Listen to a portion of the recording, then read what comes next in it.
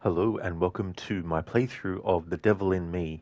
The approach is to fail all the QTEs, so when there's a button prompt that appears on the screen, I don't press anything. If there's a timed choice to go one way or another, or make a choice between two different kinds of approaches, I just let the game decide by not pressing anything. In terms of dialogue choices, though, I can pick whatever I feel like. So there's no restriction on dialogue choices. It's just that when there's a QTE, I've got to fail it, like someone who's clumsy, or a klutz, which is why I've called this playthrough The Klutz in Me. Hey there, Keone. Welcome on in. How's things going for you today?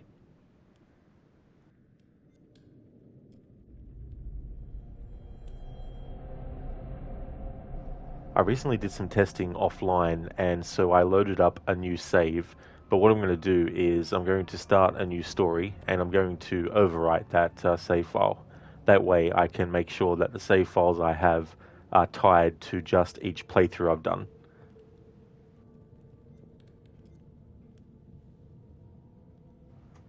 I'm going to play this on challenging. Putting it on lethal could potentially ensure that I fail QTEs quicker, I guess, maybe. But I feel like that would be sort of like, doing some advanced tactics kind of stuff. So we'll just leave it as challenging. And putting it as forgiving would be, pretty pointless because regardless, I got to actually just, not press the QTE.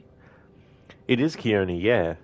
Yeah, the original Until Dawn was done by Supermassive, but Sony owns the IP for Until Dawn. So Supermassive don't work on Until Dawn stuff anymore. The new remake that came out of Until Dawn is a completely different studio, but Supermassive went on to do a series of games called the Dark Pictures Anthology, and this is one of them. This is actually the most recent one. The new one's coming out in October this year, but this was their 2022 entry. But they've also done The Quarry, which is a standalone game separate to the Dark Pictures series as well, and they did that in 2023. So it's been less time since the last Supermassive game. Although they actually did do a game recently where it wasn't in their universe of Dark Pictures or anything, but it was in the Dead by Daylight universe as well, the casting of Frank Stone. But that's sort of like a crossover kind of thing as well. And there's also like a on the rails 3D, I think it was 3D or virtual reality game as well. But I never actually played that. I haven't even seen anything of it. But yeah, this was the last Dark Pictures entry that they did in 2022.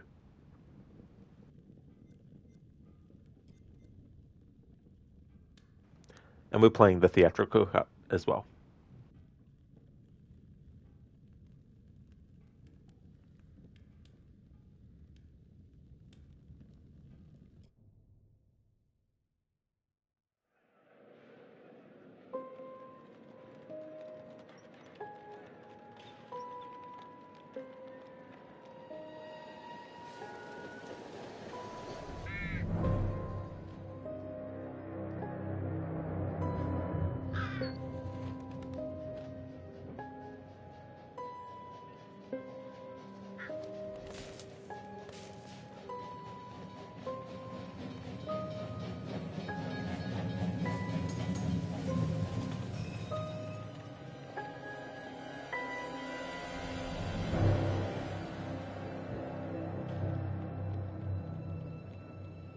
The wheel is 264 feet, Jeff. Can you imagine it?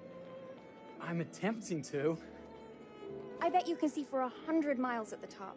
We should make that our first priority. Whatever pleases you the most. You please me the most.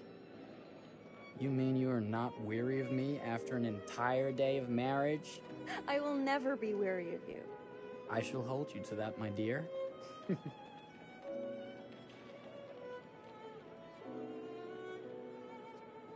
I think we've arrived.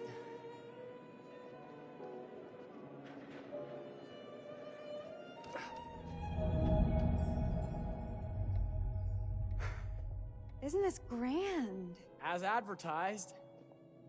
Very nice.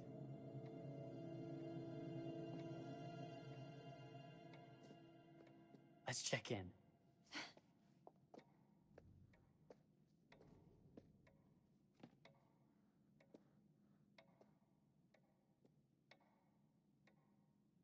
Are we the only ones here? I'm sure there was a mad dash first thing this morning to get to the fair.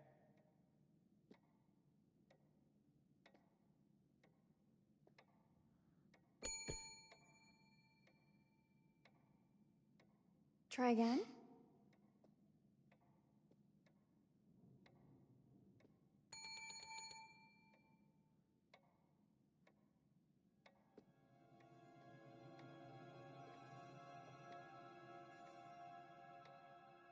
Well, this does not bode well for the level of service we're in store for.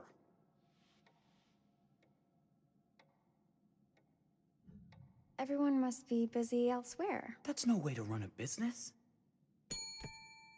Slow service. That means they're making sure everything is perfect. That's my Marie, always finding that silver lining. My sincere apologies for both startling you and for making you wait. My attention was needed elsewhere.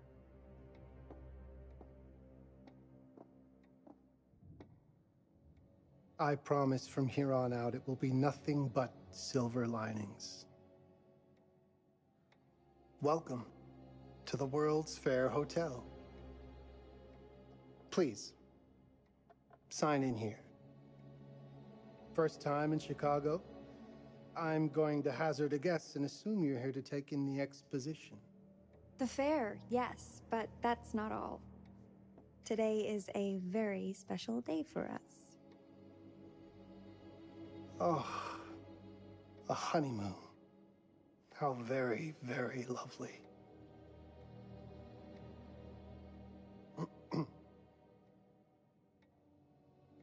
Perhaps my wife, Mrs. Whitman, would like to sign.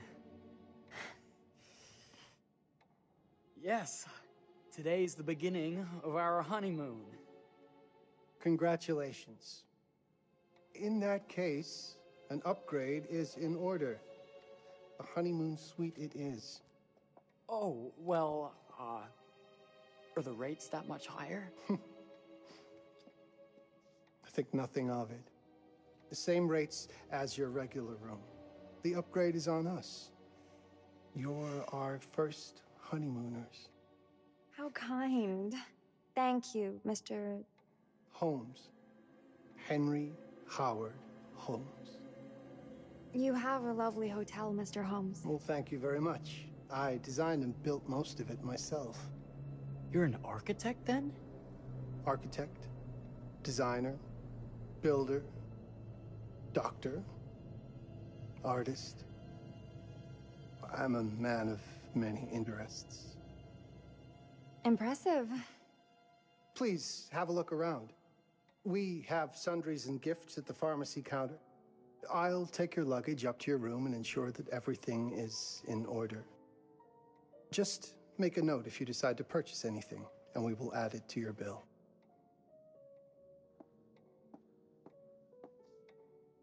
Thank you, Mr. Holmes. We appreciate it. The pleasure is all mine.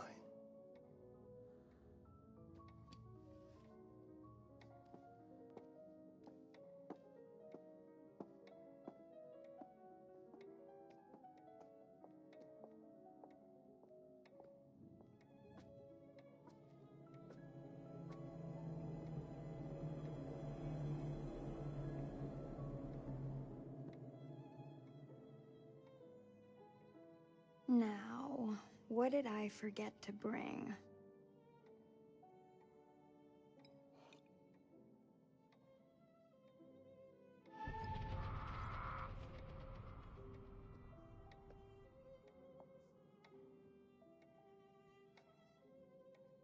Oh, pardon me, miss. Careful you. My husband gets awfully cross with men who act fresh. He sounds like a ripe fellow. How's the marriage going? Lovely. Thanks for asking. Well, let's just head up. I'm sure the room is ready. See anything good over there at the jewelry counter? Anything fancy? Wouldn't you like to know?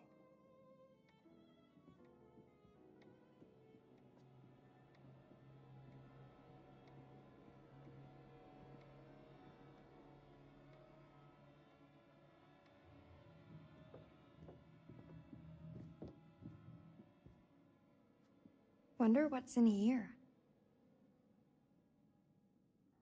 I'm starting to think I've gone and married a thrill seeker. Ferris wheels, forbidden rooms. Are we looking for excitement? Perhaps.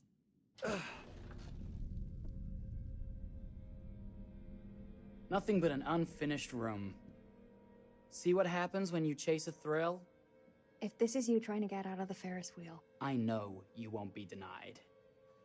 Wait, what's that?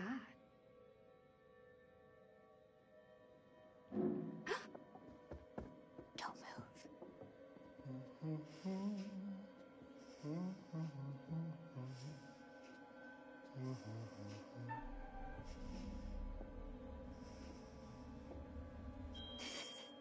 Sorry. Are we lost? A wrong turn, it would seem. This room is being renovated. It's not safe. Of course. We You must have missed the sign saying private. must have. We're very sorry. I can't have you falling through floors and having your brains dashed out, can I? No. Again, we apologize. Think nothing of it. I'm only thinking of your safety. Wouldn't want you to get hurt.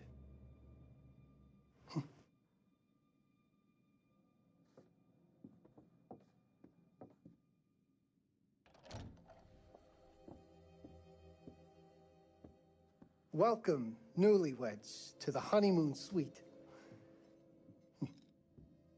Thank you kindly, Mr. Holmes. Do enjoy your stay. If you'll excuse me, I have work to return to. I'm sure we'll see each other again soon.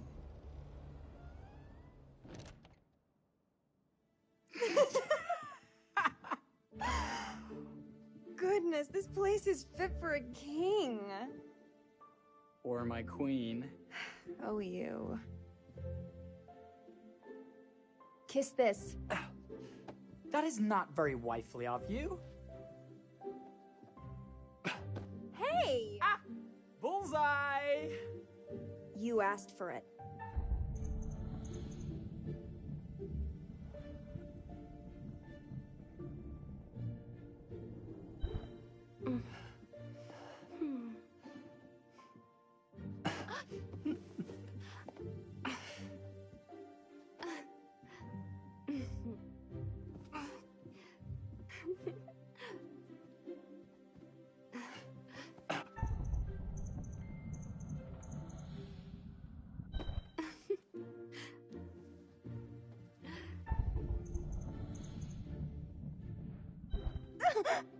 I give up. Victory! Yeah. You cheated.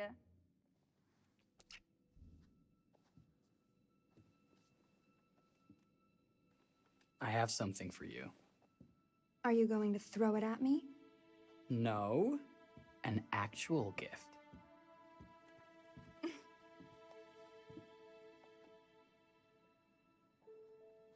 Close your eyes and face the mirror. Aren't you clever and romantic? If I get a pillow to the face, I will sock you right in the kisser. Is there a problem? No. Open your eyes. Oh, Jeff, it's lovely. I love it. Good! Victory is mine. I'll let you have that bath now.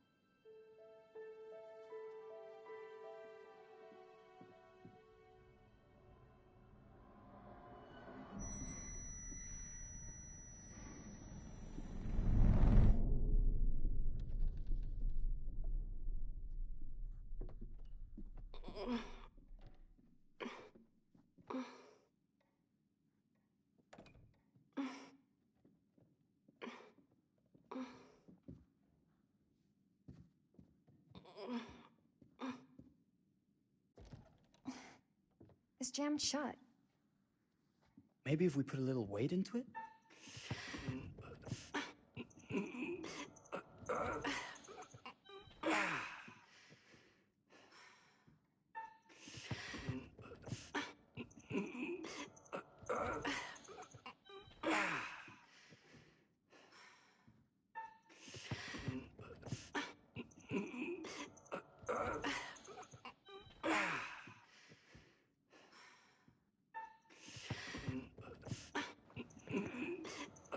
This is a part where the game literally won't progress unless you actually do what it wants you to do. So I'll use this opportunity. Oh no. Open sesame! Thank you. Why don't you have a shave while I take a quick bath? Then we can reconvene. I know that word. It's French for something illicit. Shush. Shave. I think I forgot to pack my razor and kit. I'm sure the pharmacy downstairs has them. Don't be too long in that bath. Don't you worry.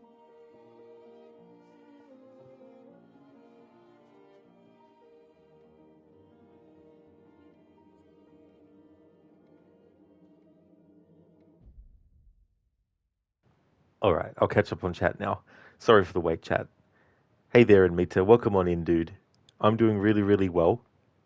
How's things with you today? Hey, Mr. Goatee. How's things, dude? This music would be Arno's jam. Oh, yeah.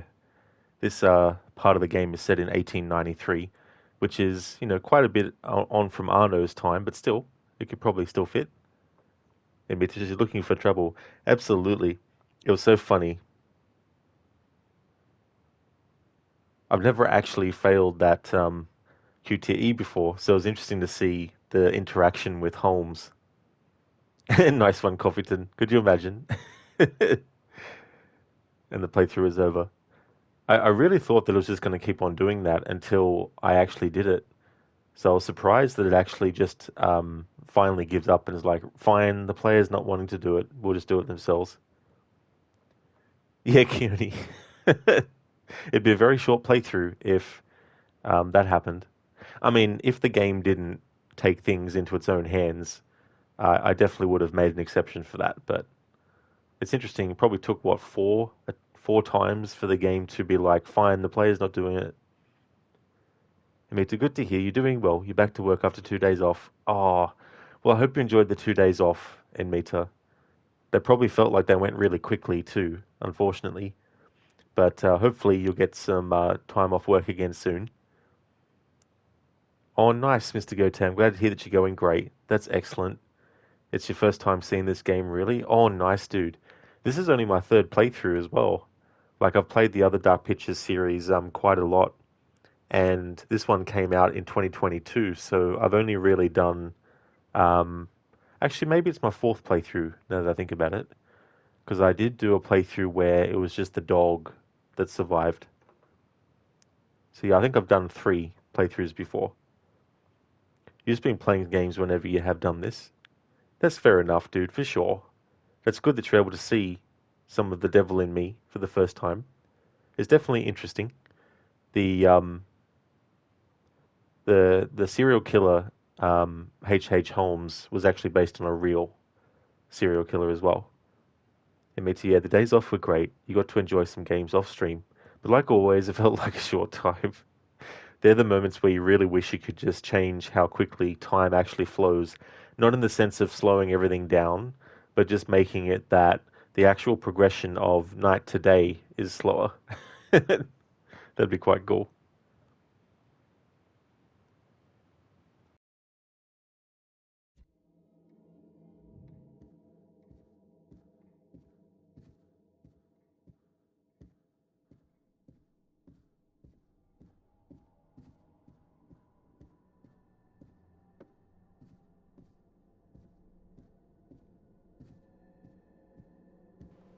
Also, in this playthrough, I won't be stopping to read a lot of stuff. There might be some things that I pick up out of curiosity and I might read, but this isn't an all collectibles or anything playthrough.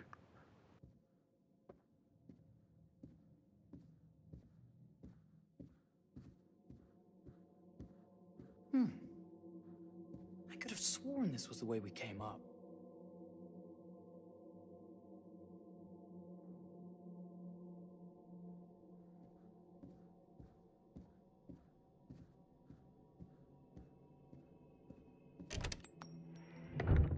What?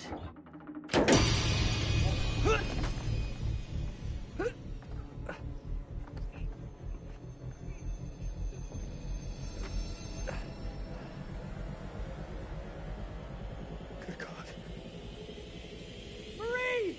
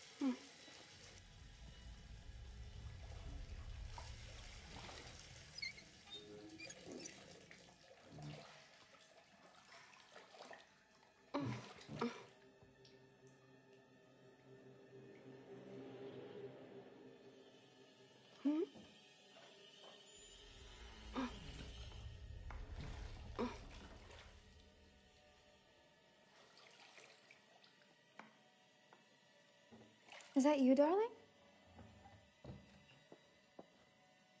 Jeff? Oh, are we playing another game?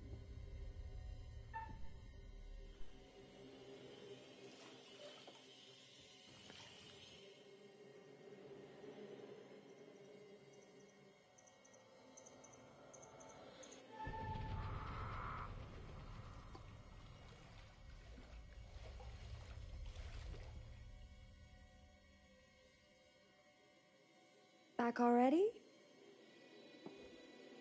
You know, this tub is awfully big. I think there might be room for another body. Oh. That's nice. Ow. You don't know your own strength. Easy, dear. Jeff, that hurts. Hello, my dear. Quiet now. We don't want to disturb the other guests. Let go of me! Let go! I really thought we'd have a little more fighting in you.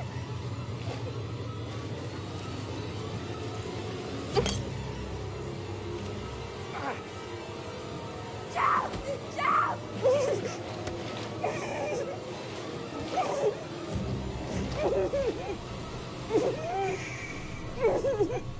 There we are. Nice and quiet.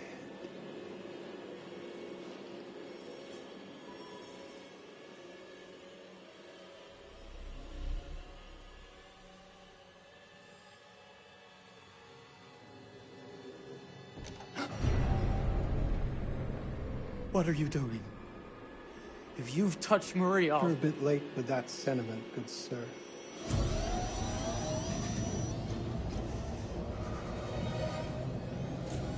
Is there a problem, sir?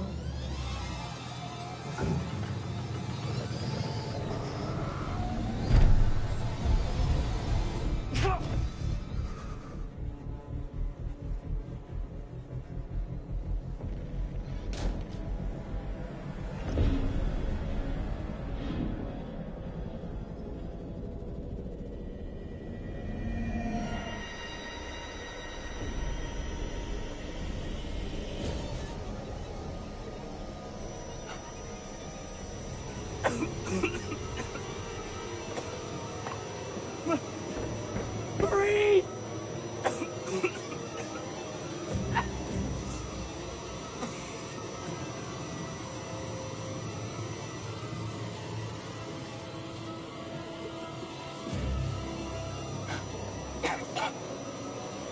God, no.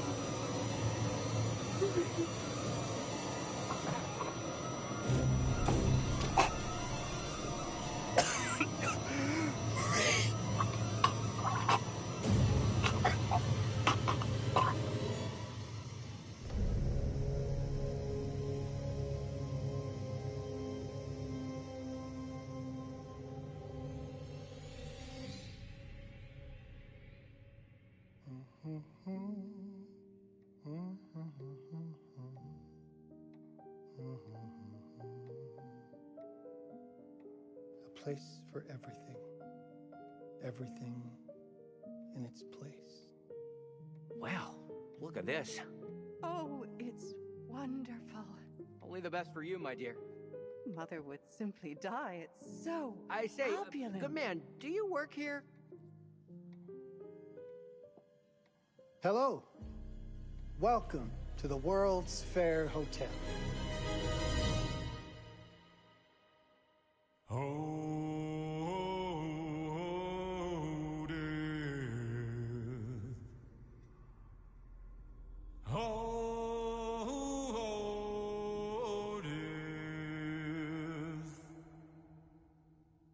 Won't you spare me over till another year?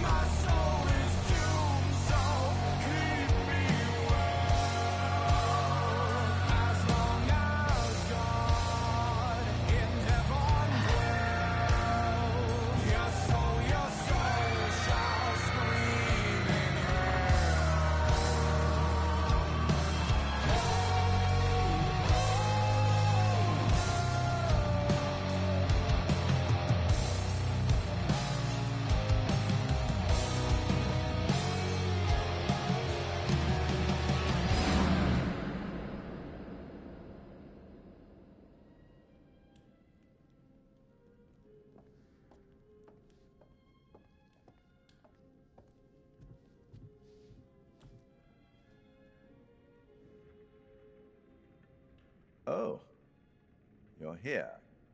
Have you been waiting long? Welcome back. I do enjoy seeing a familiar face. Holding on to a little guilt, are we? Hoping that this time around you might be able to save them all.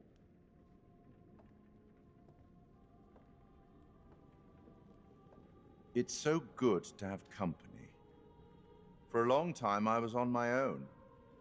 I can barely recall a time when I wasn't here, watching over these tales. And what good are stories without somebody to experience them? This is a story about those who create, and the lengths they might go to for their art to be made pure. Art can elicit all sorts of reactions. Delight, inspiration, desire, yes, but also doubt, fear, dread. The way you react, the decisions you make, will affect this story. Hidden in the world, you'll find dark pictures.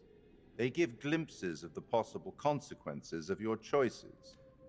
And sometimes it's the smallest choices that can have the biggest repercussions. You're responsible for what happens. You're culpable. I can't interfere.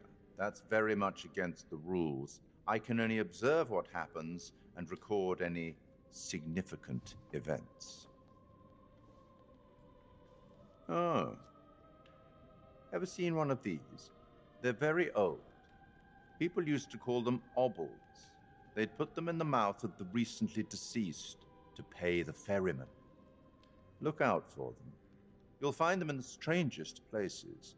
I'll be happy to exchange any that you find, and I'll certainly make it worth your while. Well, shall we start? The game is afoot. I will be watching.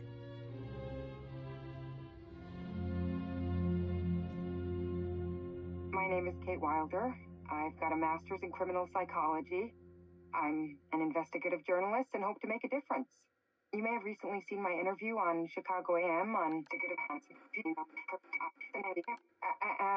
and yeah, it's really tough when just being honest means everyone thinks you're a bitch. I'm not. Sure, I've got issues to deal with, same as everyone. I'm working on it. Hey, I'm Mark. I study photography at UCLA. Had a great time. Really want to get back into some serious photography. But yeah, it's a job. I've been a key grip and lighting tech for years. See a problem, light it. You don't often meet someone like that. Man, how do you even start? I'm sick of being on my own. Sorry, do you start with qualifications or, like personnel info? Because will anyone access this? I'm kind of private, actually. Yeah, Charlie Lonitz, UK originally. I've been here for 20 years. The last series was so on track. It was a very beautifully conceived and didn't quite hit the mark as I was hoping it would. It's a fucking mess, to be honest with you. I think we've heard quite enough. Enough? Oh, I've barely begun, Your Honor. You don't seem to understand. I was born with the devil in me. I could not help the fact that I was a murderer any more than a poet can help the inspiration to sing. Bury me deep, Your Honor. Make sure they fill my pine box with cement. Put me deeper than anyone else. And cover the ground with more cement, 'cause trust me, just being dead ain't enough to stop me from killing again. On May 7th, 1896, Herman Mudgett, aka Henry H. Holmes, was sent to the gallows. His neck did not snap from the force of hanging. Records indicate he hung, slowly suffocating for over 15 minutes, until finally, the monster was dead. America's first serial killer confessed to 27 murders. But as investigators sifted through the traces he left behind, following his path from city to city, the number grew significantly. Nearly 200 lives. America's first serial killer, and possibly the worst. He was buried as requested, under concrete. Was he hoping to hide from God's judgment? Or did he truly want to keep the devil from climbing out and killing again?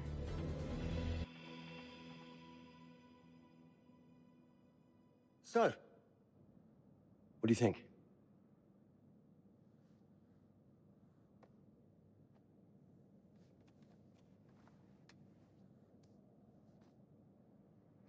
To be honest, Charlie, this is a pilot.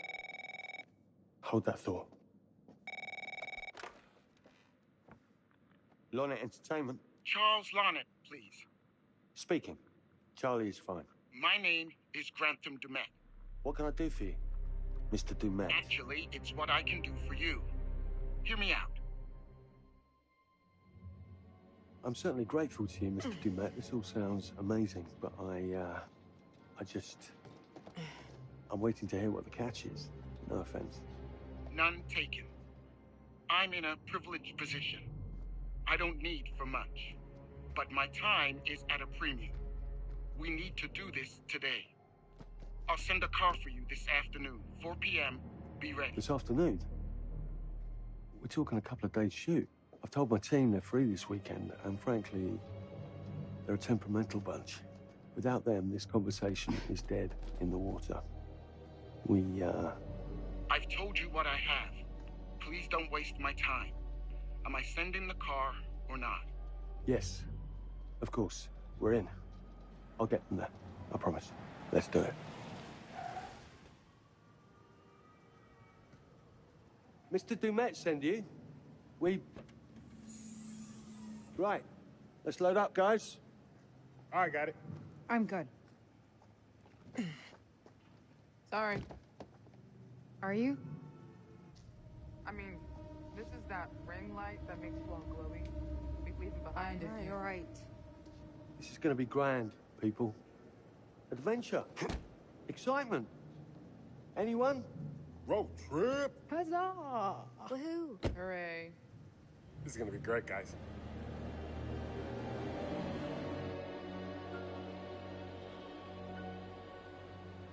So do we know where we're going exactly? You don't like surprises? You know what this reminds me of? Don't say it. Topeka? Exactly. Me, no money in my pocket, a dead phone, and lost in the middle of goddamn Topeka. That wasn't my fault. It was 100% your fault. Because you fly by the seat of your ass. So, come on, Charlie. What do we know about this guy? He's rich, he's a recluse, he's obsessed with H.H. Holmes. Totally sane, I'm sure. We're going to a property he inherited from a relative. That's who had the obsession with Holmes. Some of the rooms are full recreations from the murder castle. Dumet has blueprints, documents, artifacts. When I said this would save the show, I was not exaggerating. And you substantiated all of this? Just trust me. Sorry for all the mystery. Before we go any further, I have to ask that we lock up your phones for safekeeping. While this may sound strange that I invite you to film the collection inside my home, I cannot allow any personal devices that may share information that could affect my business or lifestyle. There are rules. All footage you wish to use must be authorized by me first. I require privacy and discretion. I must insist. His place, his rules. Look, what he's offering us is worth it. Could be making us pay, but he isn't. If this is all he asks, then we do it. Fine. For the show. I'm telling you, this is going to be great. You said that in Topeka.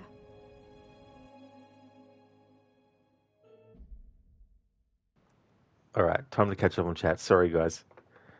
It's hard sometimes to find a good stopping point, so I try to do it when there's like a fade to black transition, but it will also interrupt the audio of the transition as well, but that can't be helped. Hey there, Crooked. Welcome on in, dude. How's things been going? They could have used Slipknot, Devil and I there. That would have been really cool. That's a really good song, that one. Especially the melodic versions, the melodic sections of it. Mr. Gote, yes, that intro took forever. Skip, skip, skip. I have a rule. I never skip the intro. Never skip the intro. I really like the song. Lucas, is this the one in the house? It is. Yeah, so this is the latest in the series. The latest, technically, is Directive 8020, but it hasn't come out yet. It'll be in October. But this is the 2022 game that they did. How's things going, Lucas? Mr. Gote, you're making fun of the dude who was talking to us for a moment. It was response to been waiting here long. Oh, I got you now, dude. Sorry, that had passed me by. But what's cool is that if you're a returning player to these games, the curator will actually comment on that, which I think is kind of like a really good touch. And he remembers that in my last playthrough that, well, not many people lived. In fact, just the dog survived. So he's like, perhaps, I can't remember what he exactly said, but he's like, perhaps this time you can do better. And I'm thinking, curator, this is a Fail QTEs run. We're not going to be doing fine. Oh, that's good, Crooked. I'm glad to hear that you're doing well. That's excellent, dude. My day's been going really, really good. The most important one survived. Exactly. Yeah, the dog Connie. And the good thing is, there's a QTE related to the dog that if you fail it, it's actually a good thing for the dog. So that'll line up perfectly with failing all the QTEs. But it's so funny, these characters saying, it's going to be great, it's going to be fine. And I'm like, you don't know what you guys are in for.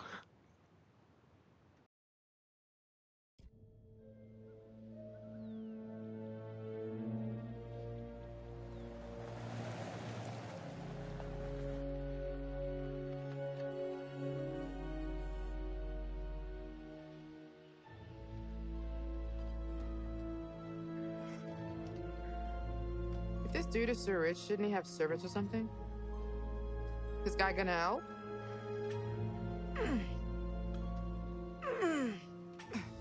No, really. I got it. Thanks, bro. Don't sweat it. Jackass.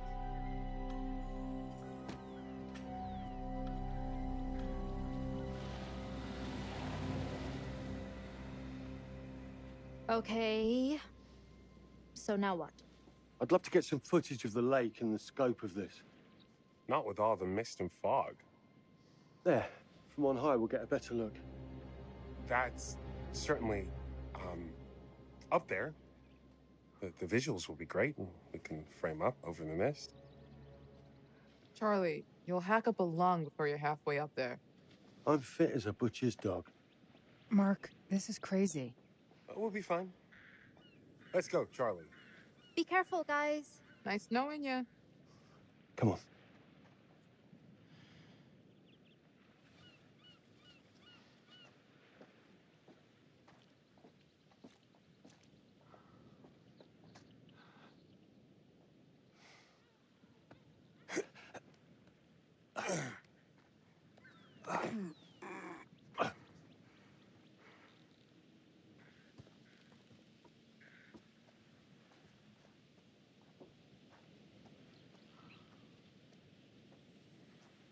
Hey, guys, hurry up! We're on it.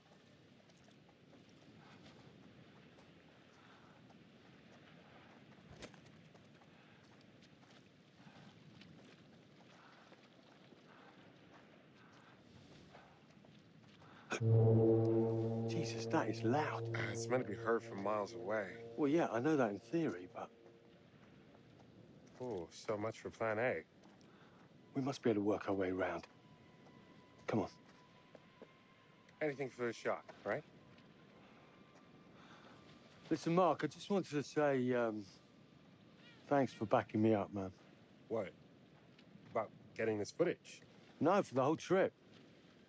You know some of the crew can be challenging to work with. Jamie and Kate would never have agreed to come if you hadn't been on board. I figured that the episode was such a mess, we needed all the help we could get. Right. Yeah. I guess we do. Potentially everyone, Lucas, is going to die in this playthrough.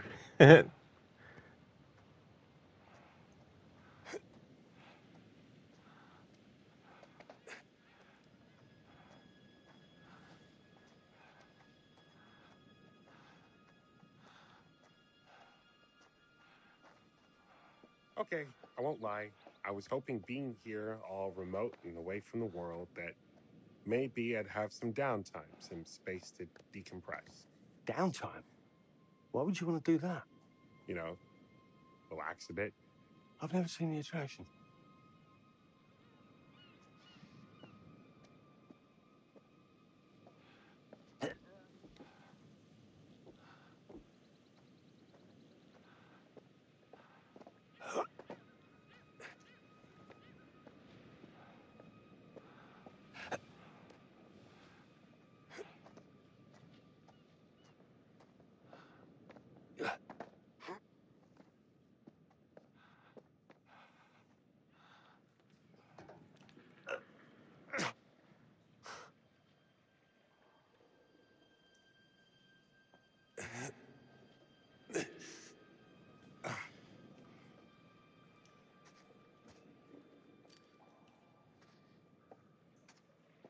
Hey, when we wrap, I'd like to take a couple weeks off, go see my family. I need you in post. I really appreciate that discerning eye of yours, you know. I got a lot going on at the moment, Charlie. Oh, right, yeah, of course, sure. Take a couple of weeks. Get your head together. I appreciate it. I'll be fine in post on my own. You should do the same. Take some time out. You got any family you can go and bother? Oh, well. No Mrs. Lonnet you got hiding in some closet somewhere? Married to the job. Married to the job. How's that marriage working out? Well, from what I hear about real marriages, pretty damn good. Married to the job.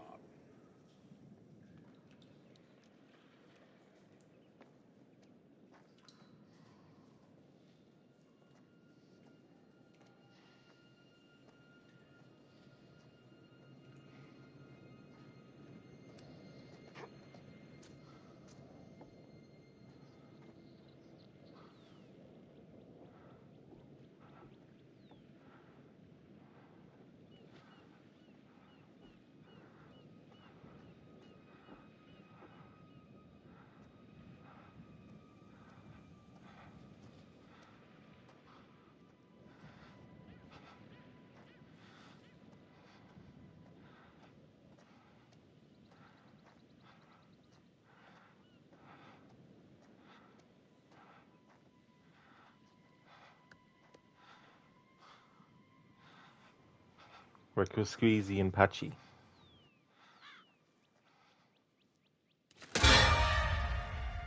Christ, what the hell is that? A mannequin.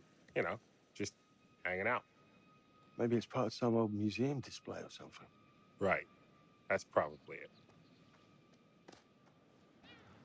Bit of a reference maybe to Little Hope. There's a museum with mannequins in it.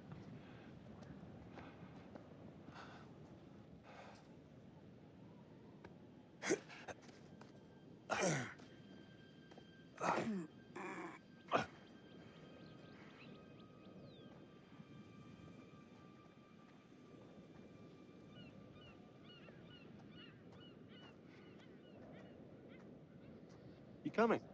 Yeah. Just looking at the light on the mist. How is that going to fit into the show? It just caught my eye. Coming. Always the photographer. I can't exactly turn it off. There's a lot of crossover between the creative stuff and the commercial stuff. You sure about that? Because crossover with Kate hasn't exactly... We agreed to let that drop for the weekend. Just making sure your head's in the game.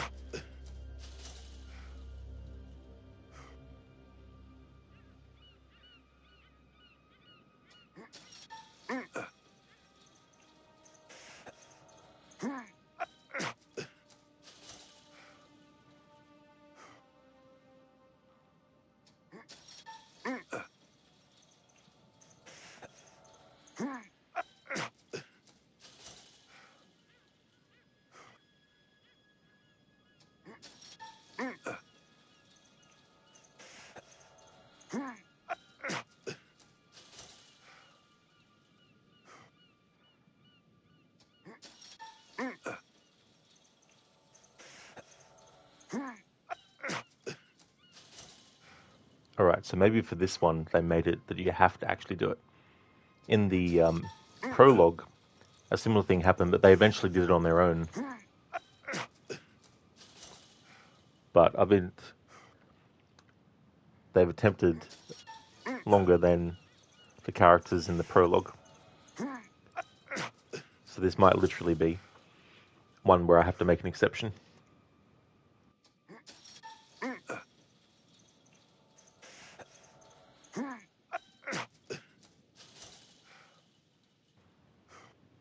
The only other way to get in there is locked. I'll just show to prove. The game wants you to go this way.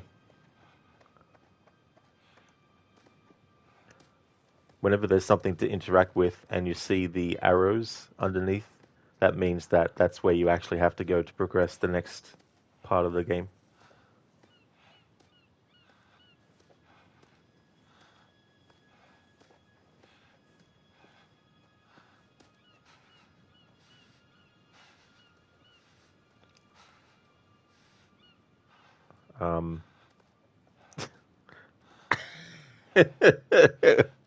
The character is literally stuck.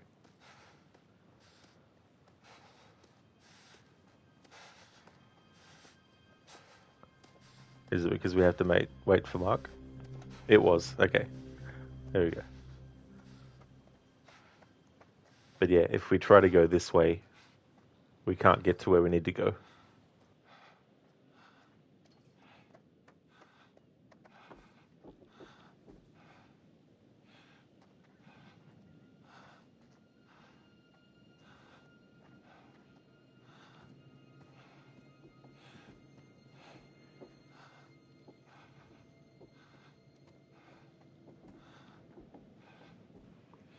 Won't even let me interact with this anyway. But yeah, it's locked. Okay, so I need to make an exception. I have to actually pass the QTE, that's the button mash one, to get through the gate that we absolutely have to get through to progress the story.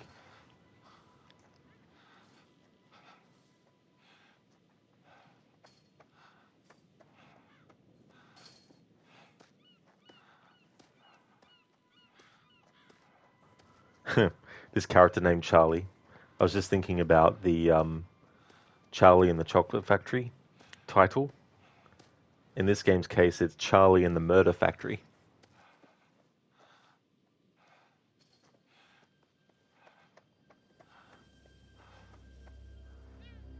Alright, so I need to pass this QTE, just to show by not pressing it that we can't get through it. Alright, so I'll make an exception for this one.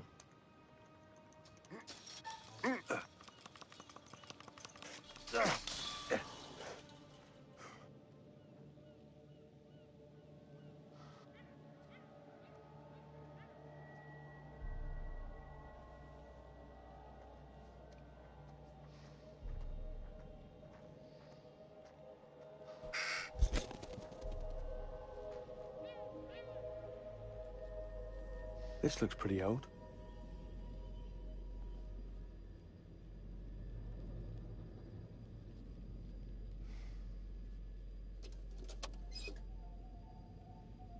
What's that? Just some old coin. Find a penny, pick it up.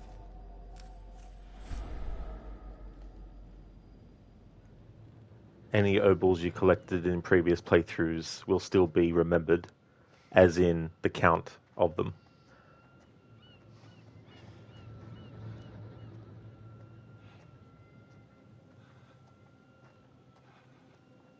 But the actual obols that you find will physically still be there each time you do a playthrough.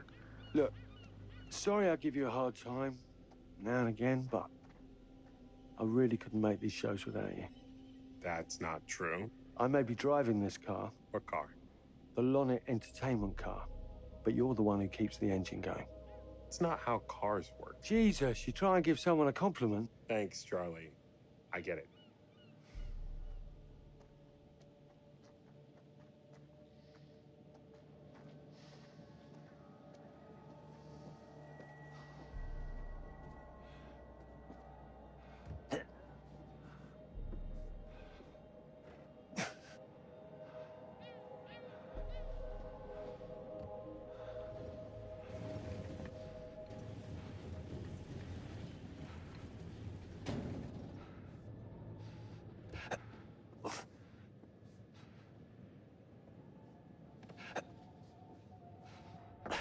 a little breaking and entering. How are you not in jail?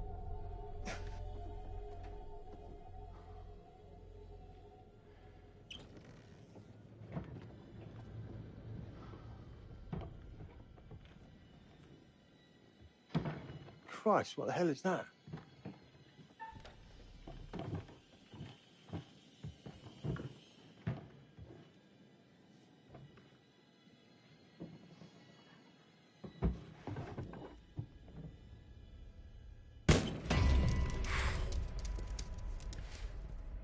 Nice to meet you too.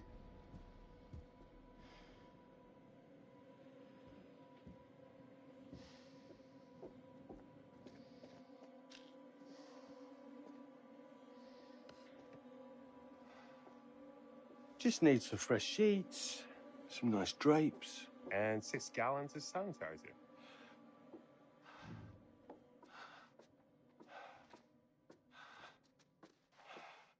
Or you could nuke the site from orbit.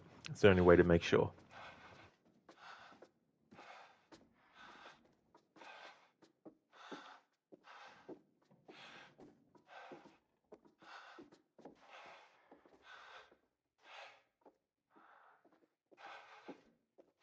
Wait, I'm getting an uneasy feeling about this. Somebody has a taxidermy hobby. Relax. Some hobby. That's a reference to Psycho. Norman Bates was interested in taxidermy.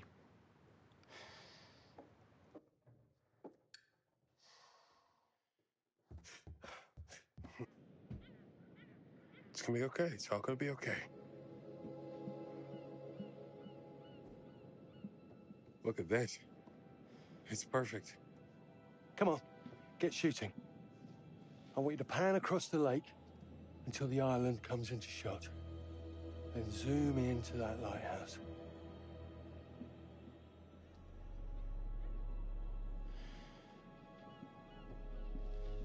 Look, it's all right. Come on, we better get back.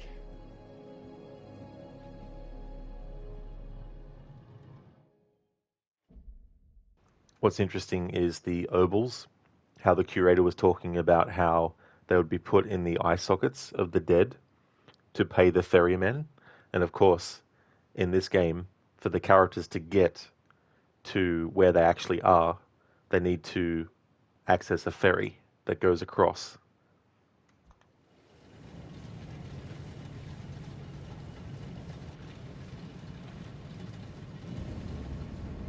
That him?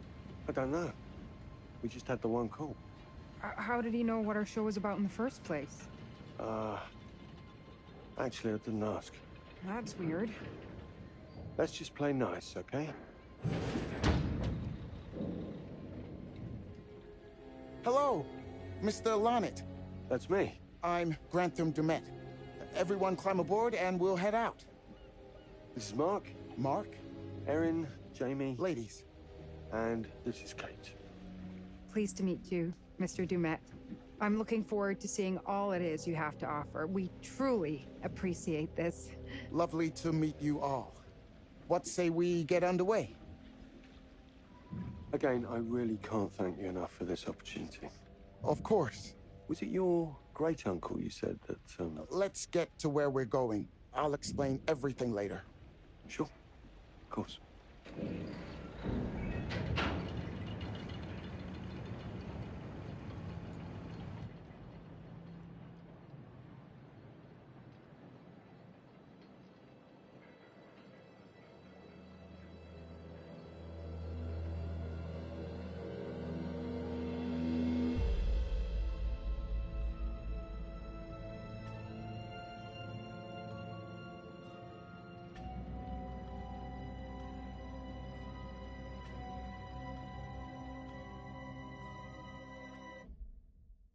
Something else I just thought of with the whole thing about the ferryman and all that kind of stuff.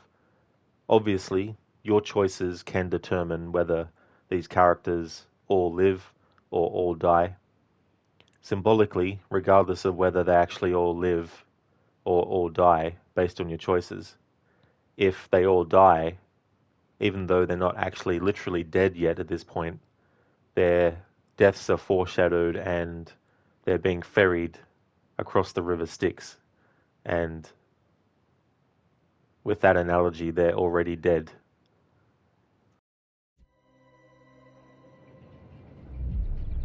They just don't know it yet.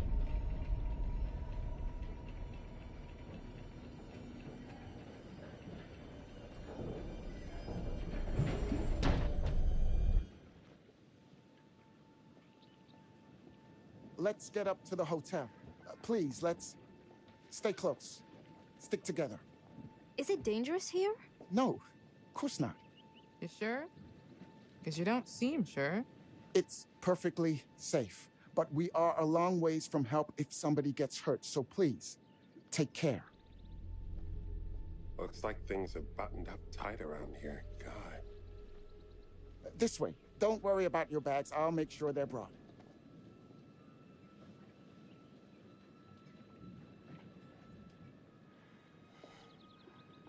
Slow, deep breaths, Charles. Try not to cough up a diseased lung. I'll be fine. Just pretend there's a carton of smokes at the top of the hill. You're right. He takes his security very seriously. I wonder what he's afraid will get in. Maybe you should be asking what he's trying not to let out. Jamie. Just saying. You watch too many horror movies. He values his privacy. We've known that right from the start. We've known that for about 2 hours. Just go. Mark, get your camera. I want to grab a quick intro from here. I need some shots leading up to the house. Don't need the whole journey. Kate, talking to camera, then I'll direct you from there, okay? No photos. No recording of me at all. Is that clear? I'm a very private person. Don't worry, Mr. Dumet. Discretion is Lonnet Entertainment's motto. You want the usual intro stuff, Charlie? Please. The light is good. I'm ready to go. Aaron? It sounds clear. Okay, let's go for a take then. Is Kate's face ready? Bitch, I'm always camera ready. Stop trying to make me like you. Rolling. Speed.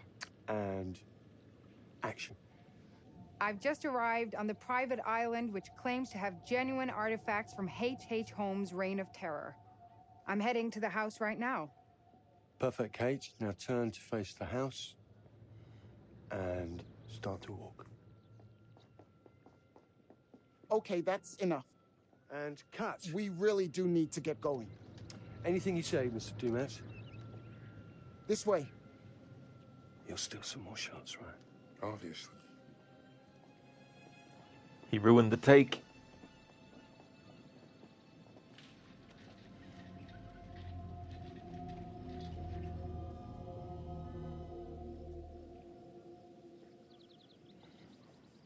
Mr. Dumet is being really restrictive. I noticed. I want you to get a look around without him knowing.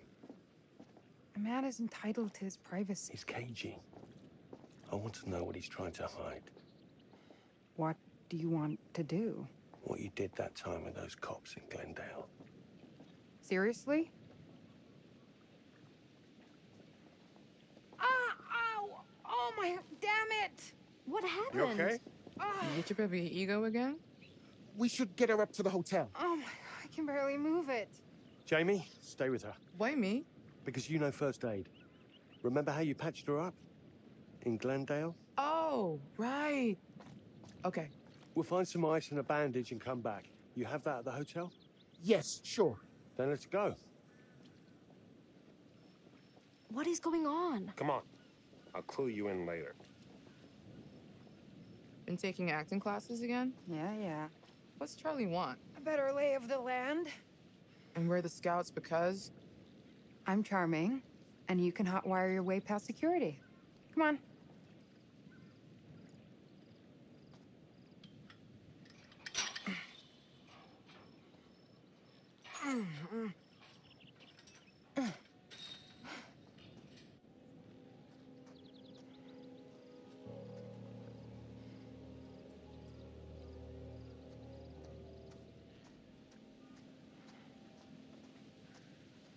Hey, can I ask you something and get a straight answer?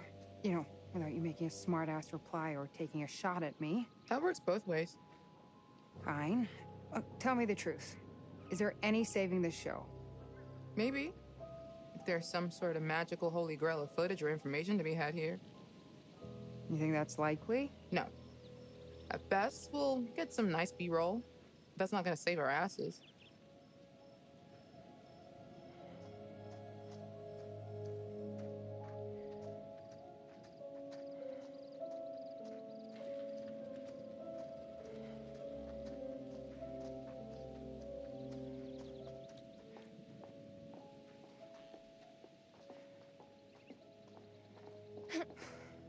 It's a bit of a scramble. Parkour.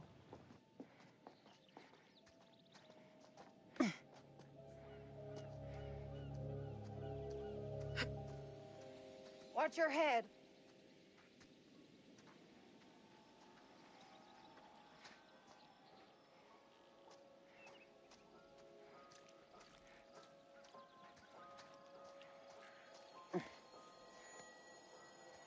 That's right, Amita, yeah. In some ways. He could have told us to dress for a trek. In some ways, it's like those choose your own adventure books, where you make a choice and turn to the page that you're directed to, and then read and see what happens next.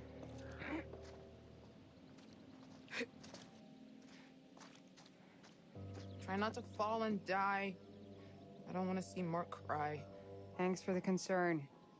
Really.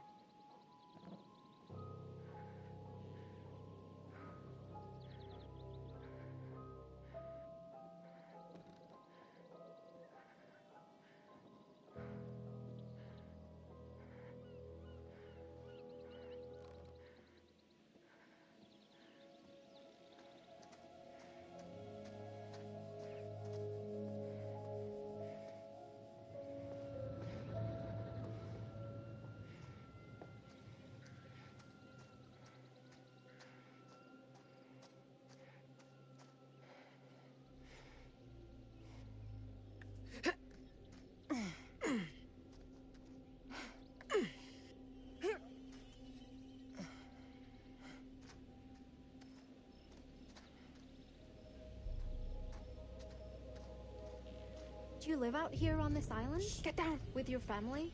My wife is... she died. Mr. Dumet, is this an actual palm tree? Was this shipped into the island? I don't think so.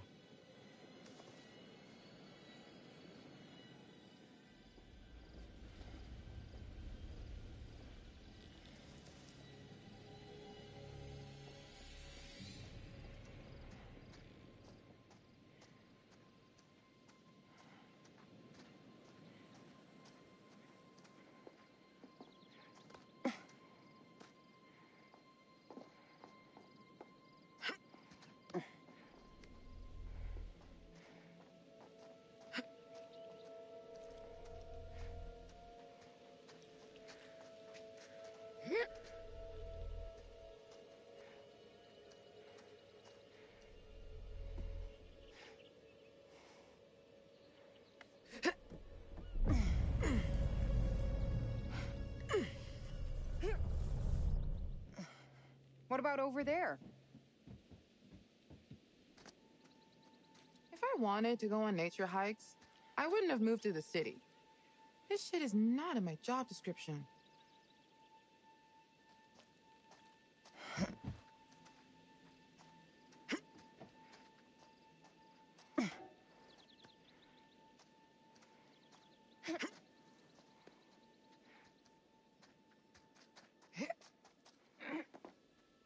Leapfrog. This reminds me of shit summer camps.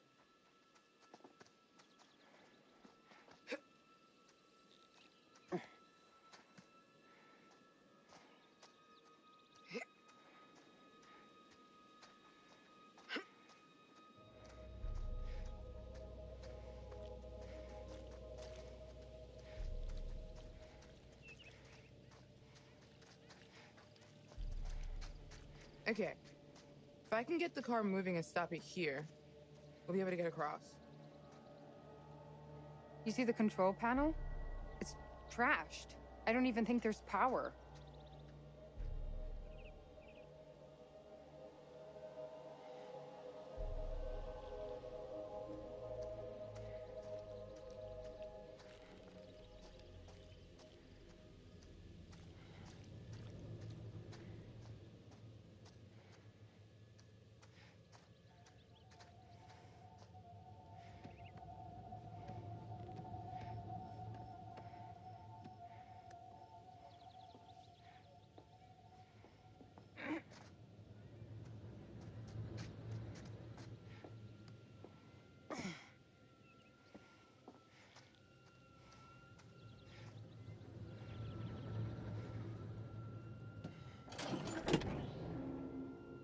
Maybe we can get this thing working.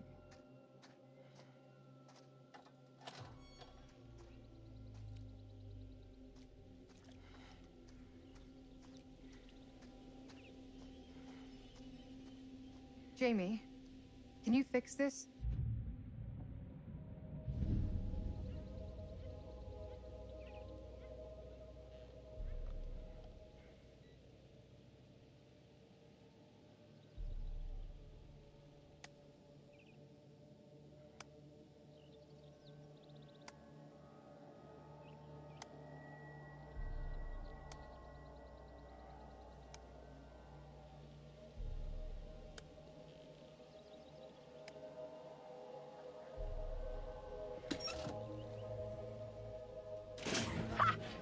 God damn, I'm brilliant!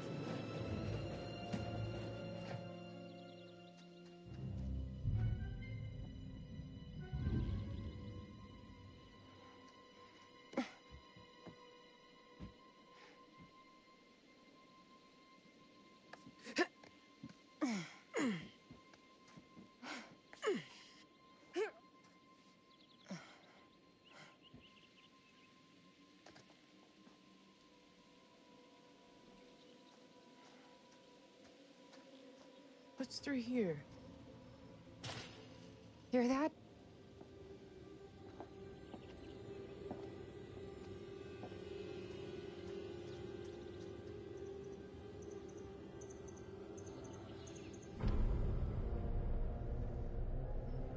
Hello. Wonder who you are.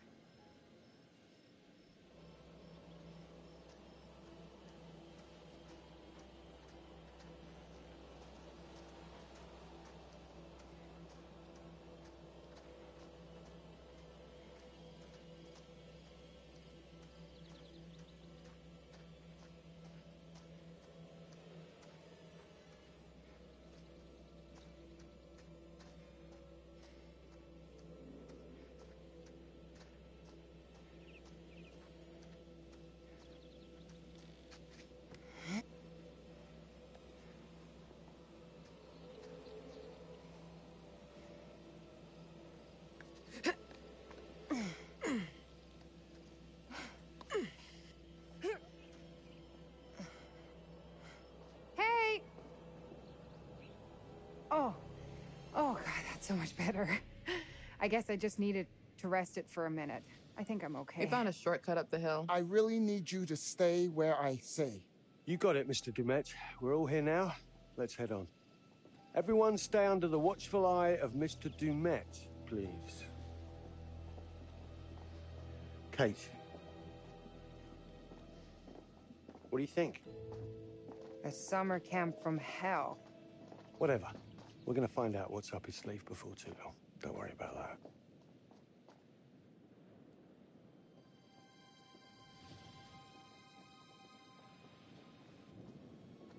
He's got a hidden blade under his sleeve. Coming or what? Uh-huh. You afraid of heights? Maybe. Yes.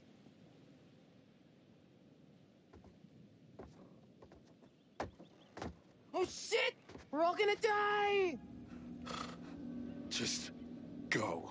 Oh my God, relax, Mark. Ooh, that's serious drop.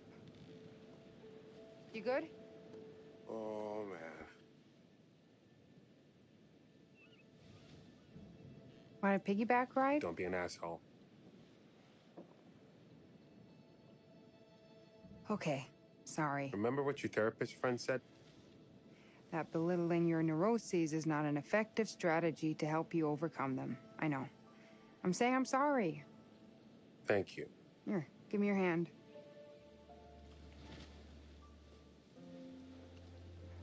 That's it. Look, it's fine. I'm not looking. Don't look down. Yeah. See? Not so bad.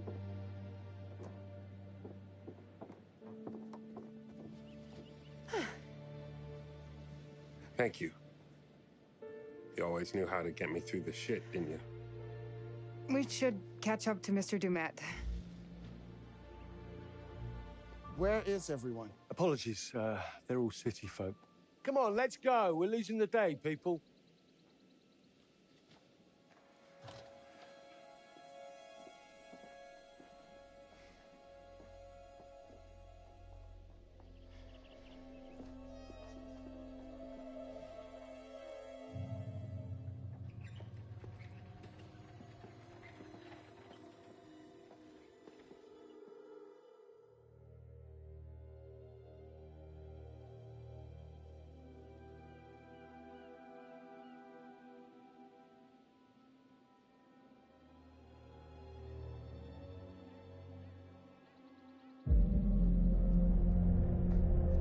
Wow.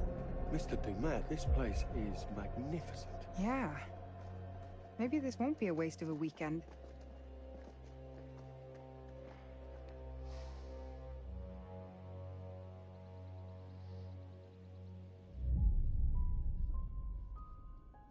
Hello. Wonder who you are. What are you doing? I saw a little girl. Up there. Maybe it's your one fan. And now she's lost forever. You are such a dick. Everything in here is fragile. Please be careful.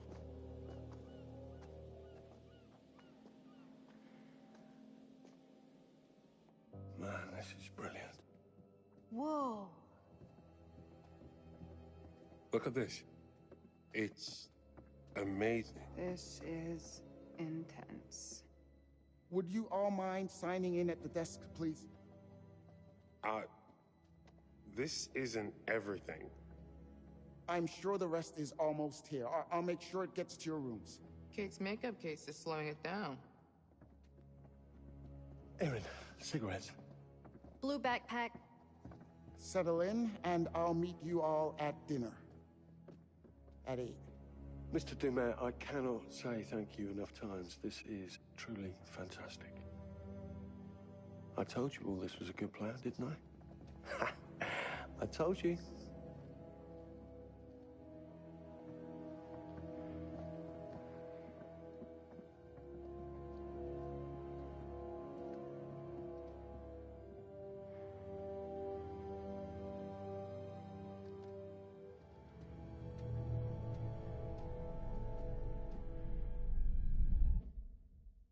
Hey there, AC. What do you call it when a redhead loses their cool? A ginger snap.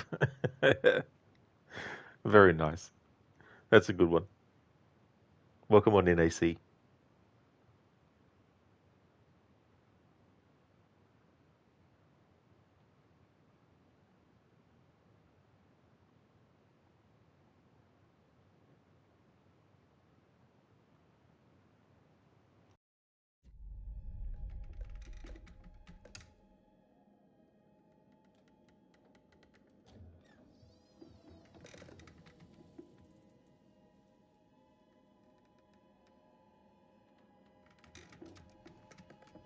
Oh, there you are. Busy, busy, busy. You've been out and about all day, and I have to sit here worrying.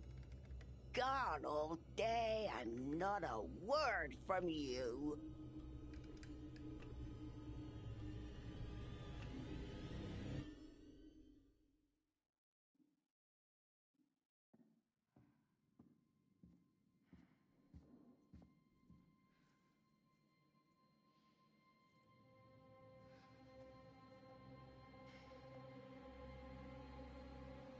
This is my door. Oh! Sorry. You're jumpy. Oh my god. I think I peed a little. How did you not hear me coming? I don't think we're the only ones here. Kate saw a little girl looking out a window at us when we were outside. That's who I saw. A little girl. Mr. Dumet probably has family, his staff, maybe friends. Who knows? That said, this place does give me the willies. It's unique. Were you Singing? Oh, yeah, that's my being scared song. This is my don't be scared song. Sing it and I won't be scared long. Doesn't really work. I bet. 181. I think I'm around the corner. 183? This is me. Okay. Okay. Good luck out there. Don't get lost. Scream if you need me for anything. Thanks. I got you. Nothing to be scared of. Actually, hey. Yeah? Why don't you hang a second while I unpack, then I can help you find your room? Something about this place makes me want to use the buddy system. Yes. Thanks. I'd end up lost, probably. It's just a hall, dude.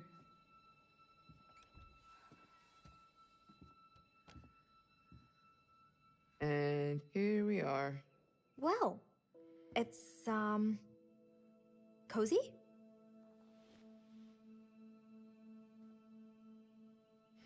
Cozy is fun. If we have to double up like last time, we'd be married by morning. You talk in your sleep. Not sure I ever told you that. Sure. What did I say? Actually, it was just a bunch of incoherent swearing. Oh, I was awake. I was reading Kate's social media posts. Ugh, that bitch. Okay, don't hate me, but she's been kind of nice to me. I mean, I think she's more upset about Mark than she lets on. Lies. She's a robot.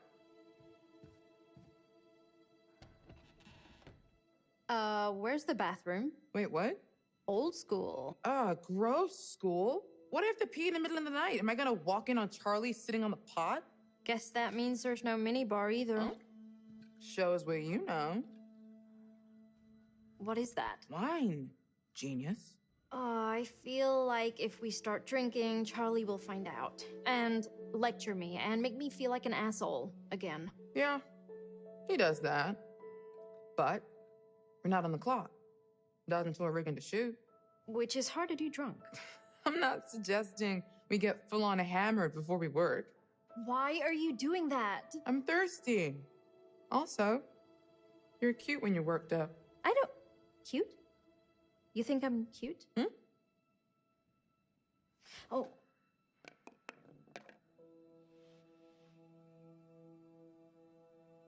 You're so clumsy.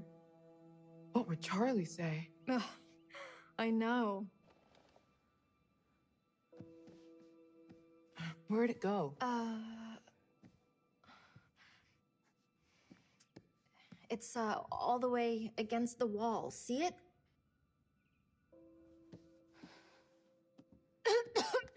You okay? Shit. You trying to scare me now? No. Revenge? 'Cause good job.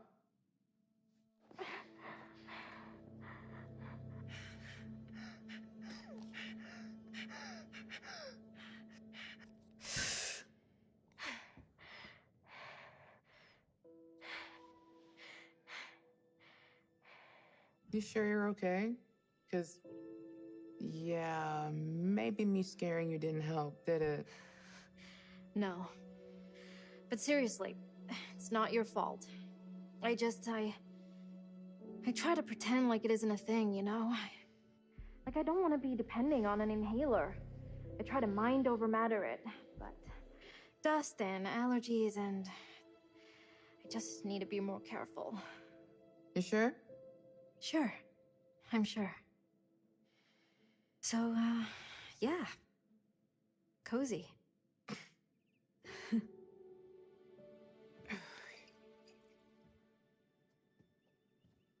You gonna try that?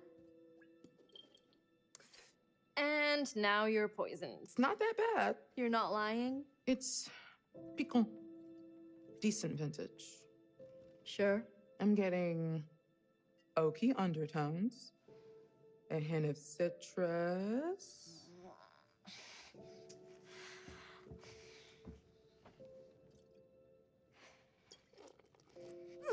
And I want to say a strong, healthy amount of moldy sweat socks. Oh my god. I hate you. You are such a liar. Oh, sorry. The wine is trash. Totally lied about that. Really? Uh-huh. Sorry, what I said earlier. I didn't mean to make you feel weird.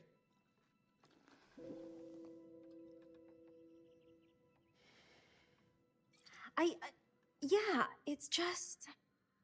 We work together, and Charlie is always on me about being more professional, and... I get it. No, I mean, I'm not saying I don't appreciate it. Erin. Or that I don't think you're cute, too. It's just,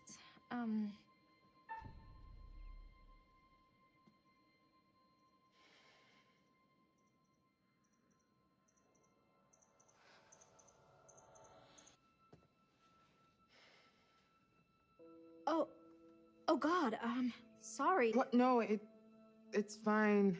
I thought you... I'm an idiot. I mean, I thought I was being a little flirty, but I can't believe I just did that.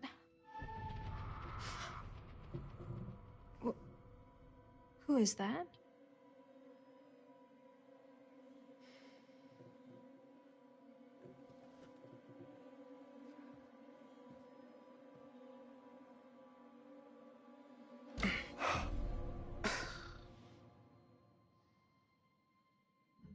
Enjoying yourself out here like some sort of pervert? Sorry, did I interrupt something here? No, we're just talking shop.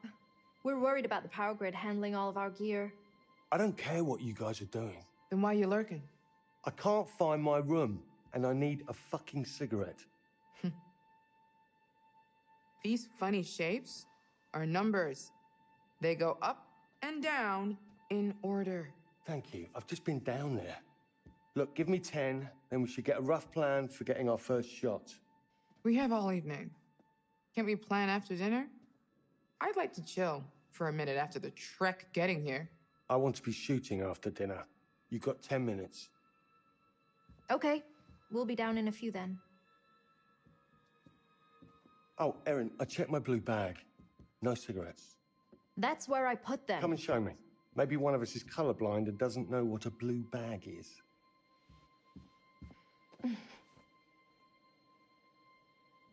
Talk more later? Yeah, sure. If we have time after shooting, maybe.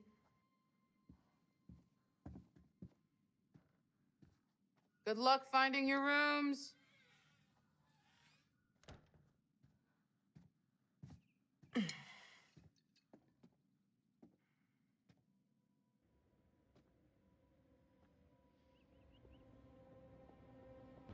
Come on, let's go. Let's go.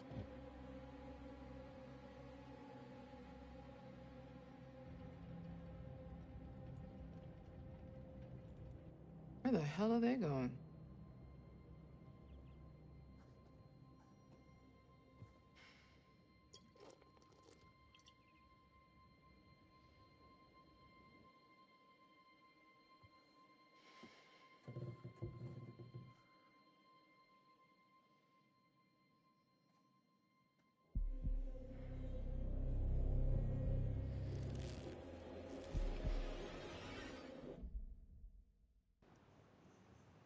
Hey there, Octavius. Good morning to you. I'm doing really good, thanks. Things have been going good. Haven't seen you for quite some days. Hope you're doing good. I am, thanks, Octavius. Yeah. Been having a good week. Looking forward to the weekend. And finished off a couple of games that I had on the schedule. I finished off Doom 3 the other day. And I also finished off Quantum Break yesterday as well. And today doing this Dark Pictures game. This was actually the one that came out the most recent in 2022, but the new one comes out this October, so looking forward to that. But yeah, things have been going well. How about yourself, Octavius? Oh, you're currently playing AC Liberation? Oh, very nice, Octavius. That's cool. Yeah, I like to include it as part of my annual series runs. I'm going to be doing the next group of Assassin's Creed games for my annual playthrough this year will be Liberation, then Black Flag, then Unity, then Syndicate, and then the Chronicles trilogy. And then I'll take a break from Assassin's Creed, and then the final group of games that I'll do for my annual playthrough is Origins, Odyssey, Mirage, and then Valhalla. Mirage came out after Valhalla, but I've never played it in timeline order before, where the events that you play as Basim in Mirage take place years before the events of Valhalla. Thanks for the well done, Octavius. That's cool. Also, the game you're playing looks very interesting. Never heard of it. Yeah, it's about these characters who are a documentary crew, and they're doing a documentary on a real life serial killer, H.H. Holmes, and they get a phone call telling them that a big fan of H.H. Holmes's work has actually created recreations of his murder castle.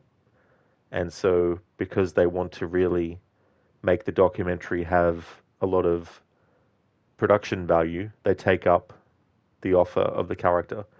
And so the story takes place in this house. But obviously, being a horror game, they're not here for a holiday. But the goal of this playthrough is every time there's a QTE, the one that pops up for don't move, the ones that pop up quickly, where you have to press like whatever button on the controller, like triangle or X or A, whatever console you're playing. When there's like a choice to hide, and what else was there? Oh, and if there's a choice between doing two things, in all those instances, I have to just let it play without actually pressing anything. Whether that leads to a character dying or not. But dialogue choices, I can choose what I feel like. That's all good for the explanation, Octavius. It's very interesting to delve into serial killers because the first Dark Pictures game, Man of Medan, takes place on like a ship that is abandoned, and then Little Hope takes place in a town where a lot of witch trials had actually happened, and then House of Ashes is about demonic, kind of like vampiric sort of stuff, and then this game was more grounded as like about serial killers and stuff.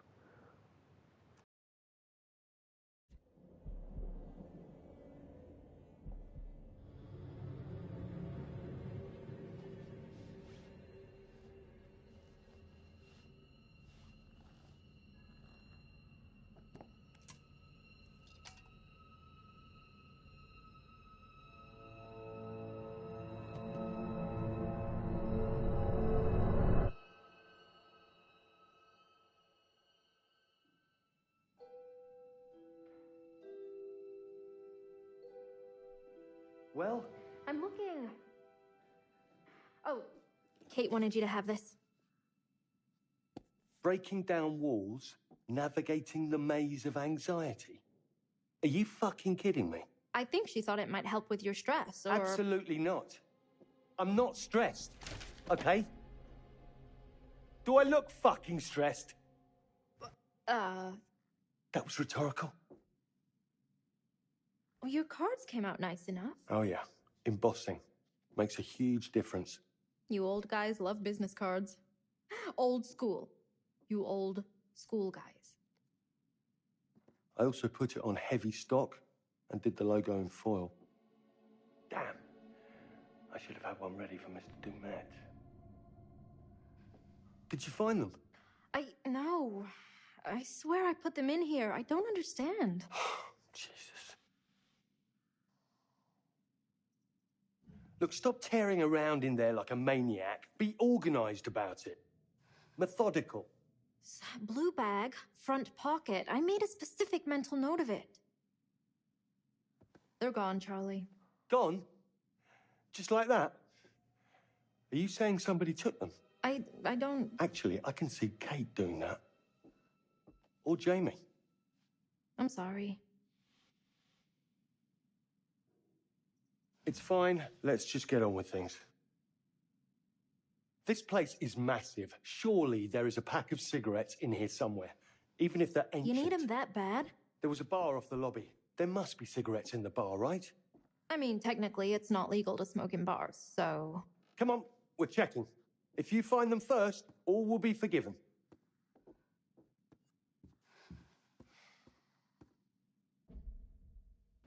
I like how he says, this place is massive. Considering we're playing a game by Supermassive, I guess you could say that the place is actually supermassive, Charlie.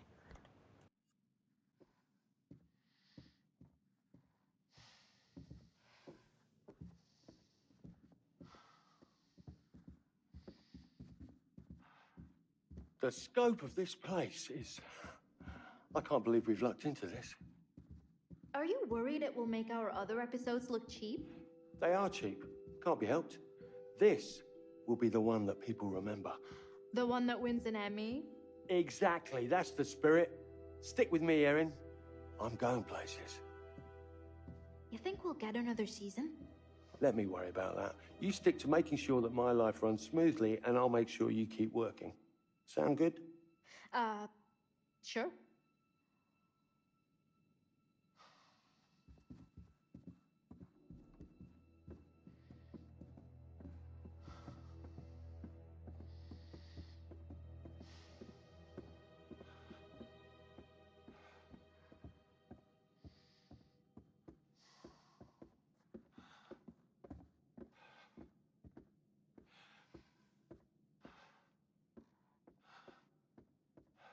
Hey, Charlie.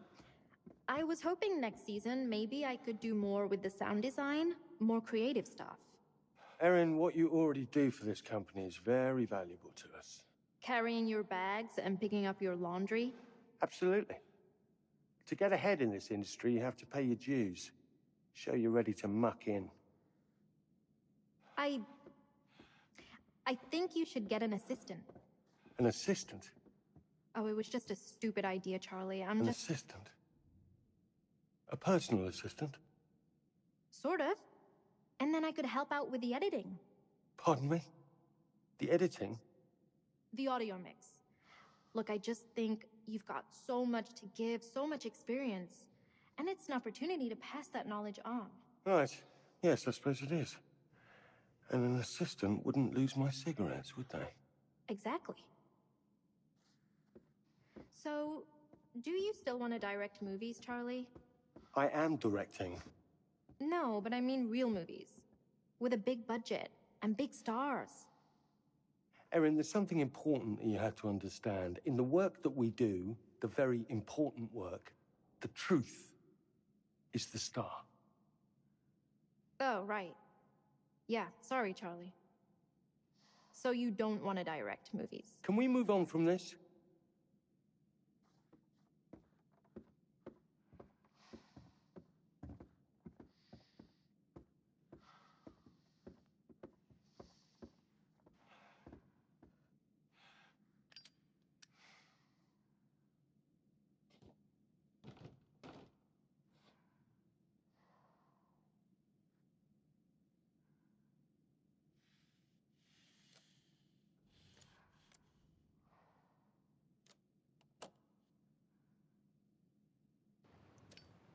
Hey there, Shin. Nicotine is one of your go-to drugs, is it? Mine's caffeine. It's the only one.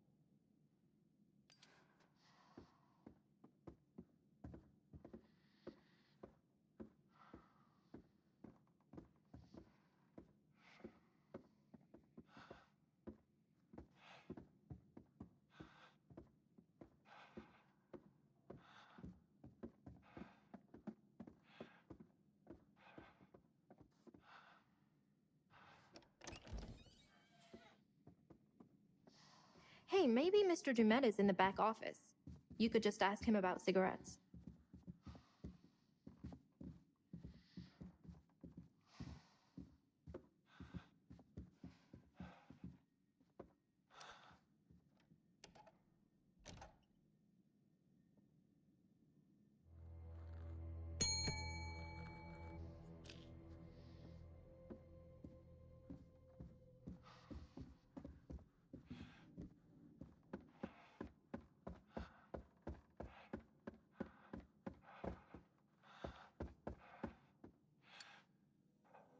Jackpot. Erin, I found the key.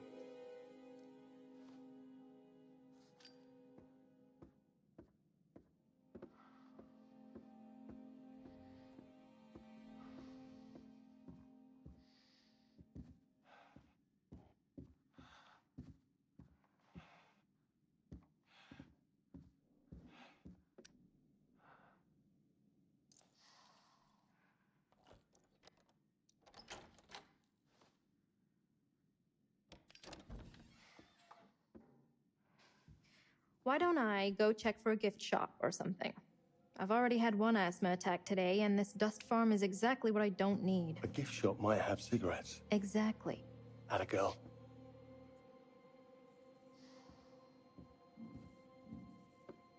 Hello? Mr. Dumet?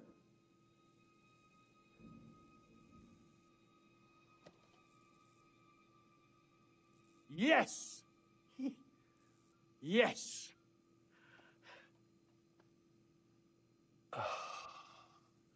Of course it wants exact change.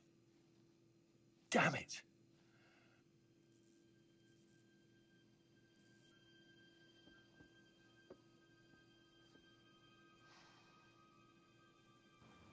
Ahoy, Sheila. Welcome on in. It's going really good, thank you, dude. Things are going well. It was funny, Sheila, there was actually a line of dialogue that I could choose that mentioned the word clumsy.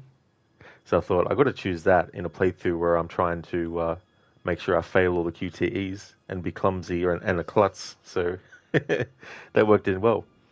How's things going, Sheila?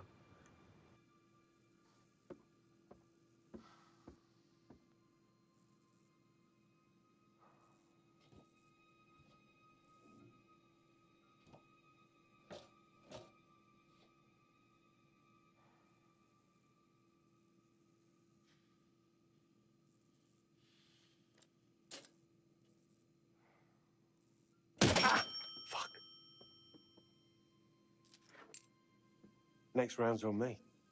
Promise. I've also got this command now, Sheila, as well. Aaron's song.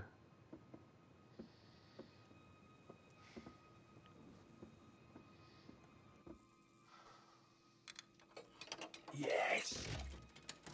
Come to daddy.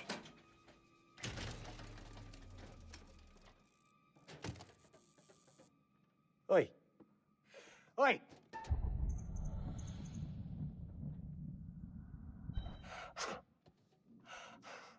Life would be so much easier with that in my jacket pocket.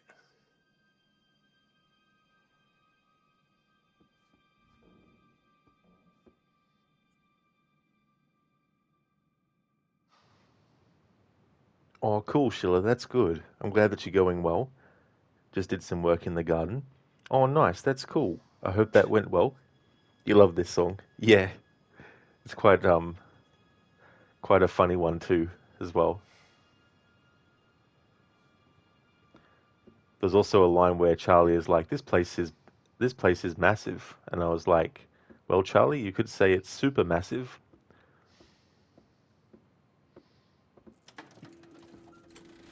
Oh, yes. Oh, thank you, Lord. Ha!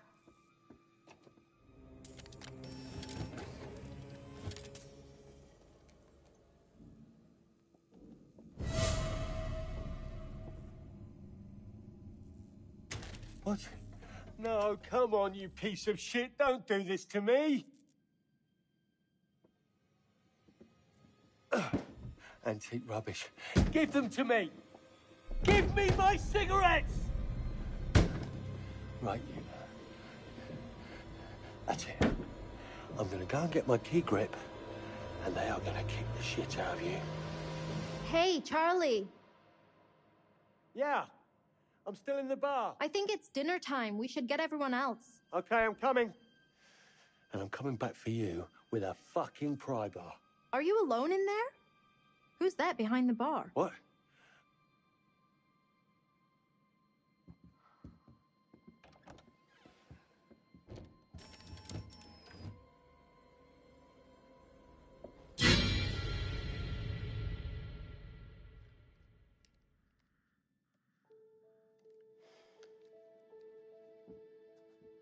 7:27 p.m.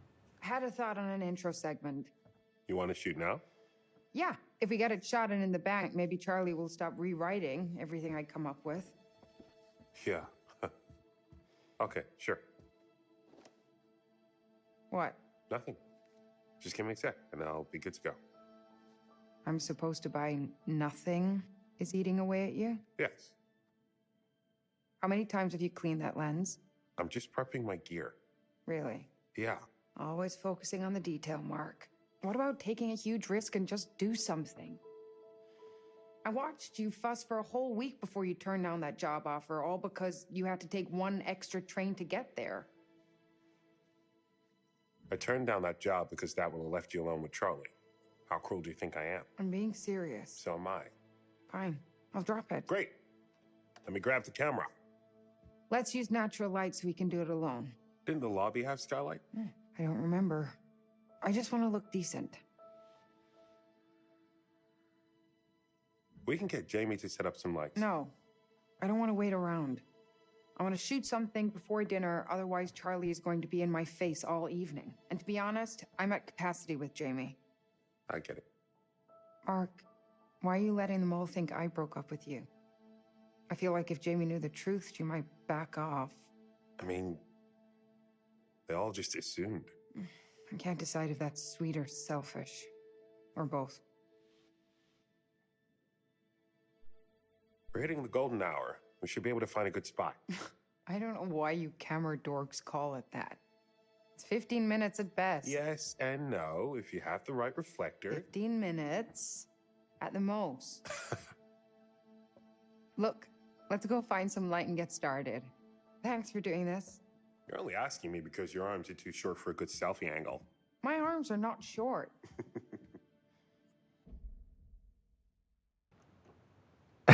Sheila's super massive, that's what she said.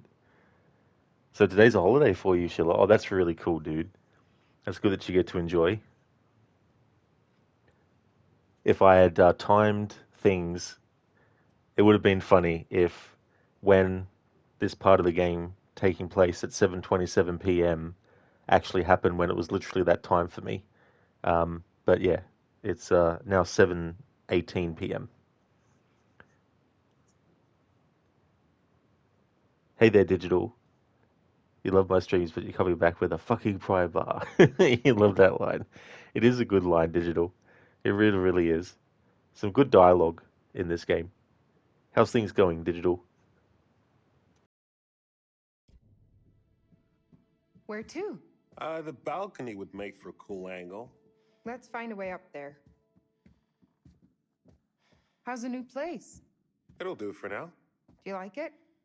It's just a place to keep my shit and crash. Short-term lease, so I can take my time to find something I really like. That's... smart plan. You said I needed to be out, so I got out. I was complimenting you. Yeah, just saying.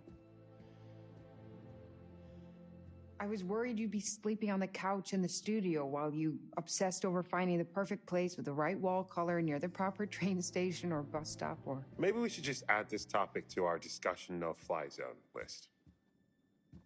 Yeah, you're probably right. So, since we can't do it tomorrow, is next weekend okay to come and get my stuff?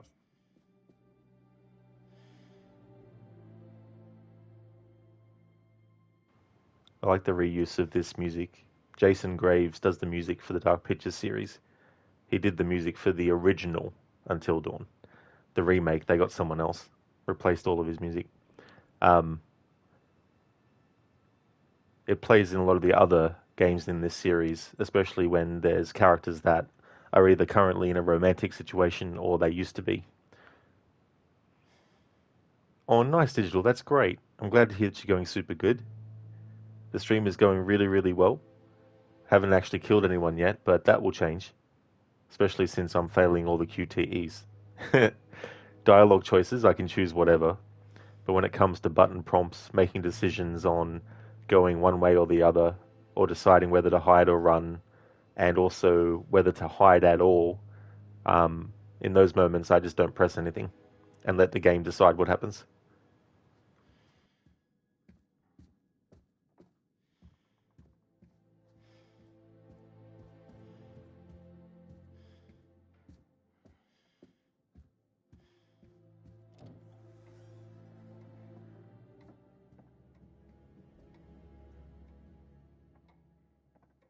So if Dumet catches us in here...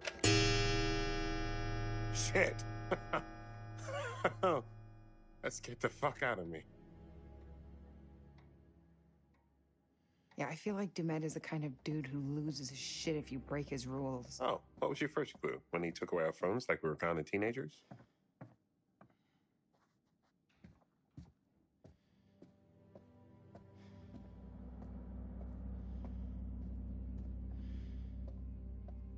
There.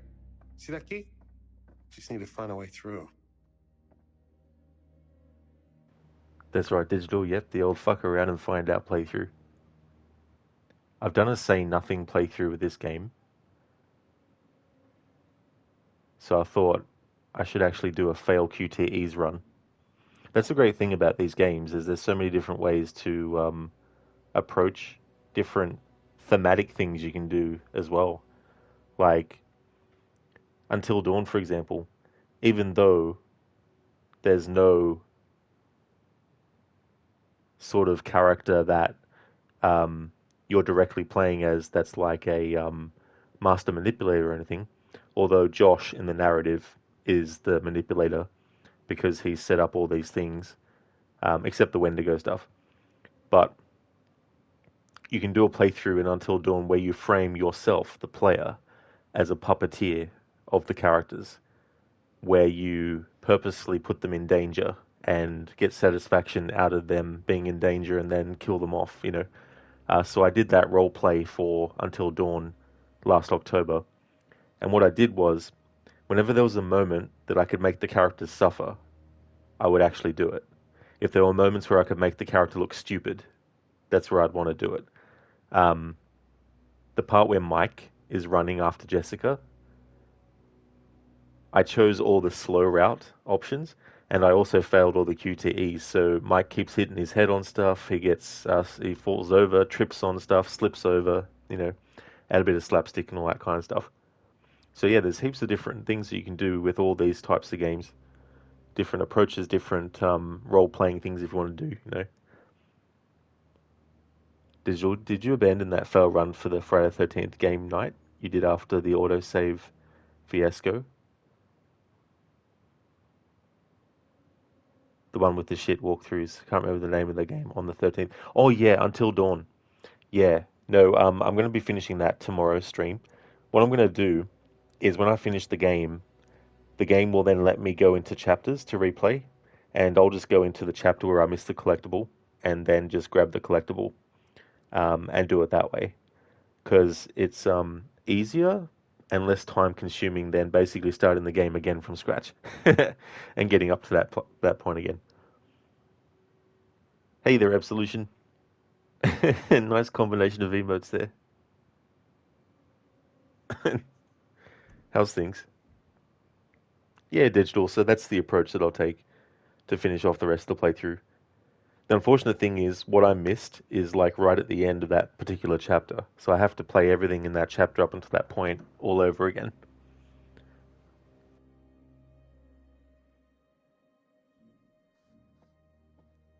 Look at this wallpaper. This is old as hell. Everything here is old as hell. I was expecting an old exterior, but remodeled inside. Looks like Dumet is trying to preserve things. Can't be easy all the way out here. I like antiques as much as the next person, but at some point you have to give up the ghost. Rot is going to set in. Right. That's it. What? But since we got here, I've been smelling something faint, distant. Can't place it. It's decay. Old house. Island beaches with dead fish, animals in the wood. Could be anything. Whatever it is, it's dead as hell.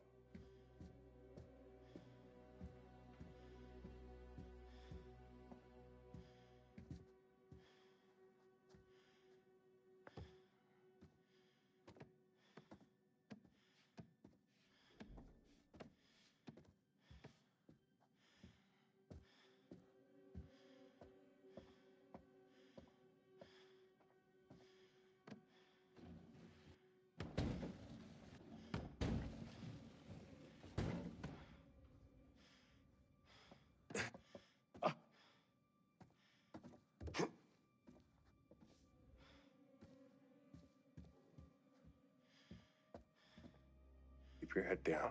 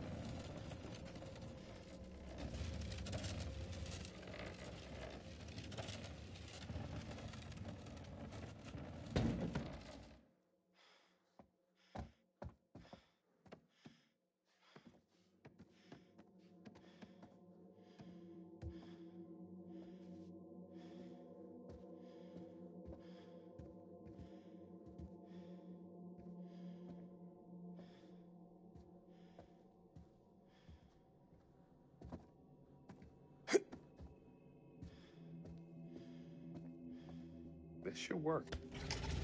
Mark, you okay in there? I'll be right back.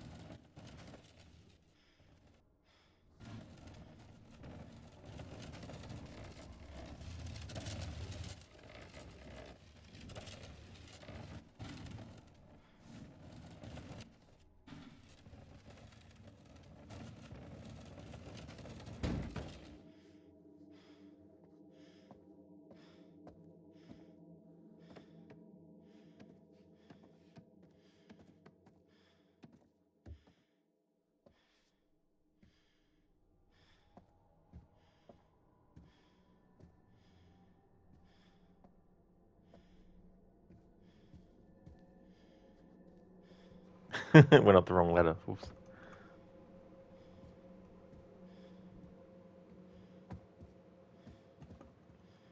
In the next game in this series coming out in October, Directive 8020, there's also going to be moments where you can die in more traditional style situations.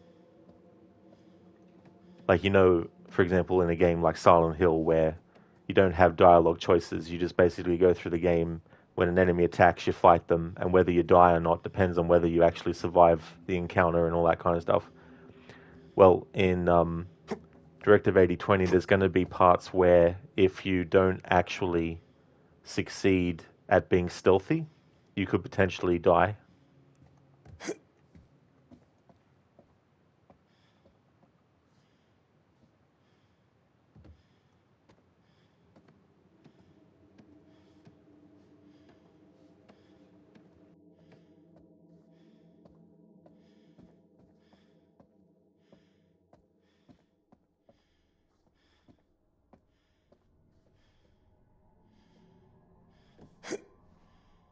You can do this.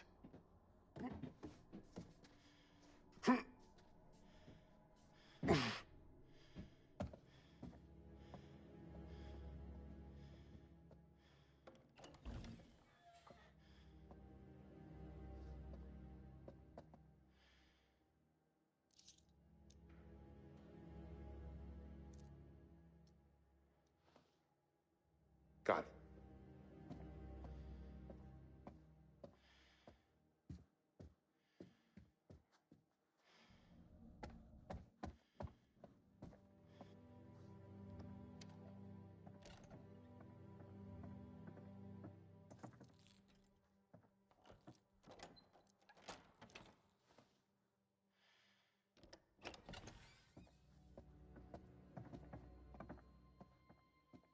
Whoa. Just come on. It's not that high. My vertigo is saying otherwise.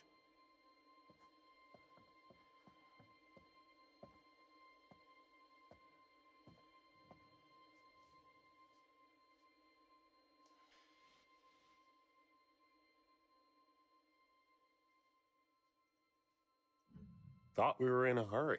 We are. But if I look like shit, we'll just have to reshoot it.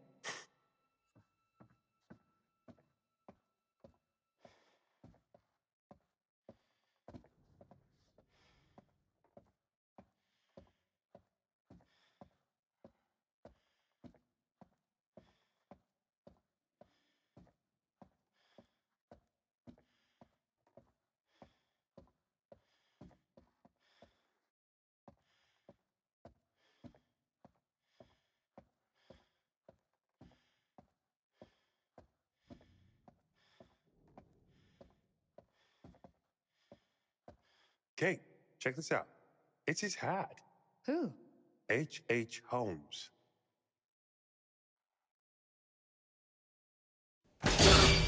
Fuck! You okay? No!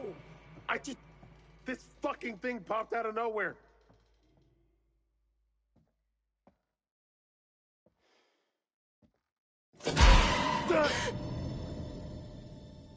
See? What is it? Some kind of animatronic? Yeah, a fucked up looking one. It can't hurt you. It scared you. It scared you twice. Hey, Charlie, it's 8. Dinner time. Damn it. We didn't get anything. There's still time. Come on, let's not keep Charlie waiting or we'll never hear the end of it. Digital, you always do the most fun and informative runs to watch. Been looking a long time. From your AC objective runs, Tomb Raider one-offs, horror fails like this, you always have a good time. That's awesome, Digital. Thank you so much for that. I'm glad that you've enjoyed. Thank you all. Thank you for all the times that you've lurked as well. That's also definitely appreciated. And it's always good to try and keep a game fresh because I play so many games multiple times. So I always like to try and find something that will be fresh for myself, but also can look at something different in the game. And that's why I like games like this, being able to come up with different playthroughs. And because I really enjoy these kinds of games too, it means that I never get bored of this style of gameplay. I still want to do different things. I don't want to do the same choices every single time and all that kind of stuff. But I like these games enough that I can play them multiple times and I can be like, what trophy haven't I actually got yet? I know, I'll make a playthrough just be about that. I did a playthrough of House of Ashes where it was like, okay, I want only one of the main characters that we play as to survive, Salim. But also, I want to make sure that he not only survives, but he actually goes back home and doesn't get interrogated with the rest of the characters. And so that helps make the playthrough unique in a way where if someone comes across it and they've never seen that outcome before, then they might go, oh, that's an interesting outcome. I'll have a look at it and see what happens, you know. You think you found me and Crook the same night, like 2 years ago or more, because you rated him. Oh, that's so cool too as well, Digital. That's awesome when that happens as well. I've definitely met a lot of really cool streamers that way too, and it's just really cool. Maybe even longer than 2 years for sure. Very nice, Digital. That's cool. Yeah. No, it's definitely, like if anyone wants to become a streamer, like one of the things to definitely do is, you know, go to other people's streams and don't just go to their stream because you want them to follow you or something like that, but find streamers that you genuinely like watching, and you know that way you can build up, you know, a bit of a shared community as well that way.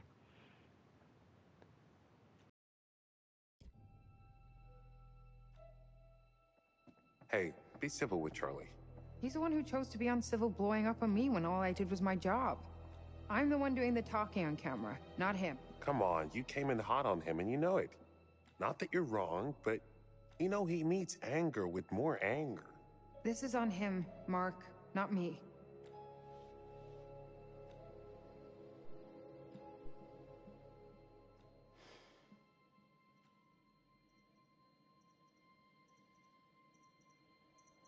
I know Charlie can be a pain in the ass. Did you see his notes? Yeah, I saw them. I can't say half the shit he writes. It may look good on the page, but there's more to it. I'm trying to help, and he throws it back in my face. Because he thinks you're just trying to get content for your show reel. What if I was?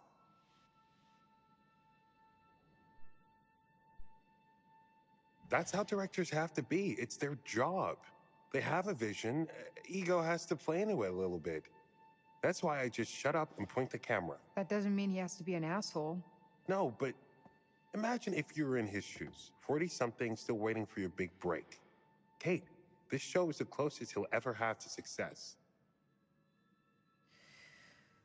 I guess. Doesn't matter. One way or another, I am moving on from Lonnet Entertainment.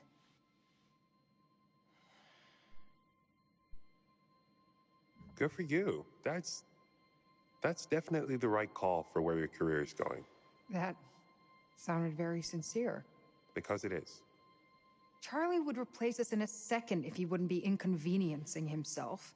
He's using us. I deserve better than this. So do you. We all do. What a stunning performance. You should give up news and be an actress. I was quite moved by all that. Fucking Oscar-worthy. You don't know what we were talking about. I heard enough, thank you. I know what betrayal sounds like. I'm particularly disappointed in you, Mark. Whatever your future plans may be, right now, you work for Lonnet Entertainment. And Lonnet Entertainment employees are meeting for dinner to speak with our host. Charlie, I'm sorry. And Lonnet employees are professionals, yes? So start acting like it. Great. Happy? You have a future, and now I don't. That man is a goddamn child, and somehow we all sink to his level.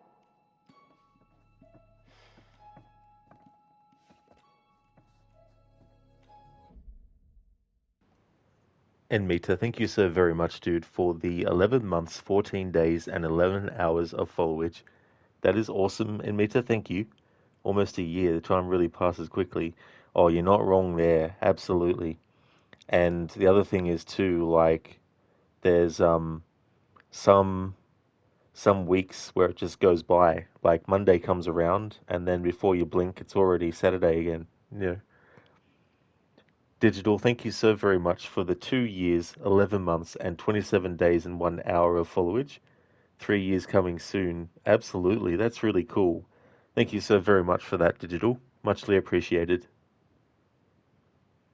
Oh yeah, and Mita, you know, and then you get like, once you get to June, and we're almost out of June, which is crazy, it just flies by even quicker as well. Then you got like Christmas and just all that part of the year as well.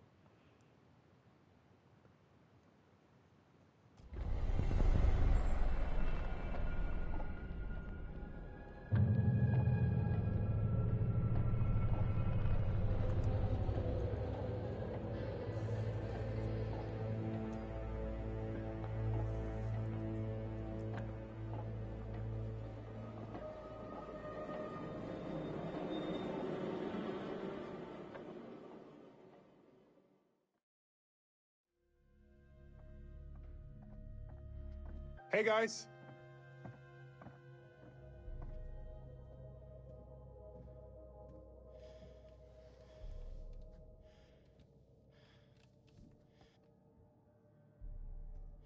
Think it's okay if we pour some wine? God, please do. Has anyone seen Mr. Dumet? Shouldn't we wait for him? Just poor Mark. Who doesn't show up to their own dinner party? None of you did anything to piss him off, did you? No, Dad. I haven't seen a soul here aside from the groundskeeper. He's probably cooking dinner himself. Ah, Mr. Dumet!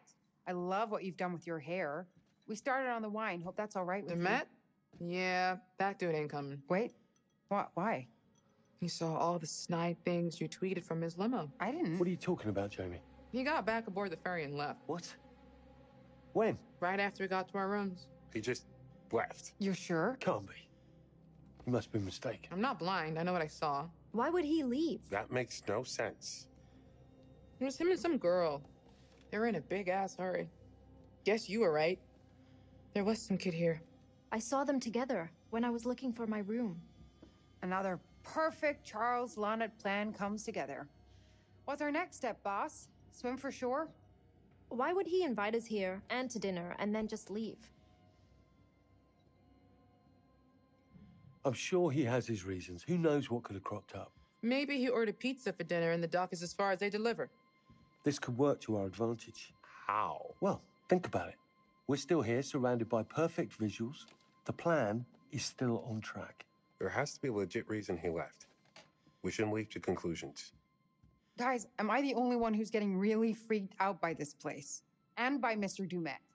As much as it pains me from the depths of my soul to say it, I'm starting to side with Jamie on this one. Thank you. Lower your voices. Why? He's not here. But that doesn't explain why he's ditched out on us. He had to go back to establish an alibi. What are you... You know, so when our bodies wash up on the other side of the lake, he has plausible deniability. Oh, God, Jamie. Can you stop trying to make this worse? You're not helping. Okay, fine. Just don't come crying to me if you end up dead. What is wrong with you? I'm just saying. Guess you never found your cigarettes. That's right, Amita. 10 more days and June is gone. Incorrect. I found an extra special pack of invisible cigarettes. In fact, I'm smoking one right now. See? That explains why you're in such a great mood. So what are we doing? We just gonna sit here and pretend to eat? What's the plan, Charlie? The plan? In true Lonnet entertainment fashion, we're going to sit with our thumbs in our asses until a panic deadline looms over us, and then we'll just throw some shit together and I'll save it with a voiceover. What? Well, here's to Topeka no longer being the worst decision Charlie has ever made.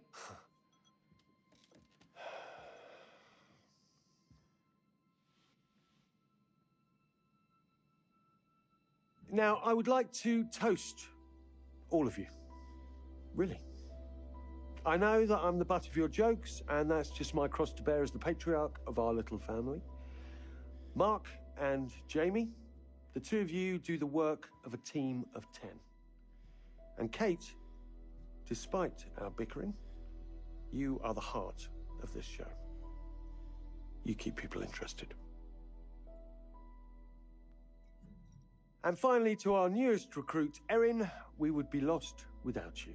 Who else could we trust to remember every little detail?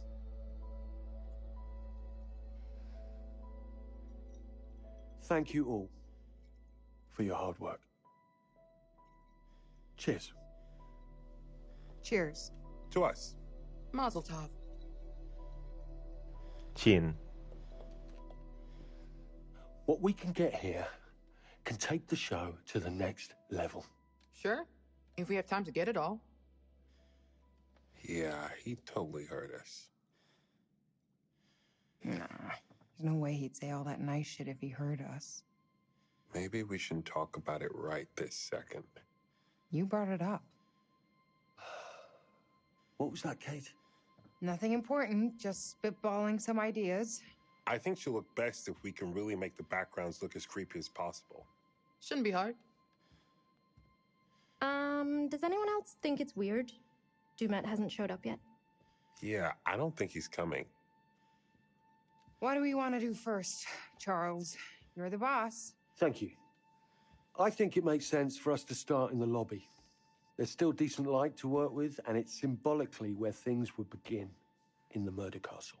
With what light's already in there, we just need to set up a couple of our own. We can make it look as if it were lit by gaslight. Perfect. What if Dumet shows up?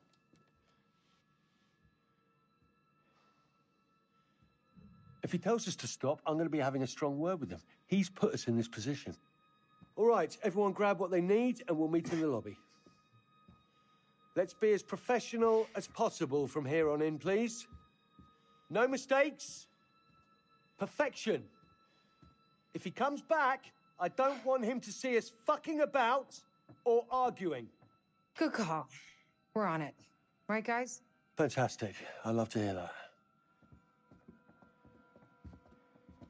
Shouldn't take me long at all. Great. Great. Great. I like the dialogue. No mistakes. Perfection. Sorry, Charlie, but this playthrough is not about avoiding mistakes. It's not about perfection. It's about making all the mistakes by not doing things that, if you know doing a certain thing or pressing certain prompts actually will make you survive, if you already know that ahead of time. But if you're doing a playthrough where you're not going to be pressing those prompts, then definitely won't be without mistakes and it won't be perfect. So sorry to ruin Charlie's sort of like expectations of how the rest of things are going to go. We still haven't killed off anyone yet though, but there are definitely going to be points in this playthrough where literally not pressing something is going to end up killing the character off.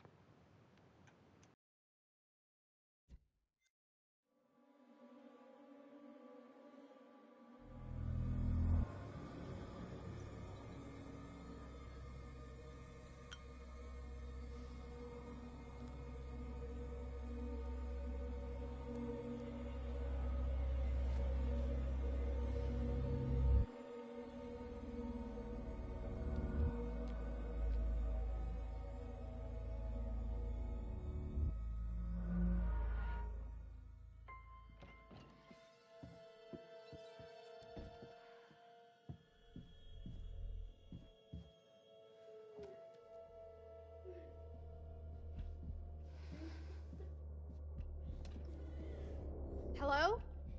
Guys? Is that you?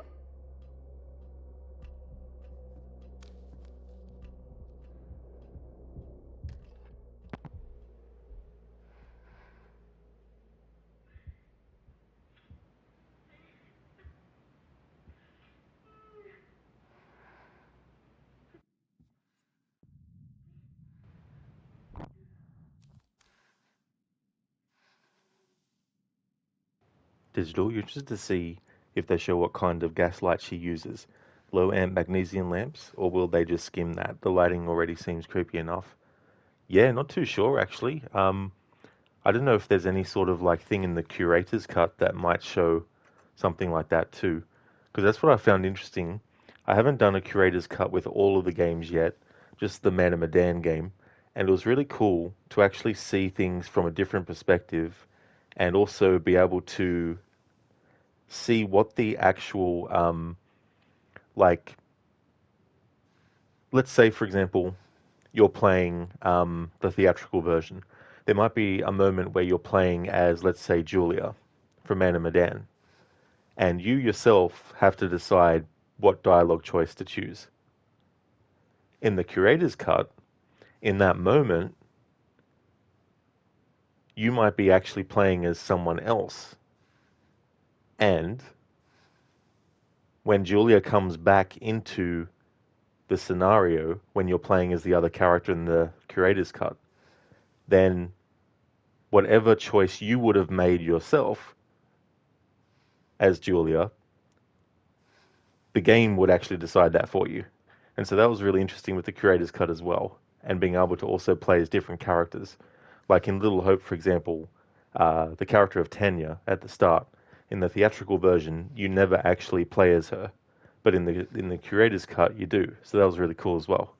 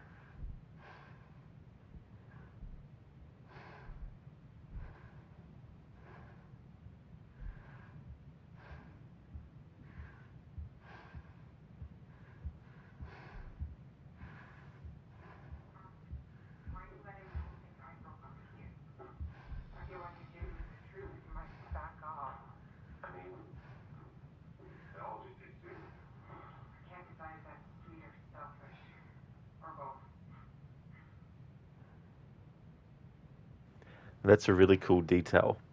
The choices that I made when Mark and Kate were talking get reflected back when we're playing as Erin. Now, this is a spoiler for this game, so if no one has actually played through this game before and you don't want to know about one of the twists of what's happening in the story, then when I actually move Erin away from this spot, this is a visual cue to let you know that if you want to mute the stream, if you see Erin moving, as in from that position, she'll, like idle animation, she'll move. But when I actually start moving her, that's your visual cue to let you know that it's safe to actually unmute the stream if you want to. So I'm going to go into spoilers in 5, 4, 3, 2, 1. So this recording that Erin is hearing, the actual killer has recorded the conversations of all the characters this whole time. And so that conversation with Kate and Mark happened way before Erin was actually using this device. And so the serial killer is manipulating all the characters by making them think they're hearing things that they actually did record, the killer, that is, but may have happened hours before or even days or weeks before. So that's a really cool detail, that they actually make sure that whatever dialogue choice you chose, then that'll get said when Erin is exploring.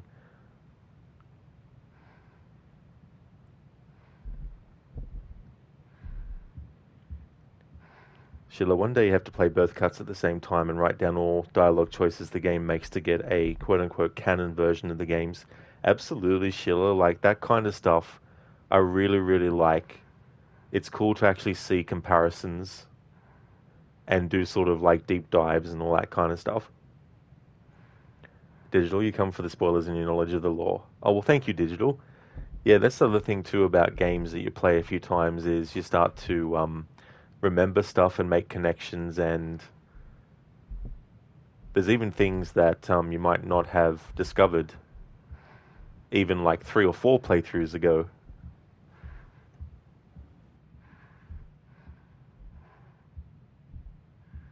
Bury me deep, Your Honor.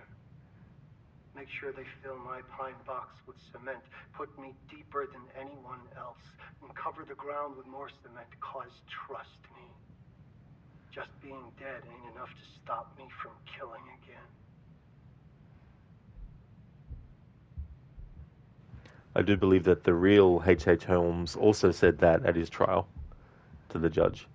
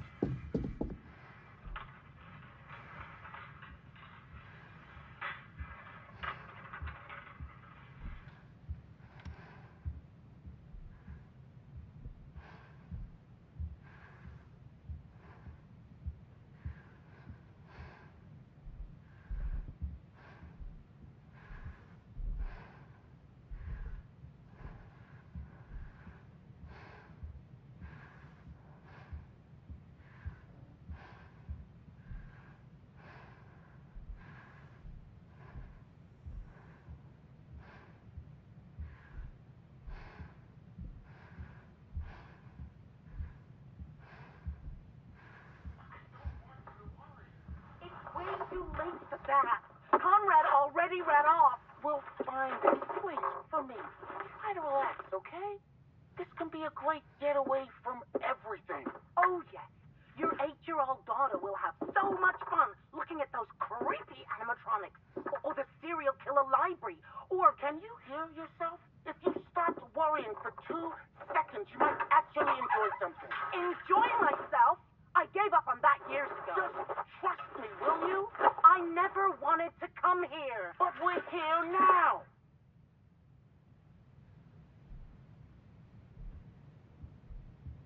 I like that. They said Conrad got away. In Man of Medan, there's a character named Conrad who, depending on your choices, can actually escape the scenario.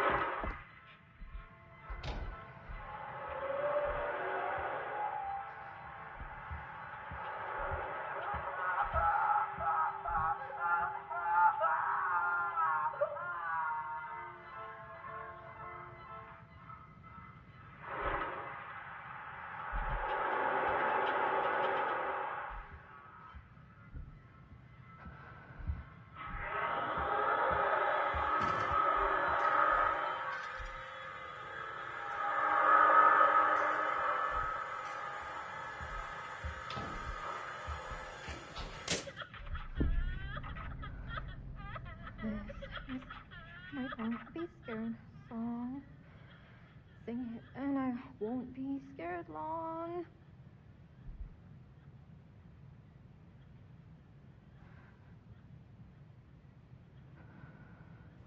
Digital, we play very different styles of games, which is another reason you like watching my stream. Always give such in-depth explanations of titles you find yourself amazing but don't have the energy for. Oh, that's totally fair too as well. You bring up a good point too. We all have our own different kinds of games that we play and also different approaches. And if someone doesn't have time to play through a game, but they're interested in the story, it's cool that they can watch someone do the game and control the character and, you know, go through the story. And they can just use it as like a form of watching. And it's really cool to have games where there might be some people don't mind exploring and finding stuff, but then there might be some people who prefer to just get straight to the next point and all that kind of stuff as well. And so that's why I think it's it's one of those things where there's always a stream for every type of viewer, and there's also every type of viewer for a stream as well.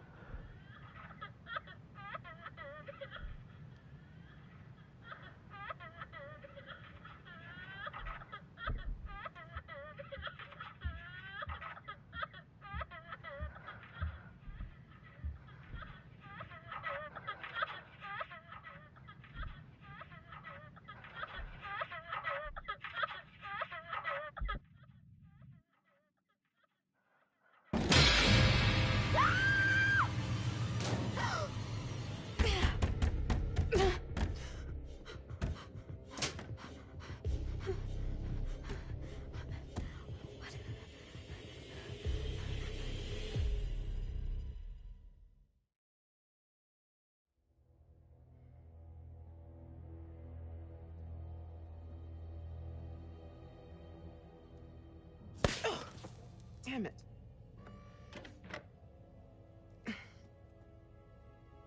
Breakers.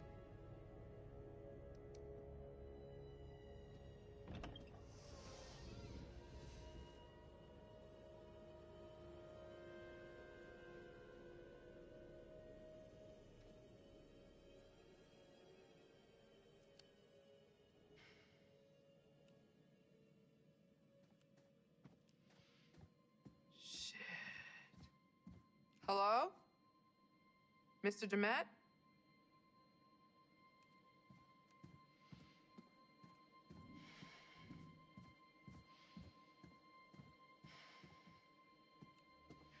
Great. Into the creepy maintenance room in the creepy hotel on the creepy island to shoot a doc about serial killers all alone and without my stun gun. Choices, Jamie. Make better choices. This is your own damn fault.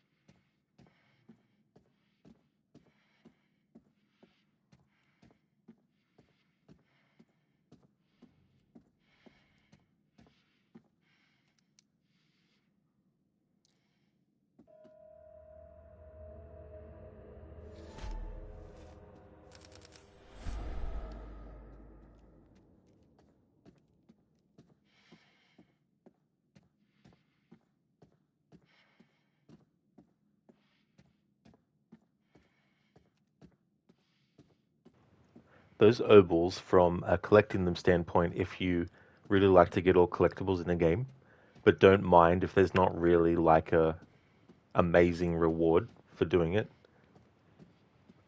I think it's dioramas that you unlock by exchanging the ovals you found with the curator. Would have been better, I think, if there were like different outfits that you could unlock. If there was perhaps a special kind of thing in the game world that gets put in there so that when you're returning to play the game again, it remembers that you've collected a certain amount and exchanged them for something, and that might create an alternate way of doing something maybe. Like in a QTE scenario, you normally might have to make sure that you hit the QTE at the right time, but maybe if you've used enough ovals, you've unlocked the ability for the game in that moment to give you a second chance if you've messed up the QTE. Basically, they could make time to slow down or something. So that'd be something that I think would be cool to be able to unlock. I mean, it doesn't have to be those specific things, but I feel like something more than just a diorama. I think that's what you get in this game.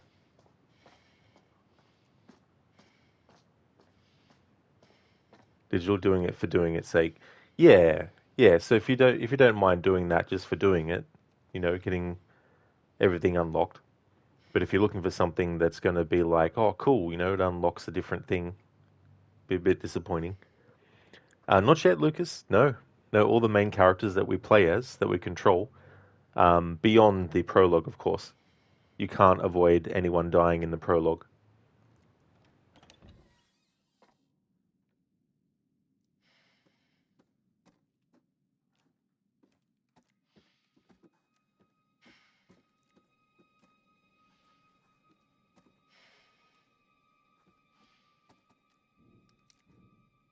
Might be time to join the 21st century, guys.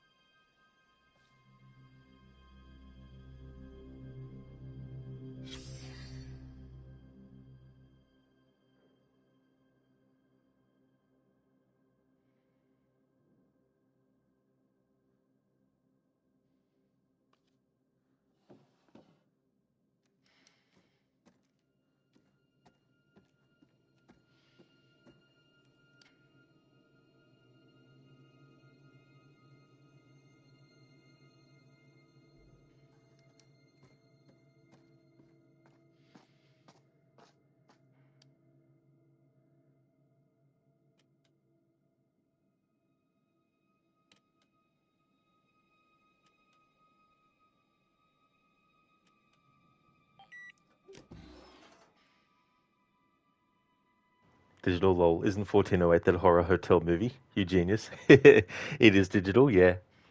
Yeah, that's a good movie, actually. They did a good job considering the source material is a short story. It's not an actual full novel written by Stephen King. I think what they added for the movie to flesh it out more was actually well done.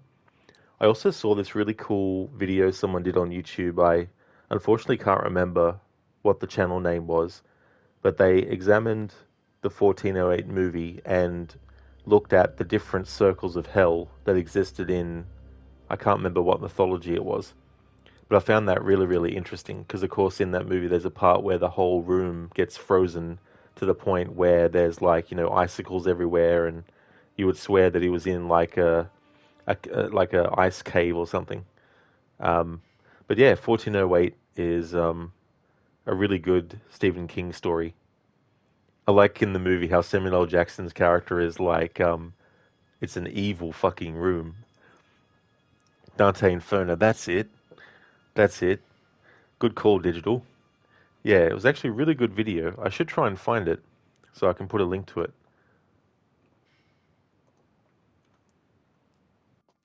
Thank God. Something from this century.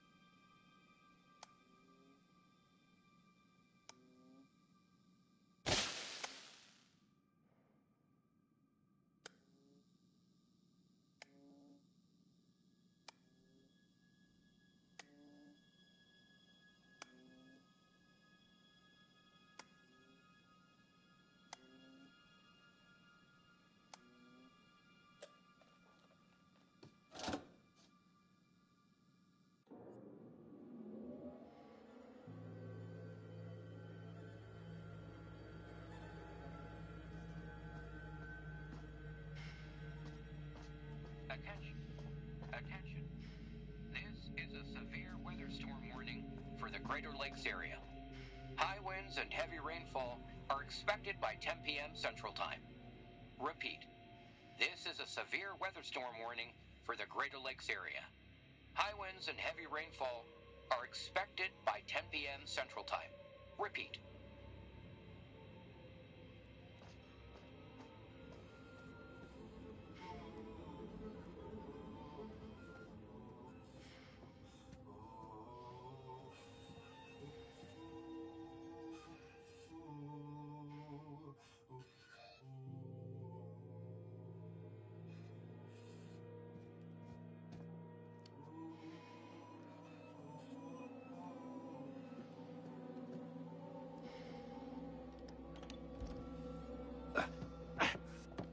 How are we looking, Jamie?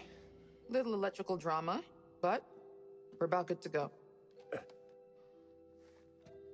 This looks great. Very gaslight. If we had a grip with some foil, I could get a good flicker effect going. This will be fine. I just got a bit more to do once Kate's standing there. Shouldn't be more than a few minutes.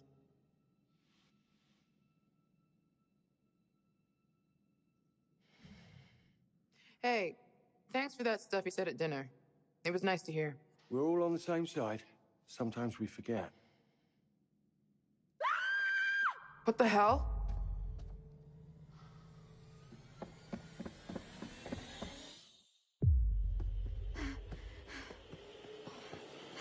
Hey! Hey, help! Somebody help me! I can't see a thing! Guys, please! Aaron?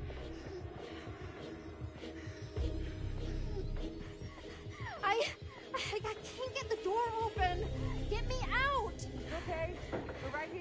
Calm down, Erin. It's all right.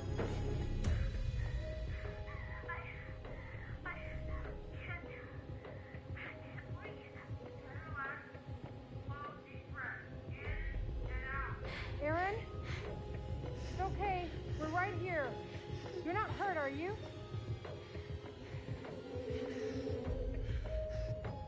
Just open the door! Move! Move, Charlie!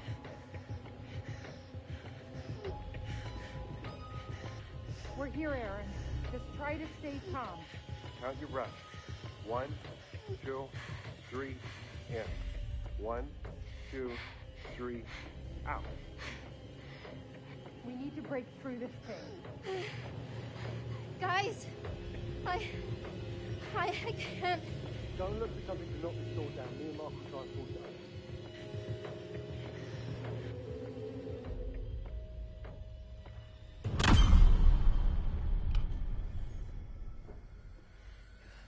Who's there?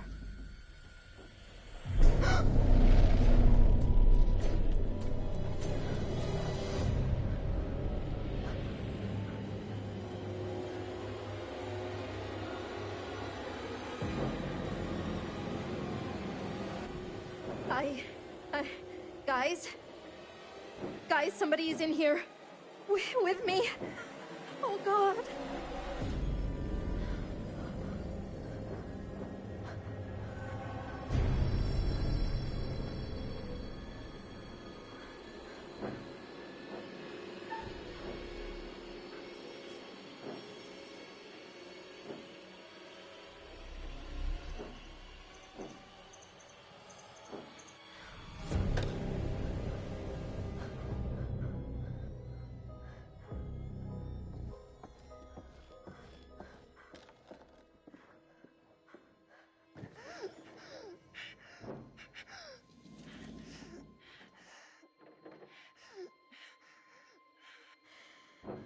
Just breathe.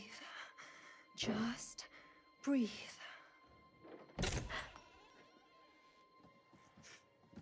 Hey. Hey, you okay? What? Did you see him? Come on. He was... Somebody was right there. In there with me. Aaron, it's just a dummy. No, it was not a dummy. He had a hat on, like H.H. Holmes. Charles, you're working her to death. Now she's hallucinating shit from the show? I did not. Nothing bad happened, Erin. You're okay. No one is in there. Let's all just calm down, get Erin back to her room for a rest. I'm not fucking tired. Let's go. Come on, Aaron.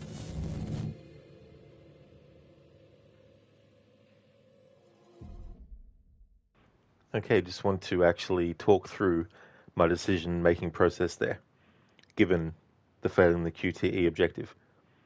Exactly, Sheila. That would have been a good moment for Erin to be starting to sing the song. Earlier, when the game was like, hey, each character has an item. If you need to use the item, just press this button, and then the character will use the item. In the case of Charlie with his card trick, where he actually slides it under stuff and then uses it to actually unlock things. In the case of having to use that before, it wasn't in like an urgent situation. It was just pretty much, you need to get this thing open, so get the character to use it. Like the cash register, for example, that Charlie had to open up, that you had to open up and use the key. But that instance there with Erin, because it's in a situation where she's actually at risk, I wanted to not press the button to make her use the inhaler. So I made an exception for that part. So anytime there's a part in the game where you have to use the character's own personal item to simply progress to the next part of the story in terms of like, hey, there's a locked door, so they need to use this, etc., then I can actually use it. But if it's going to actually potentially help towards saving a character, then I can't have them use it. And with Erin there, I thought that not actually using that inhaler might have her die from it, but it didn't. But that's a good example in these games of how it's not as simple, if you want to kill everyone in the playthrough, to just not do anything. Because even not doing anything the character can still survive. So I thought that was interesting how that happened. Because normally when I've played this game, I've made a choice between either going for the inhaler or not. I've never actually just let the game decide in that moment. So that was really cool to see. And so Erin can survive even if you don't use her inhaler there, and even if you don't make a decision at all as well. Digital, at this point in the story, if we put ourselves in the three main characters who have seen the shit happen, do you think they would feel more something supernatural is happening, or just some fucker is totally rolling me for giggles? That's a good question, actually, because there's sort of like in some stuff, it's kind of like, oh, it must be ghosts or something. But in this, there hasn't necessarily been any kind of like, hey, you know, maybe this place is haunted or anything like that. However, I think it's very plausible and valid for someone who hasn't played the game before and doesn't know what's going on to actually think that maybe there is some supernatural stuff going on as well. But the characters themselves at this point, Erin obviously knows that she saw someone and that it wasn't a dummy, but the other characters think that she's just hallucinating, but she's actually not. And so from Erin's perspective at this point in the story, she's probably thinking, is there someone here that's roaming around that is potentially trying to kill us? Whereas the other characters at this point are kind of like, Erin, you're just hallucinating, you know? See, it was just a dummy. Because the dummy, of course, has a hat on it, just like H.H. Holmes did, just like the serial killer in this game does as well. But yeah, it's definitely a good question, though, Digital, as well. Because does a character react thinking that it's supernatural or something real? And with the other games in this series, they have, you know, done both. They've done horror that's actually real, and they've done horror that's not actually real. So if you've played some of the other games before this, it might be natural to think, oh, you know, maybe it's just all, maybe it is a hallucination. Maybe Erin just thought she saw some guy there. Maybe she thought she saw the guy there because she saw the dummy instead, you know. But I think it was interesting because, like, the genre of having like a psycho killer that's on the loose is something that the games hadn't done until this point, which was really cool. So I like how they do different genres and stuff like that. Exactly, Digital, yeah, in the Quarry. That's true. Yeah, werewolves and stuff. I actually like the Quarry. Like I know that, like I've seen some criticism of it because it seems like it's a bit too cheesy and stuff. But I just really, really liked it. I thought it was really, really, really fun. And some of the awkwardness comes in the characters trying to make puns that don't always work, but I like the Quarry. I think, and also it was really clever how they sort of like have those animated segments that give you tutorials. I thought that was a nice touch too. Hey there, Absolution, welcome. Just cheer them up. Exactly. I'm sure dressing up like Pennywise the Clown and rushing at them would definitely cheer them up. How's things, Absolution? Yeah, Digital. Looking at you, Quarry. The Hag of Hackett's Quarry. The Hag of Hackett's Quarry. I did a playthrough in October of that last year where I wanted to pay homage to slasher movies and everything from the 1980s. So I had the retro filter on. I also had all the characters wearing 80s outfits. But what I also wanted to do was play into the trope of the final girl. And for those who don't know what that is, and it doesn't have to be like a female character, but essentially the final girl is the character who has managed to survive the longest. They can still die, potentially, but if they are going to die, then they're going to die after everyone else has. But of course, mainly, they survive. Friday the 13th, and then Friday the 13th Part 2, for example. At the end of the first movie, the final girl, Alice, is safe. But at the start of the second movie, she gets killed off in the opening sequence. You know, so she survived one movie but didn't survive the other. So for that playthrough of The Quarry in October last year, with the 80s outfits and the retro filter, I also wanted to do a playthrough where it was one character survives and it has to be a female character. And so that was really cool to do because there's like You get 3 opportunities throughout a playthrough to actually reverse a death that has happened. And I was allowed to use it, but of course, I only was allowed to use it for the character that was going to be the one that was going to survive it all. Digital, wasn't there one they went into a cave and found vampires? Yeah, that was House of Ashes. Yeah, that was really, really cool. Digital, what was Heather's name in the first 13th? Oh, yeah, so you've got Heather Langenkamp. She played Nancy, but that was in the Nightmare on Elm Street movies. Um, and then in the first Friday the 13th, the original one, I can't remember the actor's name now, but yeah, the character in that was Alice. Yeah, Digital Nancy. Yeah, so Nancy was in the Nightmare on Elm Street series.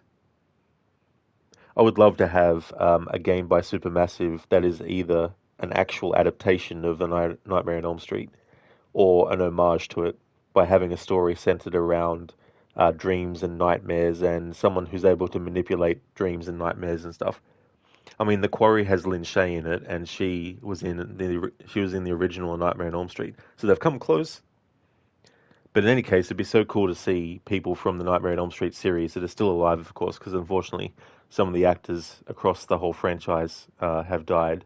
Um, but yeah, it'd be cool to get like Heather Langenkamp and Lisa Wilcox and Robert Englund at the very least to be in like a Nightmare on Elm Street game by Supermassive, or a game by Supermassive in general. Like it doesn't have to be about dreams and nightmares, but it'd be cool to see those actors actually in one of these games or their style of games. I think.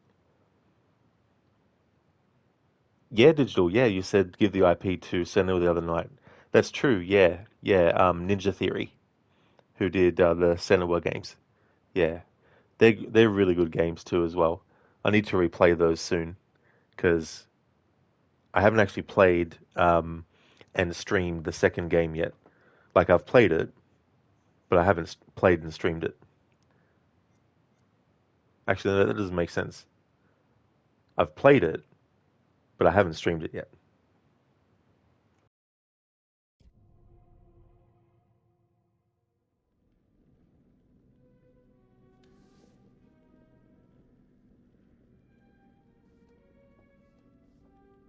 Ah, there you are. I think Erin's shown signs of serious pluck, wouldn't you say? Now, where's our wayward host, Mr. Dumet? Apparently, he's left the island. How very rude not to stay for dinner. Charlie managed to rally the troops, though, and a good thing. The road ahead is full of challenges. I can only observe, and it can be frustrating to watch. In some ways, I envy you. I only record events. You get to shape them. You'd better get back to things before one of our friends makes a poor choice on their own.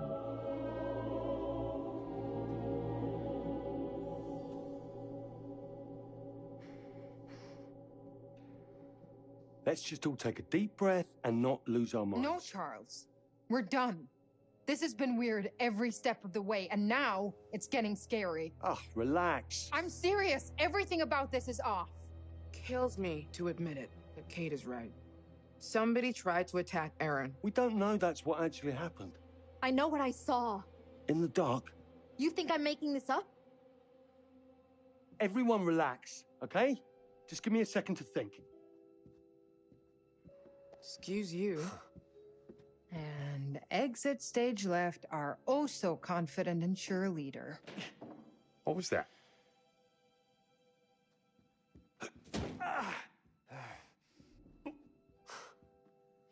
Charlie is thinking, which looks a lot like a temper tantrum. Maybe he's right. If we don't crush this episode, we're all screwed. Are you kidding me? What?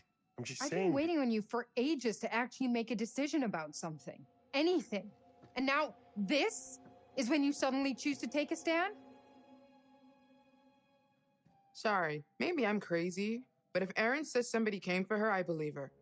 We're not safe here. It was just a dummy. You think I'm lying? Really? I think maybe you're just confused about what you saw in the dark. I know what I saw.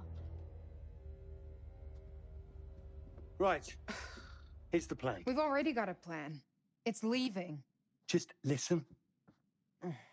We cannot jump to conclusions. I'm going to go and find Dumet and get clear on everything. Everything is going to be fine, okay? And we're going to get the footage we need. He didn't show for dinner. What makes you think you can find him now? A positive attitude. You should try it sometime. Bravo, Charles. Your delusions make for such great plans. Demet left. I saw it, remember? Maybe he's back now. Maybe he's not. Would it kill you to think positively just once? I guess as far as Charlie ideas go, it's not the worst he's ever had. It's not even the worst idea I've had this evening. Don't go patting yourself on the back. I still think your priorities are fucked. Whatever. I'm going. I'm coming with you. Wait. Do you have to go? I'll be right back. Promise. Just stay put so I know where to find you, okay? I don't care what he says. I'm done. I'm getting my shit together. Kate. I'm leaving, Mark. You coming or not? Aaron saw someone. Okay, you're right. Sorry. It's just Charlie said... We're not safe here. That outweighs having a damn job. You're right. Let's go. Aaron, everything's gonna be okay. Wait here. Can't you just stay here while I pack up my stuff? I don't want to waste any time. I'm right around the corner. Let's all be quick. We'll be right back. Promise. No, don't... Sorry, just... Still freaked out. Can you leave it open so you guys can hear me? Of course.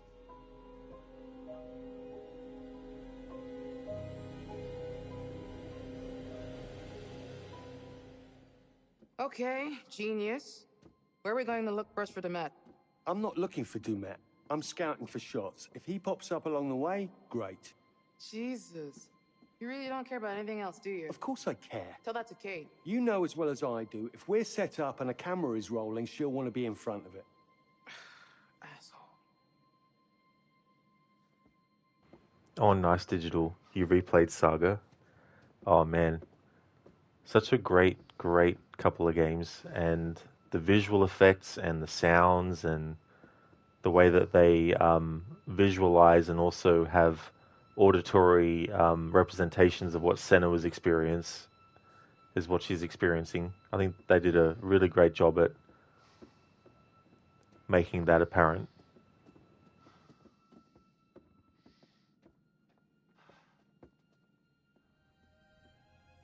What happened here? No idea.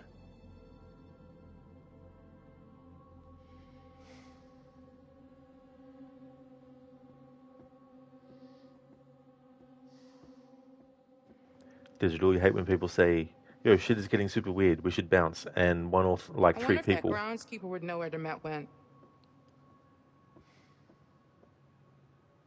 Have to say, yeah, maybe we should stay. Look, I'm out. You tell me you were freaked and aren't demented, I'm taking that shit at face value. Absolutely, Digital, for sure. There's so many things that are pointing to foul play happening that it's like, come on. You know, that there's a point where it's just like, no. The priority isn't doing the documentary anymore. The priority is getting the fuck out of there.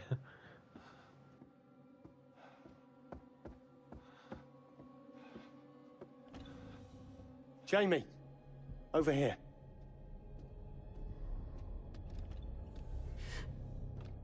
Okay, yeah, I'm freaking the fuck out. It's just blood. Just blood? Are you kidding me? You're jumping to conclusions. All we know is something was dragged along this way and it was bleeding. And that's not a cause for concern to you? All right, it's a little odd. Odd? What do you want me to say? Look, it's probably just Dumet or the groundskeeper dragging in some dead animal from outside. Maybe it's our dinner.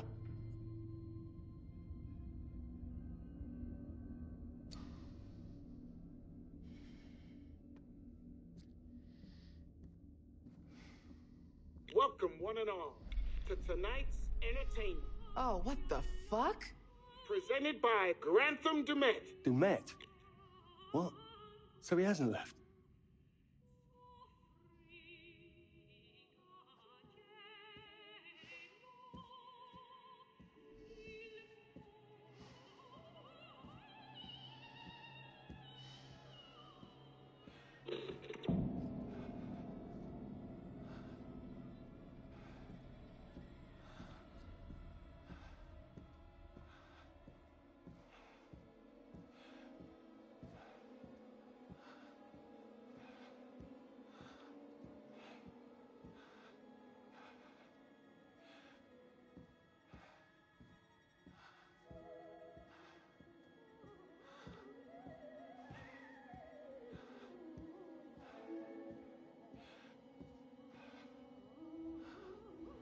Thank you, Sheila, for leaving the lurk. Muchly appreciated.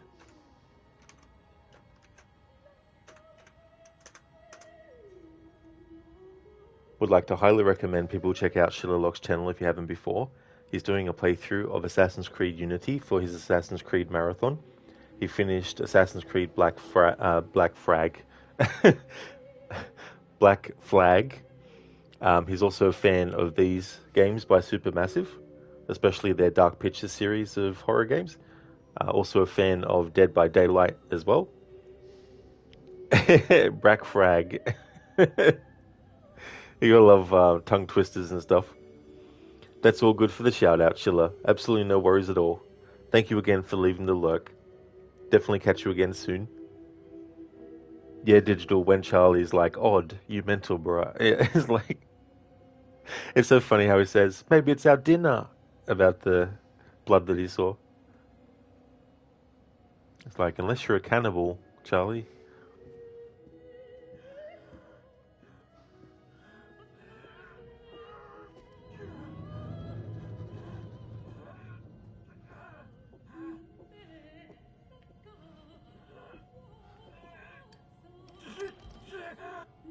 You hear that? Please. Help. The fuck? Help me. Please. Please. Are you... I'll do anything. What happened? Are you okay? What the fuck? Stop! Look.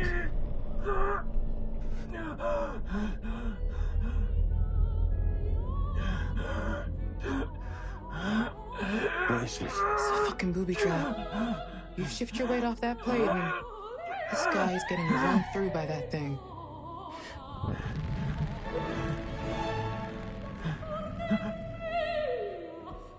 Help. Please.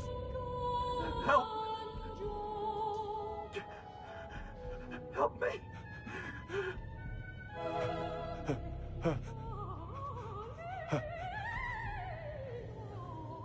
Jamie.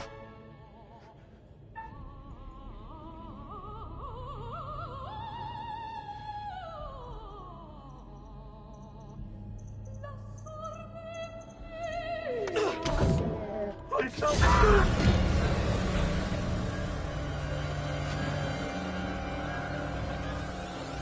Oh my God. Shit, give me your hand. Come on. Damn it.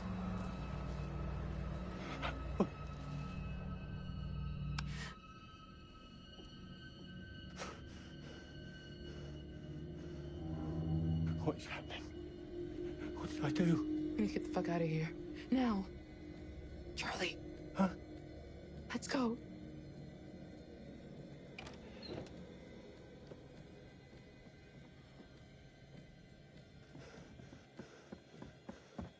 Did you see him? The mask? What the hell was that? Are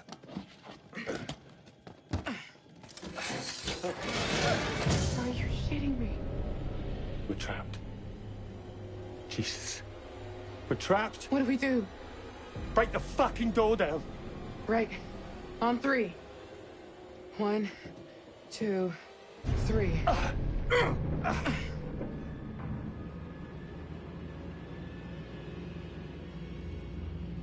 You hear that? Yes. What is happening?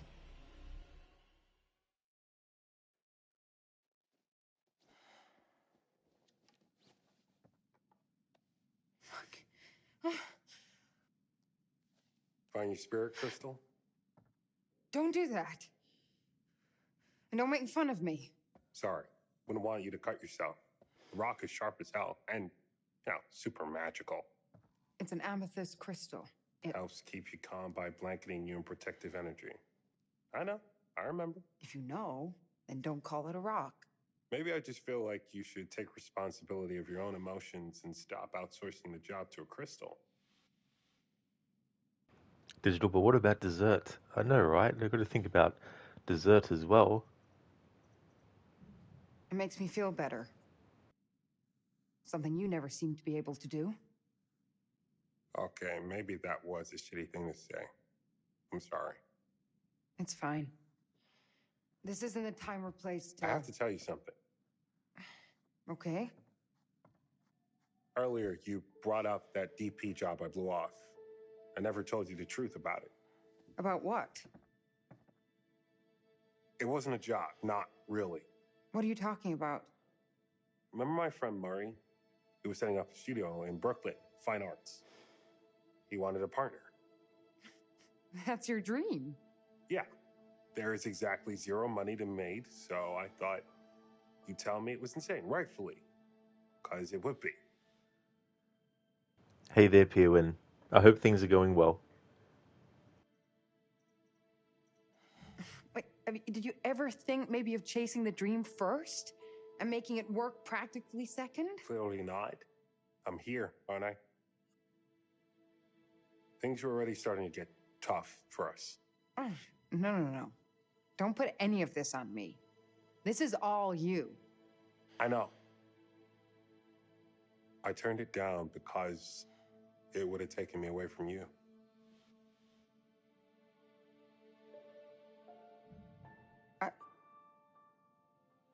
I guess I didn't even think of that.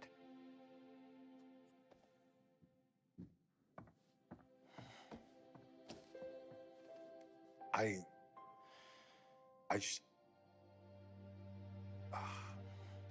What do you want me to say? Guess I was holding out for things to change with us. Deep down, I'm still hoping.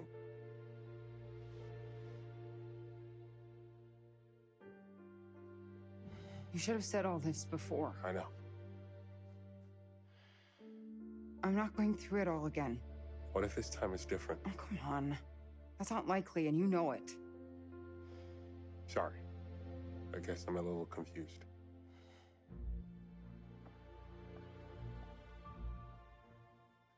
We better go. Let's get back to Aaron and get the fuck out of here. Do you think they found Dumet? Charles seems hell-bent on talking to him, so maybe, yeah.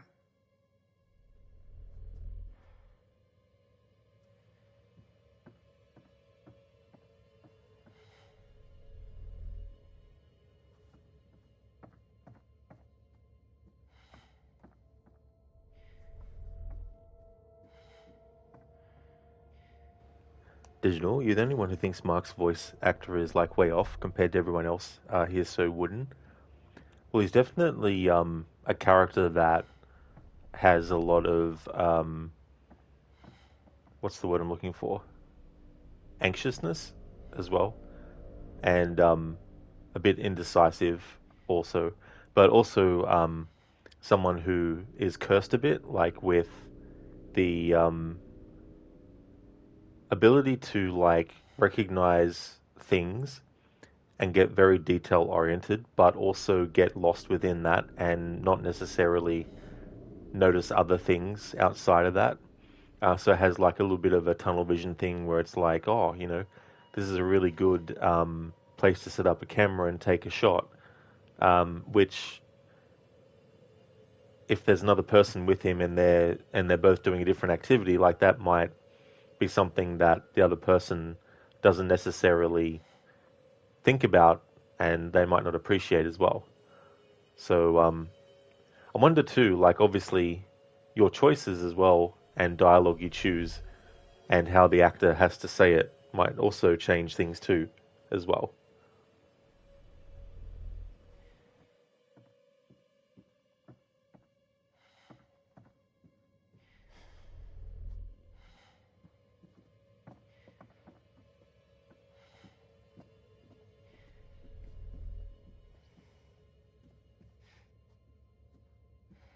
Who's going around locking these doors? Dumet? His little helper in the yellow coat.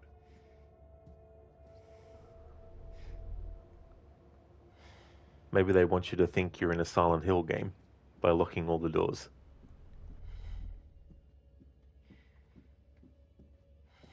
Hey there, Brutus. How's things going? He sounds like a nerdy white dude. He made me think of the song White and Nerdy by Weird Al Yankovic. Hey there, Code. Good afternoon. You've got a 3-day weekend? Oh, that's awesome, dude. That's really, really good. I hope you enjoy it. Brutus, he sounds like an accountant, to be precise. An accountant. crunching those numbers. Doing pretty good, Brutus. That's excellent. Glad to hear about that. As for me, I'm doing really, really well. Can't believe that it's almost the weekend again.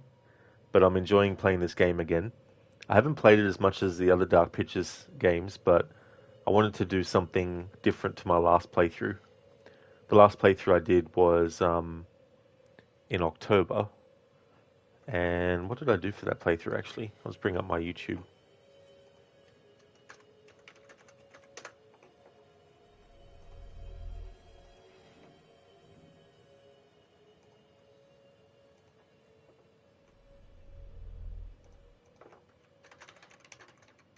Devil in Me.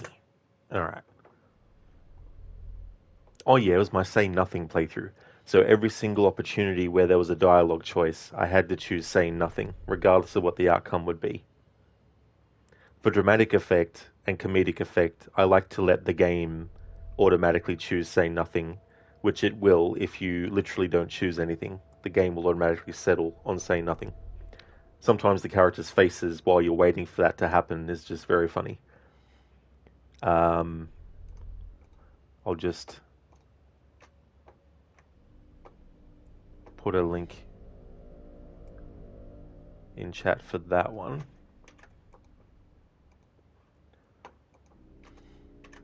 For the first part of it.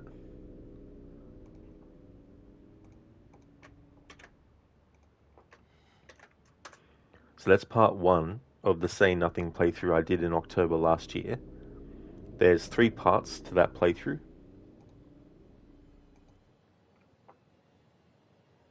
And then there was one where I did it in one stream, and the only survivor out of the characters that was allowed was the dog.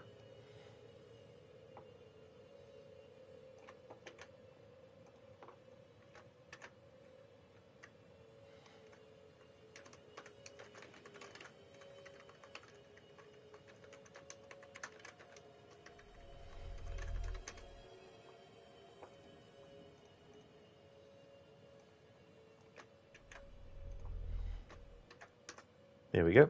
And I'll definitely be doing something in October for this game as well.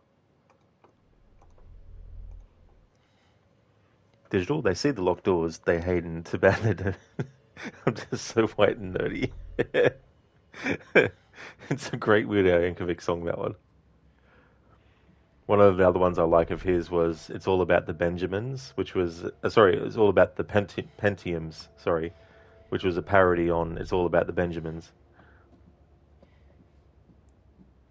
It's not a parody of a particular song, but it's a tribute to Devo.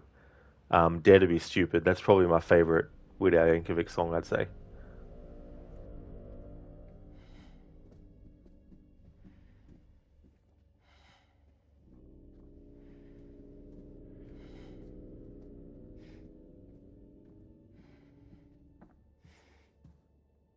Wait. What's that? Is this somebody's idea of a fucking joke? How is this here?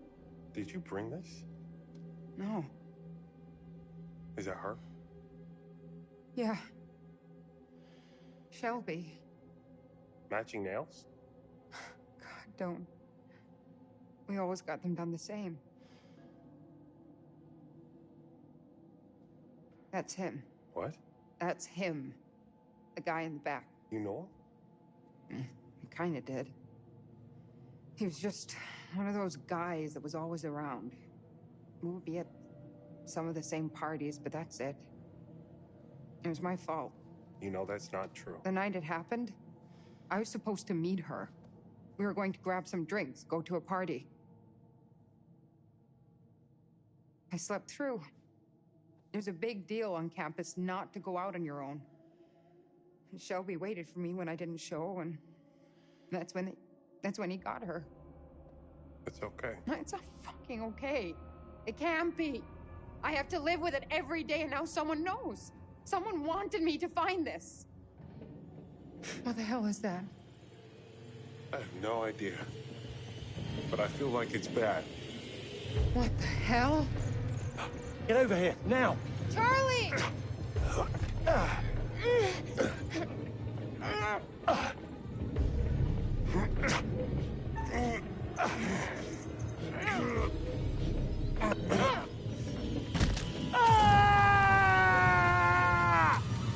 Charlie!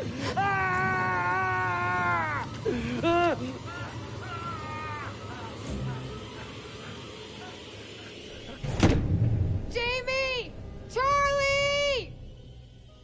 What the hell just happened? I don't know, but I think it's really bad.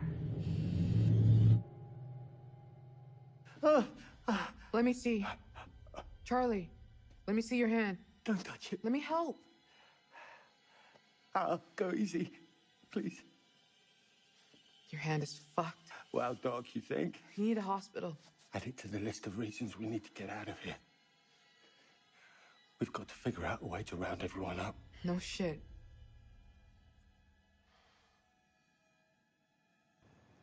So that's what happens if you don't actually succeed at the QTE. Charlie gets his hand really fucked up.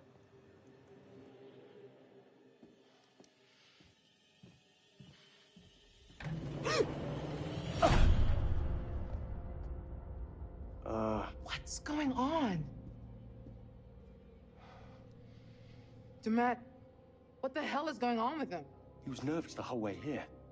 I chalked it up to him just being eccentric. There's a lot of miles between eccentric and murderous.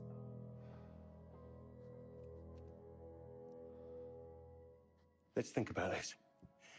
You saw Dumet take off. So maybe he found out there was a killer and bugged out? Maybe. Or perhaps the man we met wasn't actually Dumet. And the dude in the mask is?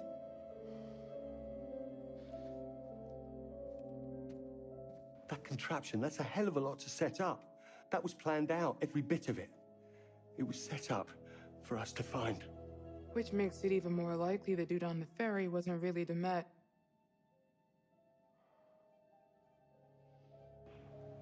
Oh yeah, Piven, I wouldn't be surprised if they are. Like, that was pretty painful looking, and also the fact that you had like a crushing weight that's probably been, hydraulics are probably helping push it, of course.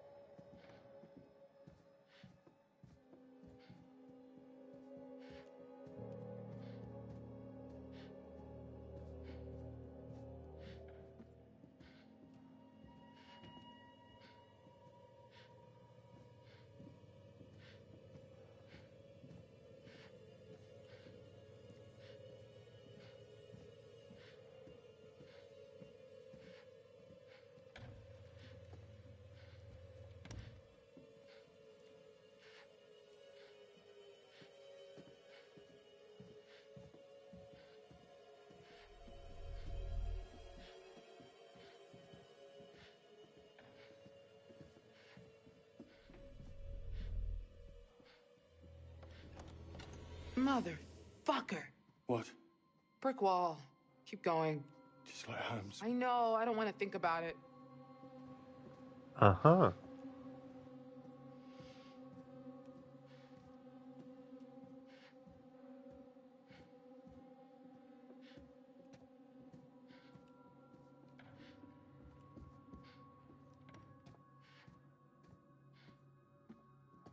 Trying to map this in my head.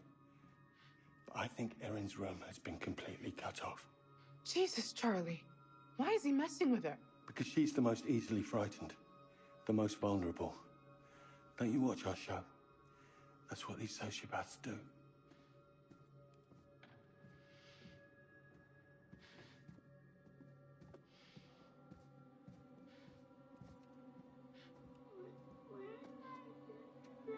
Oh, what the fuck? Is that a kid?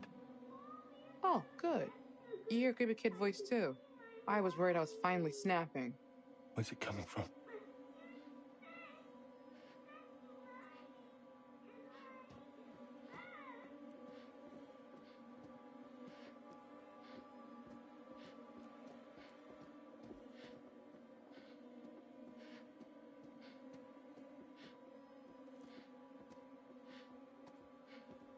hand is killing me. Charlie, come here. Let's get this open. I'm not sure what good this will be. Just use your shoulder and lean your weight into it.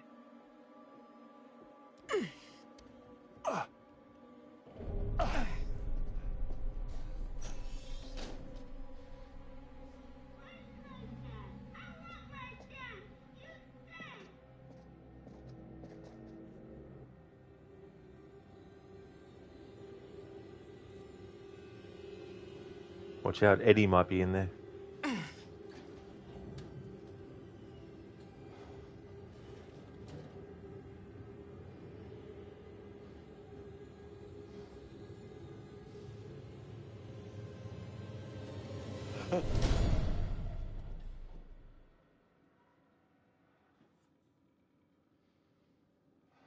We're in a bloody nesting doll. What? A Russian nesting doll. You know? A doll in a doll in a doll. Are you losing your shit? Because I don't need that right now. We're locked in a kitchen, trapped in a hotel, stranded on an island. Even if we get out of this room... How do we get out of the hotel? Exactly. Or off the island. Maybe we just focus on one thing at a time. This room first. You're right, of course.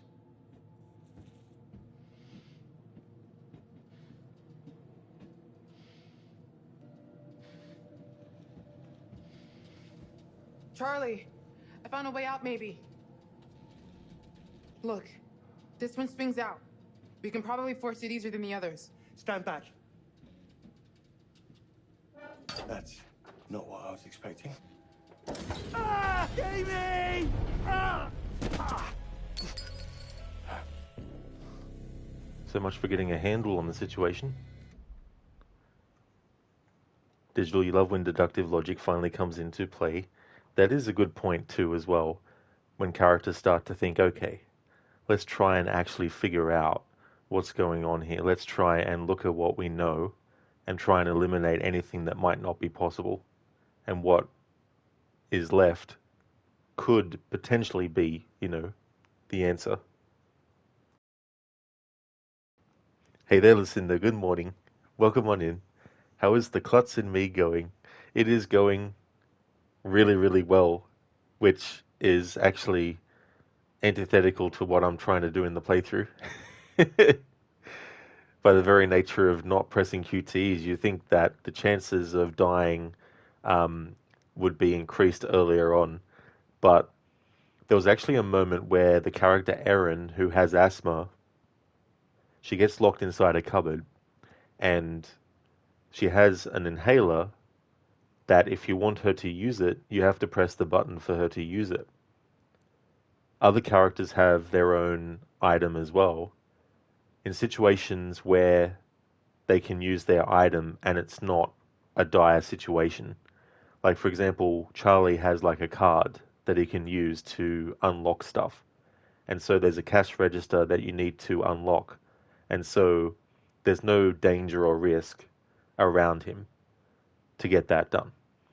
However, with Erin, when she's locked in the closet, because she's actually in a dire situation, I made it that I wasn't able to actually press the button to use her inhaler, even though it doesn't come up as a button prompt the same way like a quick time event comes up. I still counted it as don't actually press the button. Then there was also a choice that she had to make, and if you don't press anything, then a different outcome will happen. Sometimes one or the other will get chosen by the game. Given all that, Erin still survived. Because I thought, oh, maybe by not using her inhaler, it's going to have her even more vulnerable to getting killed by the fact that she's in there and can't breathe. But it didn't.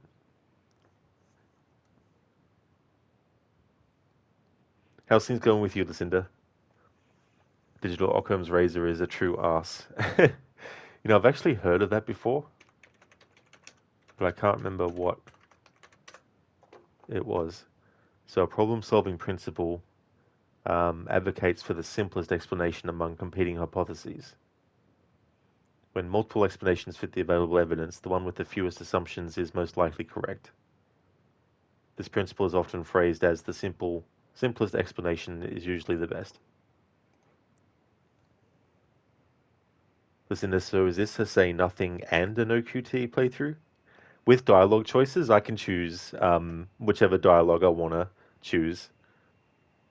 So they're not included. But anything like when like a don't move section happens, or when there's like a button that has to be pressed at a certain time, whether there's a choice between running or hiding, or whatever the two options might be. What else? I can't press anything in those moments. So yeah, it's mainly those things. There's some things where you have to actually balance across like a log, but I don't count them as not being able to do anything.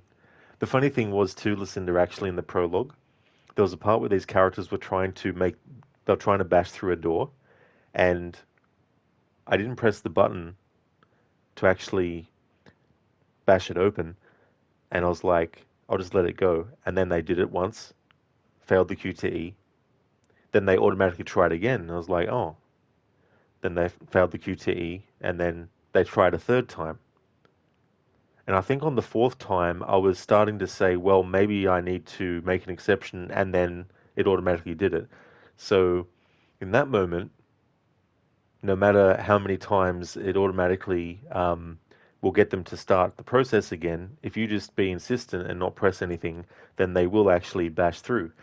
However, later after that point, there's a gate, and at the gate, the game literally wouldn't let me just let it go until they actually bashed through that. So the prologue part was just an exception. Listen, you have a similar Occam's razor phrase in IT. Do not attribute to malice that which may be attributed to incompetence. That's a really good way to put it. And that can definitely be the case. It does, Lucinda. Yeah, these games do have difficulty settings. And I don't know the particulars, though, of what they actually do. My assumption was that they would give you more time to react, maybe, with QTEs. Or maybe they might not put QTEs in every single spot that they do in other difficulties. But yeah, I don't actually know. Haven't actually played the other difficulties yet. But that'd definitely be something I'd like to do in the future playthroughs, though. Hey there, Ogorki. Welcome on in. How's things? Hope you're having a good one.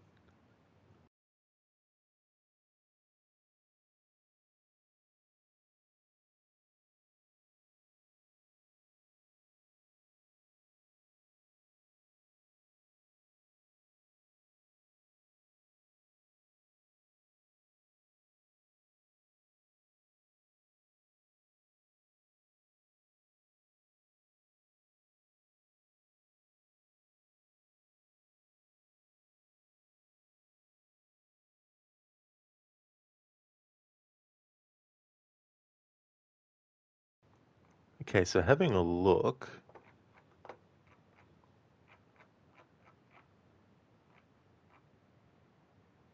All right, cool.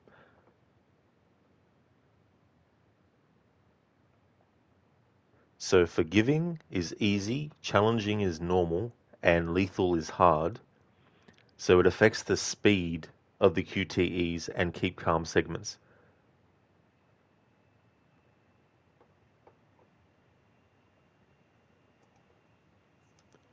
Glad to hear that you're going good, Ogorki. That's excellent. Charlie?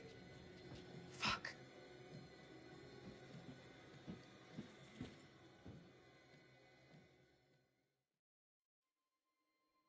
I know somebody was in there.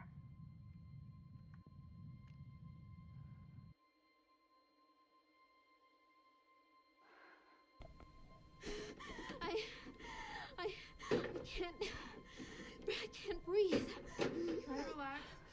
Slow, deep breaths. In and out. Come on.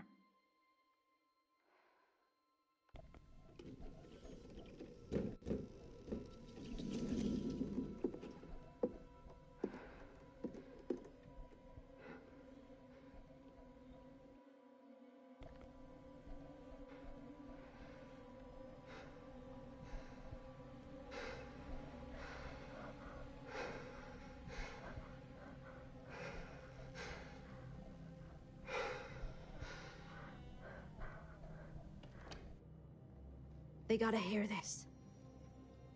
Wait.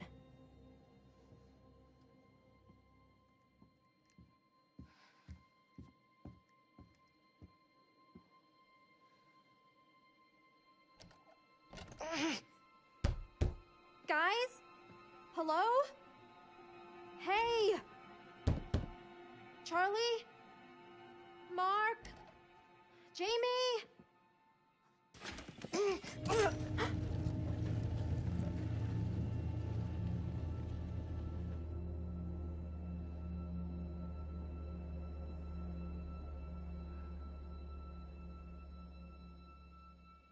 come on, come on.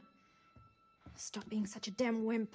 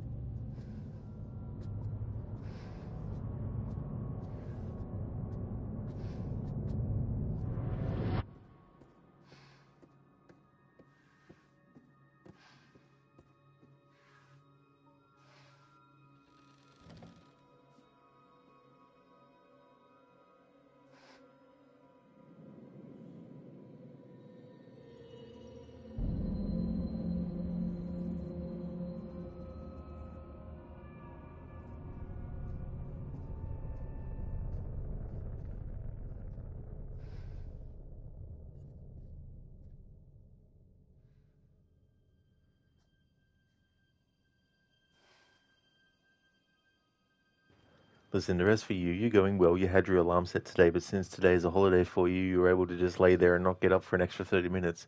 You had a nice kitty cuddle time. That's excellent, Lucinda. That's good. That'd be really cool to be able to just, lay there, like, even if you're not sleeping in, but just to be able to relax and not have to jump straight up and, get things done and all that kind of stuff. So that's really, really cool.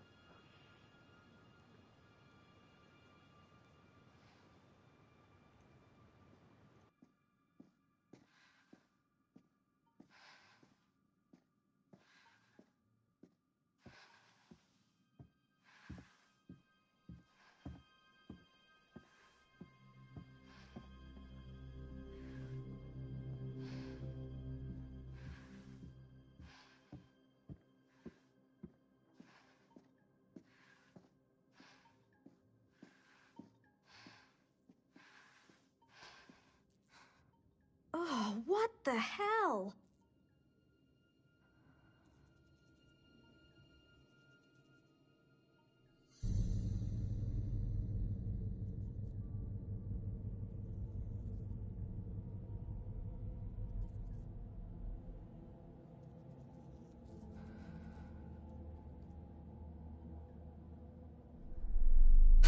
Oh, what is this crap?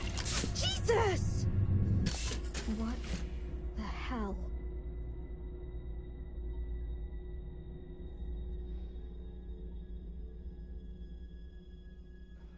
Yeah, when you think until now, that's the best of the series. Oh, you mean this game in the Dark Pictures series, Pewin? Or do you remember, or do you mean Until Dawn? Hey there, Max. How's things going? Welcome on in. Welcome to the Murder Castle.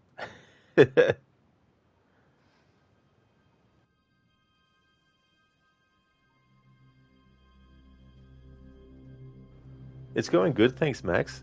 Things have been going well. It's good to replay this game again and go for a different kind of approach to what I've done before. Failing all the QTEs to see the ins and outs of whether a character will live or die based on certain lack of pressing QTEs or not. We haven't had any character die yet, but one character got their hand severely injured because the other character that was trying to help them from getting their hand crushed, well, I wasn't allowed to press the button for the QTE, so they got their hand crushed. Oh, I see, Pewin. You mean the devil in me. It's better. Yeah, they definitely have added some extra stuff too as well to try and make the games a bit more, I guess, not as restrictive with what you can do in like a choice-based and, action decision-based game, and all that kind of stuff. Like having each character with their own special item, for example, and having some like explorable areas. Jamie?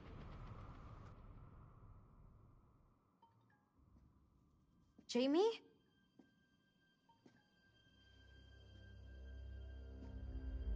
Aaron? You there? Hello? Can you hear me? What is happening? What? You're not safe, Aaron. How are... You have to listen to me. Do exactly as I say. Jamie, what is going on? Where are you? I don't... Just listen. Listen. There's a cupboard in there. You have to get inside right now. What are you talking about? Just hide, Aaron. Why are you telling me this? What's happening? Aaron, now. Just trust me, okay?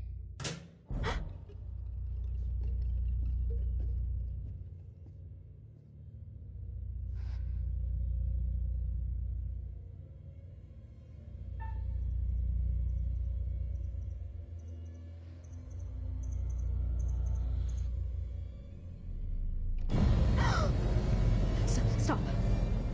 No, please. Please don't. Get the fuck away from me.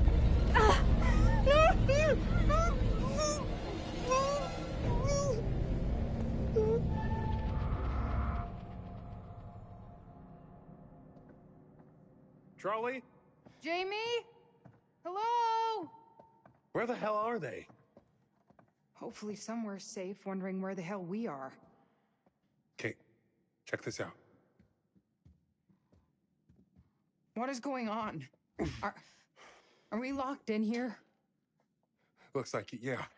Wait. Shh. What? You hear that? Is that them? Where's it coming from? Somebody's in the restaurant. What's the plan, Charlie?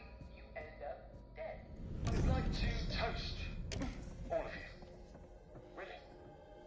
I know that I'm the butt of your jokes, and that's just my cross to bear as the patriarch of our little family. Mark and Jamie, the two of you do the work of a team of 10. And Kate, despite our bickering, you are the heart of this show.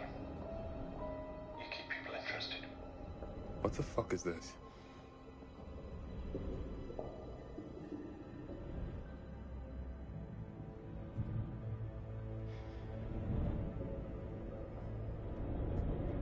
Mark, what are you doing? Just stay back from it. Relax. So, it's a bunch of mannequins dressed like us. Weird? Yes. Cosplay or shit? No.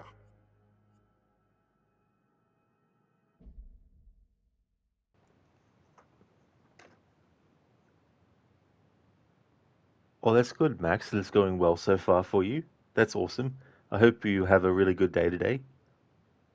Here, when it's more scary, there's definitely a lot of scenarios where they play with like lighting and sound, especially in that part with Erin when you're going through the hallways and the sound that's coming through her microphone, but also when the lights go out and all that kind of stuff. Elements that can go towards creating like a scary kind of atmosphere, and then you've got your jump scares and all that kind of thing.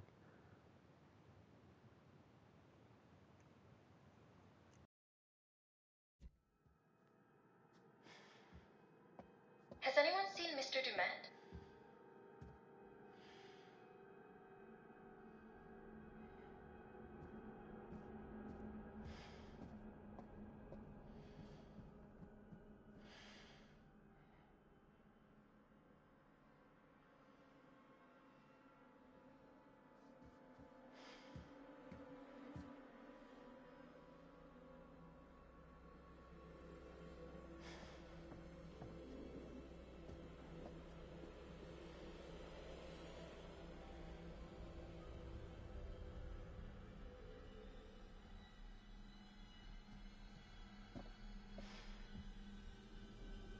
Okay, this is fucked up.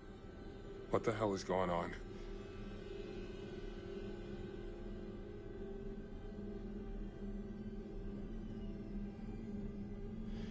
Jesus. It looks just like him. No way somebody just threw these together in the last couple hours.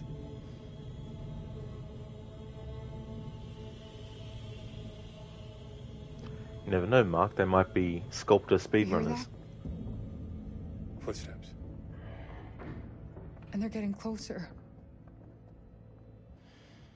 Watch out. Why would he invite us here and to dinner and then just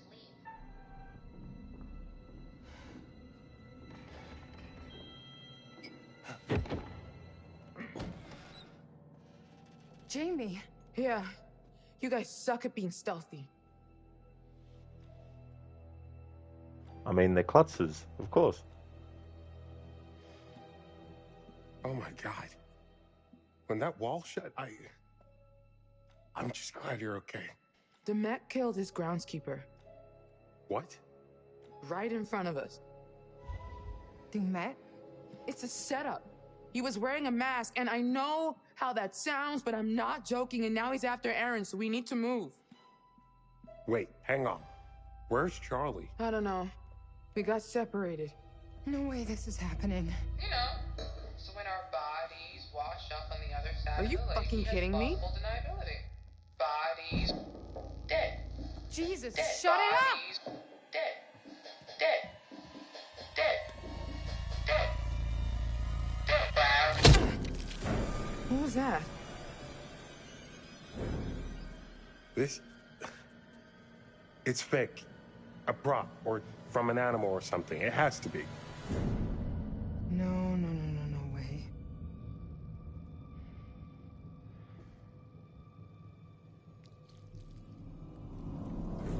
Oh, it's real. It's fucking real. I told you. This was all too much.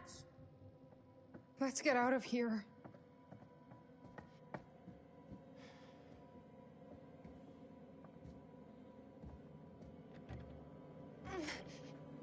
Oh, it's locked. What's going on? The door I came through is locked too. Dumet! You wanna play around? Get out here. Right now. Let's fucking play!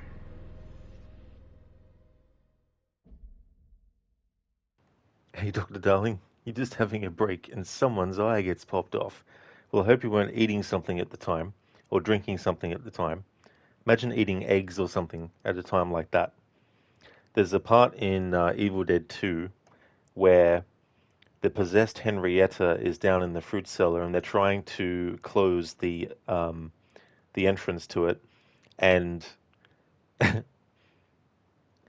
the eyeball goes flying out of the head of Henrietta when they jump on the trapdoor, and it makes the eye go flying. And of course, unfortunately, for the other character standing across the way from where the entrance to the cellar is, the eye goes directly into their mouth, and they accidentally swallow it.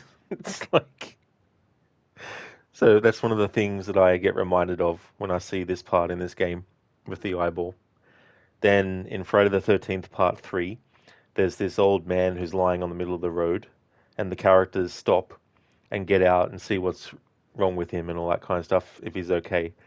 And he starts talking about some gibberish stuff, but then he pulls out an eyeball and shows it to them, like a literal real eyeball. This part in this game also makes me think of that, from that movie. How's your break going, Dr. Darling?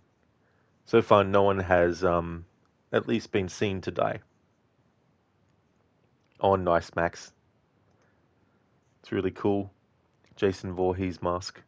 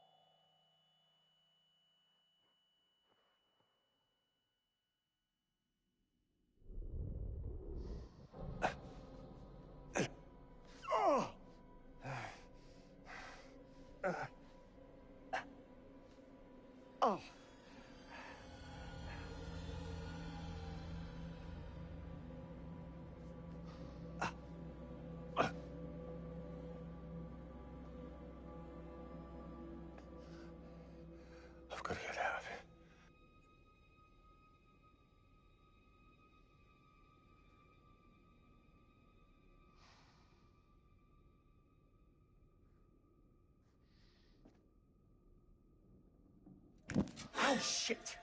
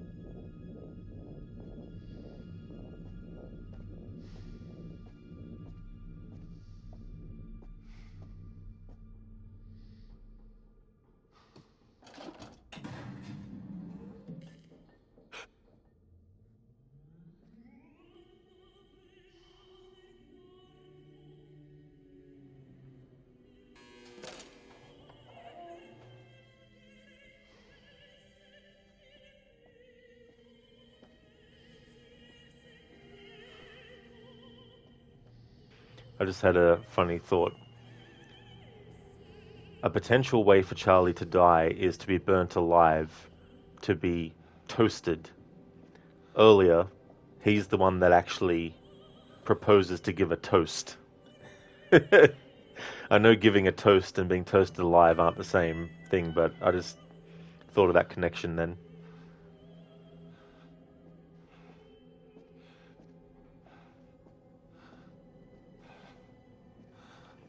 Yeah, listen, it's funny how that stuff can happen. It's like, oh, put those two together.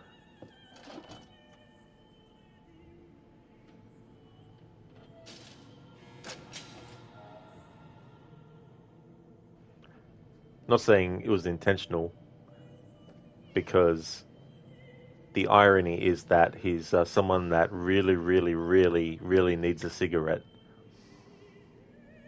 So he really, really wants to light up. Well, he can potentially light up, just not in the way that he's thinking of.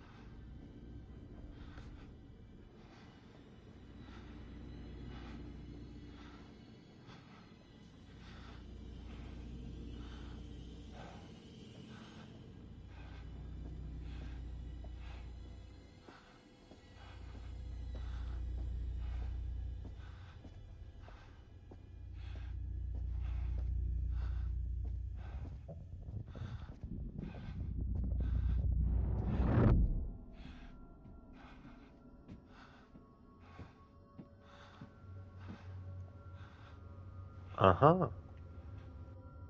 Well, hello, Gorge. Praise the Lord. It's real. This is gonna be the best cigarette of your life. Oh, for fuck's sake.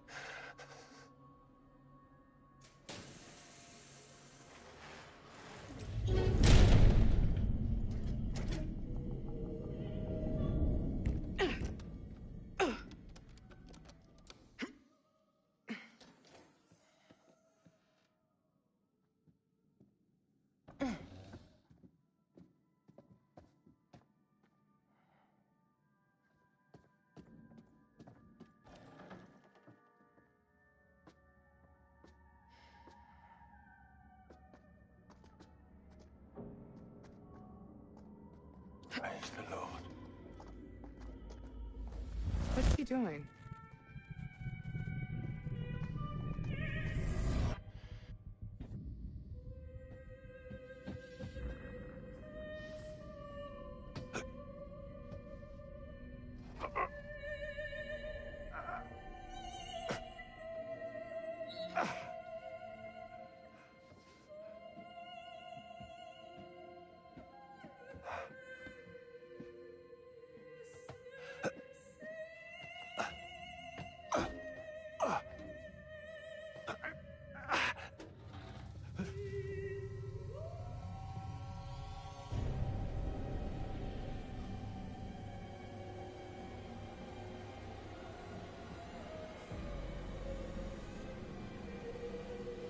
Hey! Hey, hello! I'm here!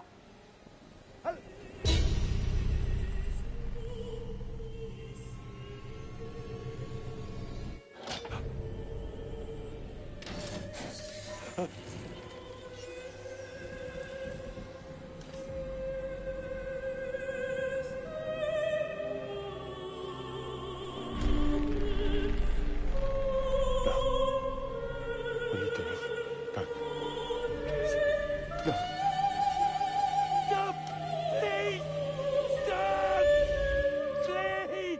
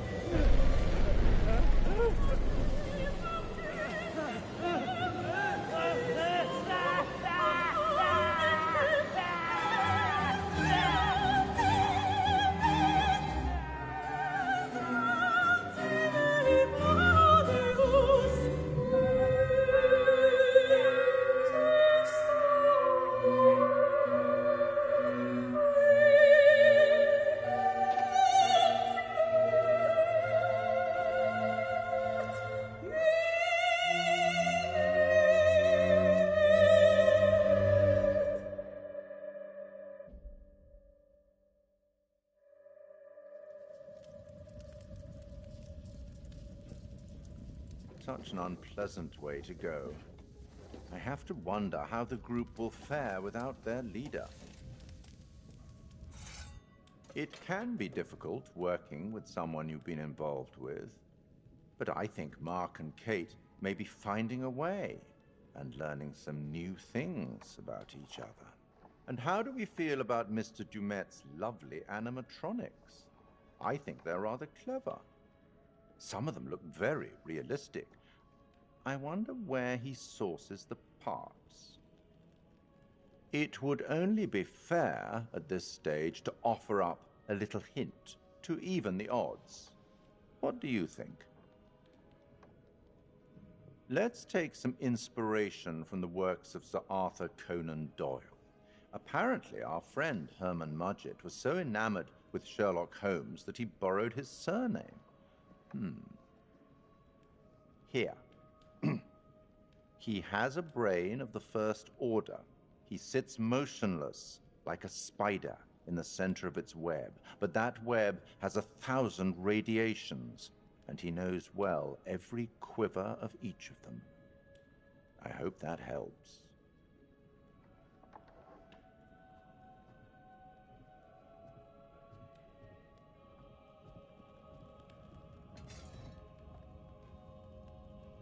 You'd better get back to things. Best of luck.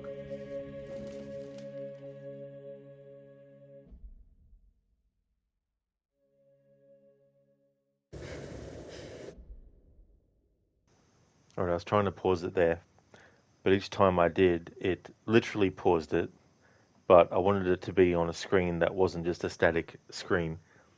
I also noticed that the subtitles for the curator, because I tried to pause it before the scene started, that glitched out the subtitles. Lucinda, he fell for the old cigarette pack on the floor trick. That's the trick that has killed so many people. You'd probably do the same if you found a fridge with beer in it in this situation, to be honest. It's like, crack open a nice cold one, and then, like, he sets off some freeze trap or something like that.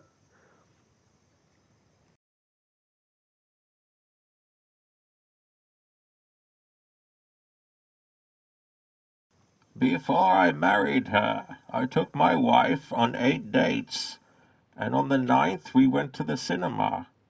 Our dates were dinner, dinner, dinner, dinner, dinner, dinner, dinner, dinner, Batman.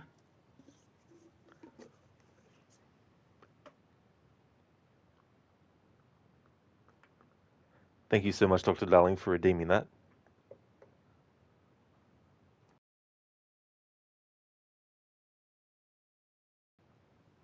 Hey there, Shaky. Say nothing. I have done that with this game before, and I definitely will in the future do that with Directive 8020 as well. However, for my first playthrough of that when it comes out, I'm going to just make whatever choices I see fit at the time. What your pizza sees when you forget to take it out of the oven. I've definitely been there before. It's like, oh shit. That's a good emote. That's very, very apt, Max, for what happened there to Charlie in this. Mother hell. On fire. I butchered the chicken once, and it still haunts me. It came back as a poltergeist. Thanks for redeeming that as an Arnie impression, Dr. Darling. I think there actually is a movie called Poultrygeist. It's a parody, like comedy horror movie. But yeah, I think it's about a possessed chicken. That's a really good impression redemption. Thank you for redeeming that, Dr. Darling.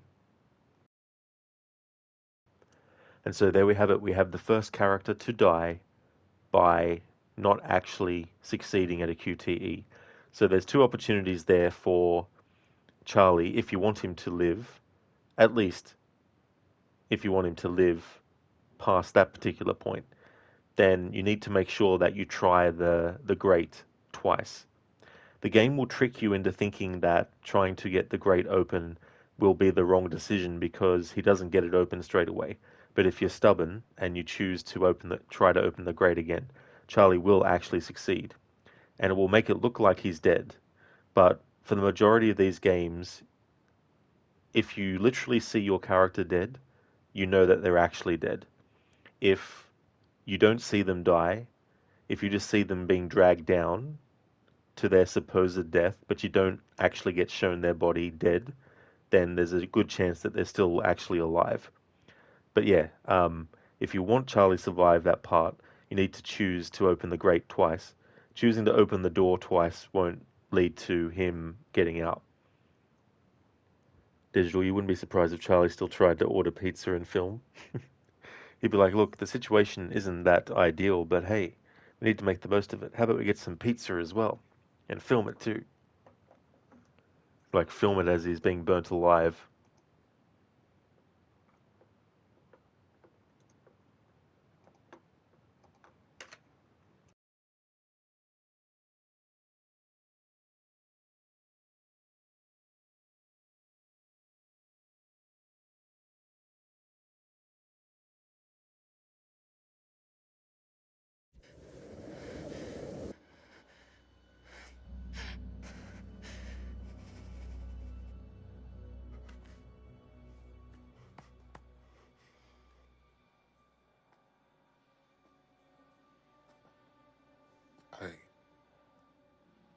I could have saved him.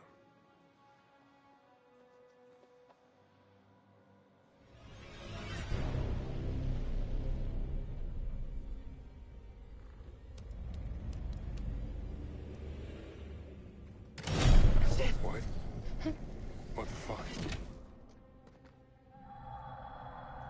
Wait. You hear that? Yeah. From down there. What if it's Aaron? No way. Damn it. It's another trap. It's the only way out of here. So, we're going to find out.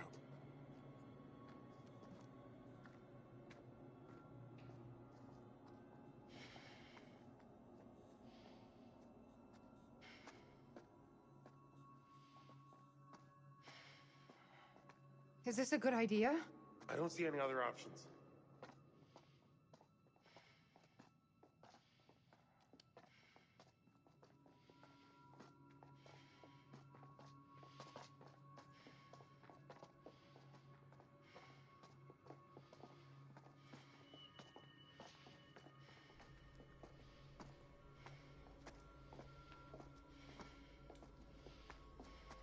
Where the hell are we?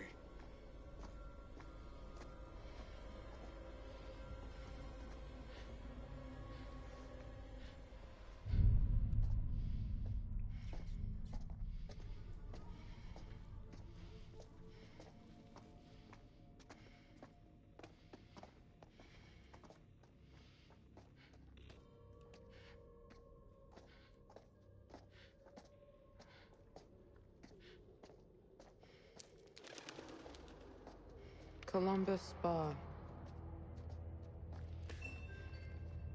This is Laura at reception. What the hell? The Columbus Spa is now open for guests. We treat each and every one of our guests like a real work of art. Son of a bitch.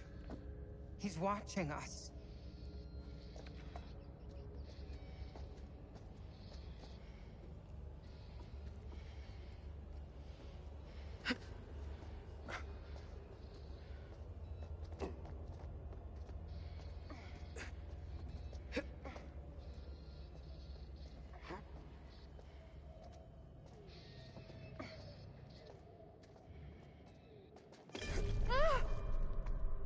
Jesus!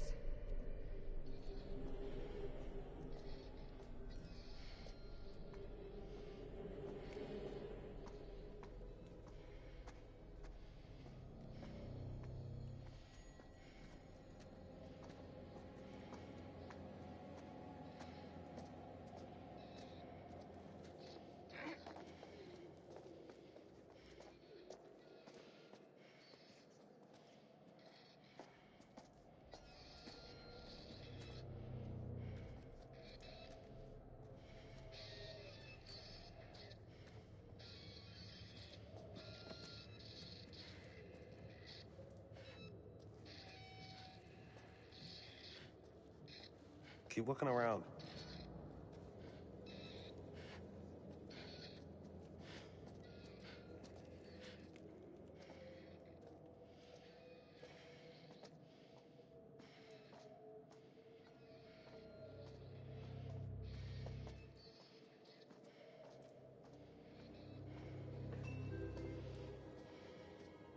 Can all visitors for the couple's treatments please gather by the lobby doors in reception?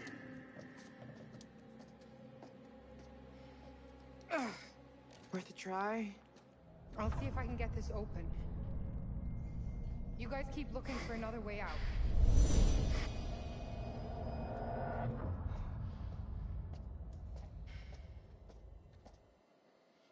Mark, give me a hand. I think we can bust through this thing. 3, 2, 1, go!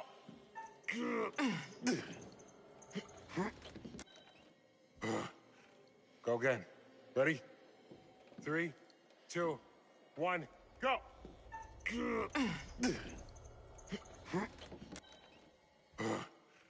Go again. Ready? 3, 2, 1, go!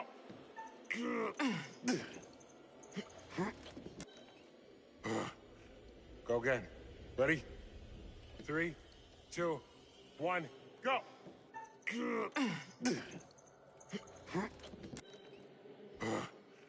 Go again. Ready? Just need to test because the first instance when something like this happened, the game automatically made the characters push through. Then the second time it happened, the game didn't do that, and I had to make an exception. So this is the third time now we've had to do this. So I just wanted to test to see if we literally actually have to do it. Ready? 3, 2, 1, go!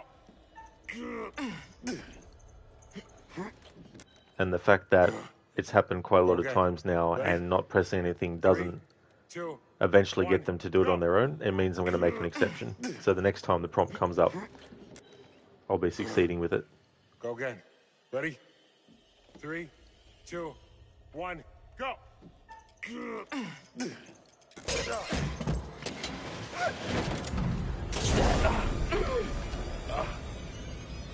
Okay?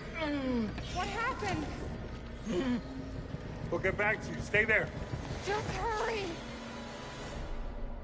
Oh, that hurt. What? This wasn't in the script.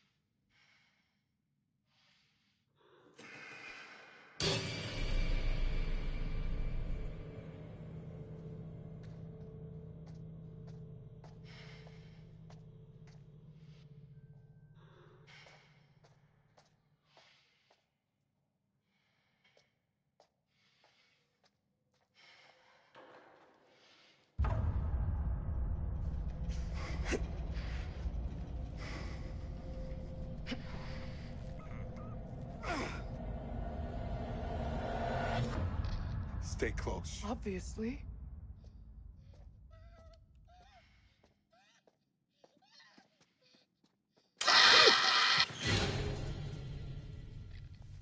What the fuck just happened?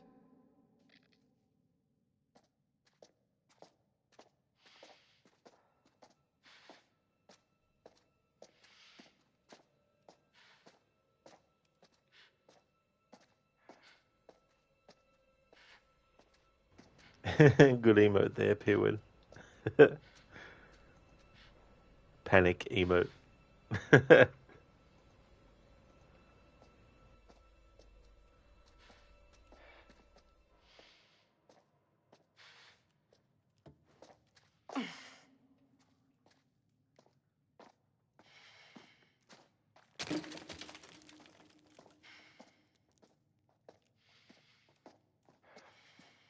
There must be something useful around here.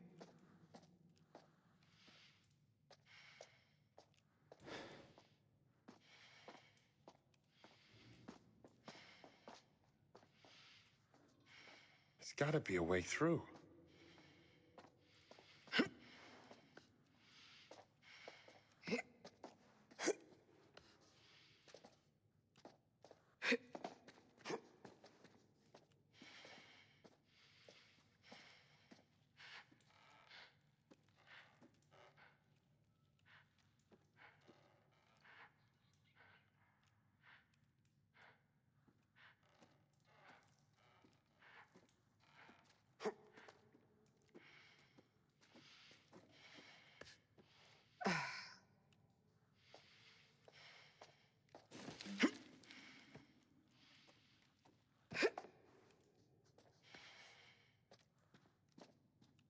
Keep looking around.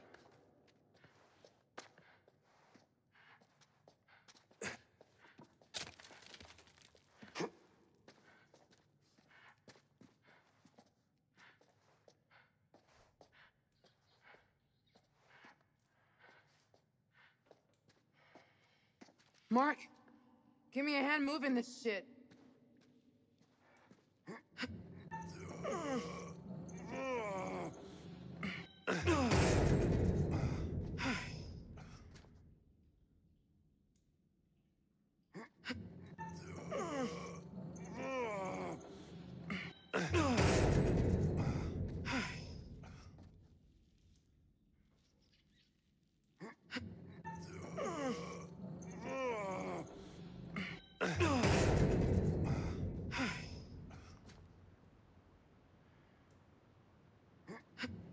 Well, they're not skipping leg day.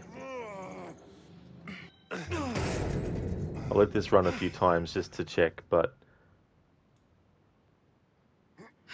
chances are this is another part where I have to make an exception to actually succeed at a QTE.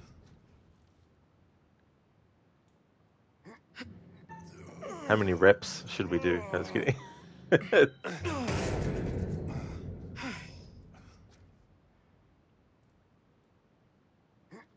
Alright, so one more time after this one. I'll let it go without pressing it. But yeah, this is another instance where the game won't automatically, after a few attempts, do it for you if you don't.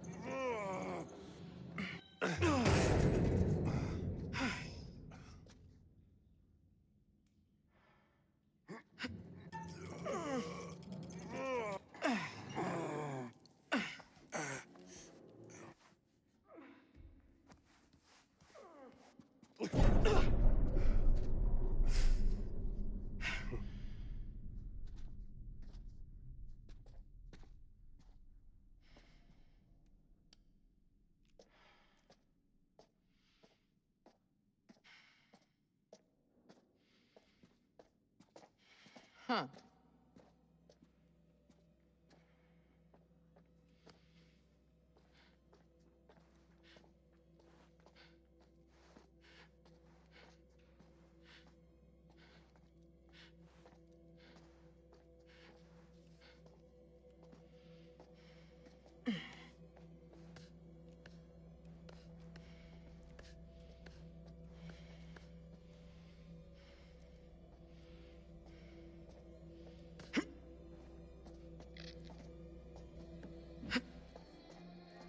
Shut up! No! Monica! No! Stop! Please, shut Please!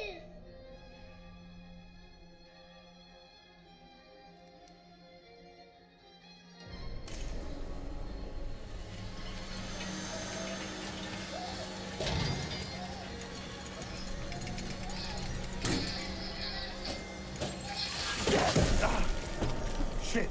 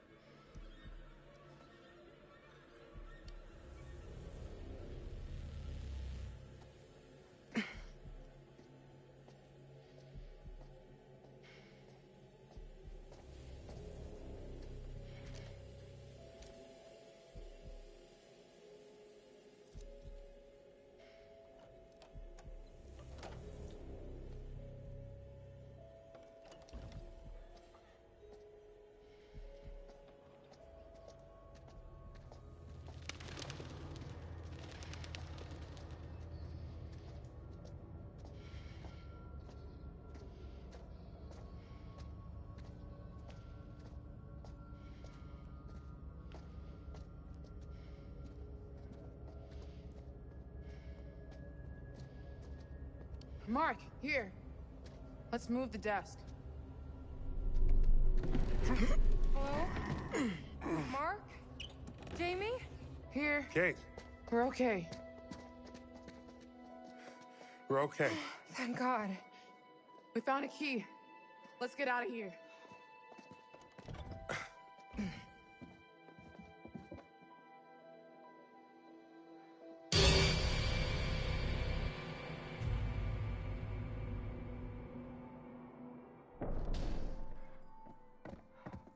Hear that?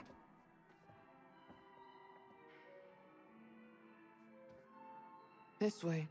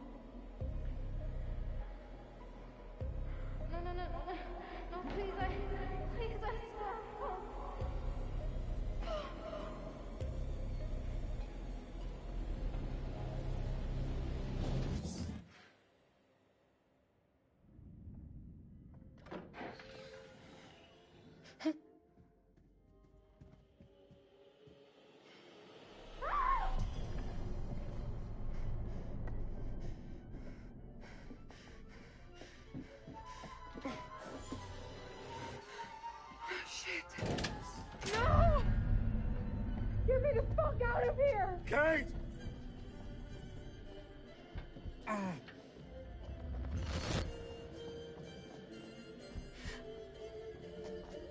Kate! What? What is this? I don't...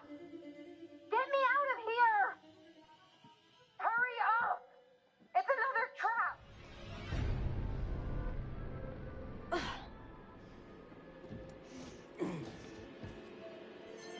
They're both locked. Shit. What was that?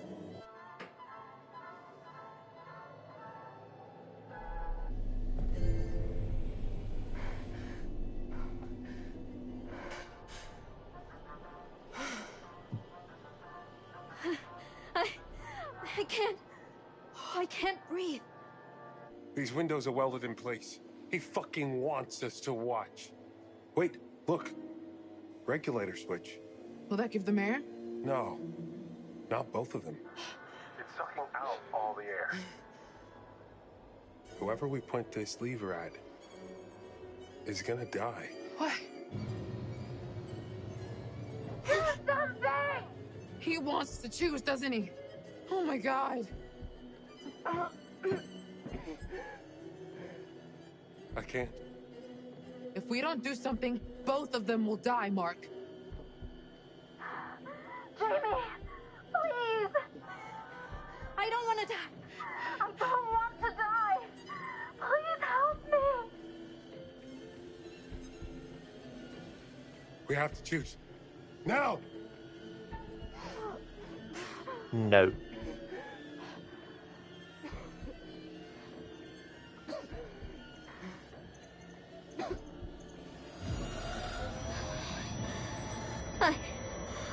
I can't breathe. I'm sorry, Erin. I'm so sorry. Erin, no!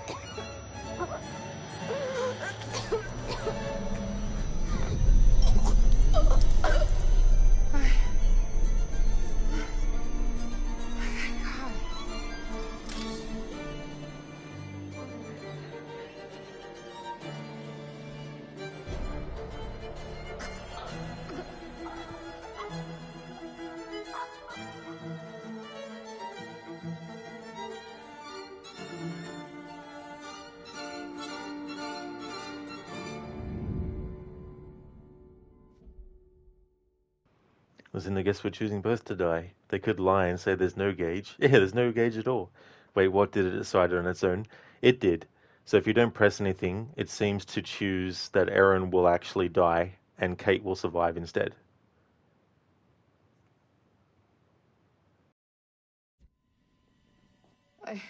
Jesus, Erin, she's gone. She's fucking gone. Oh my God. Oh my God. I didn't know what to do. It's okay. You don't have to say anything. None of this is on us. This is all Dumet. He set us up. We need a plan. Forget his games, traps, all that bullshit. Think about the killers we've covered. There's always a weakness. You suggesting we invite him to tea and psychoanalyze? I'm suggesting we use our heads. We can make guesses all day, but if we die here, it won't matter. I'm not playing detective, I just want to survive. Playing detective is how we survive. We play his games, we'll lose. We need to outthink him. He's trying to pick us off one at a time. We need to stick together. Hang on. He could be listening to us right now. Where should we go? Back to the ferry. It left, remember? It's on a line, maybe we could reel it in. Maybe isn't good enough. The lighthouse. Maybe we can signal for help. There's police boats patrolling the lakes, right? All the way out here? Lighthouses are meant to be seen for miles. Are you shooting any of this? No one is gonna believe it without proof. You want me to record him trying to kill us? And the bodies? For the cops.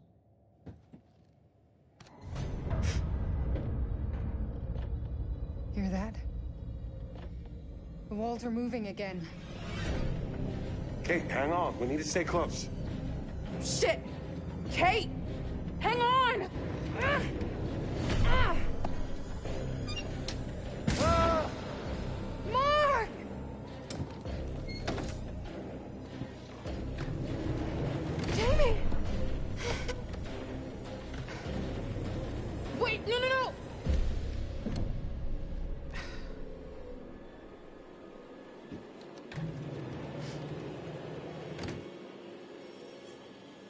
fuck?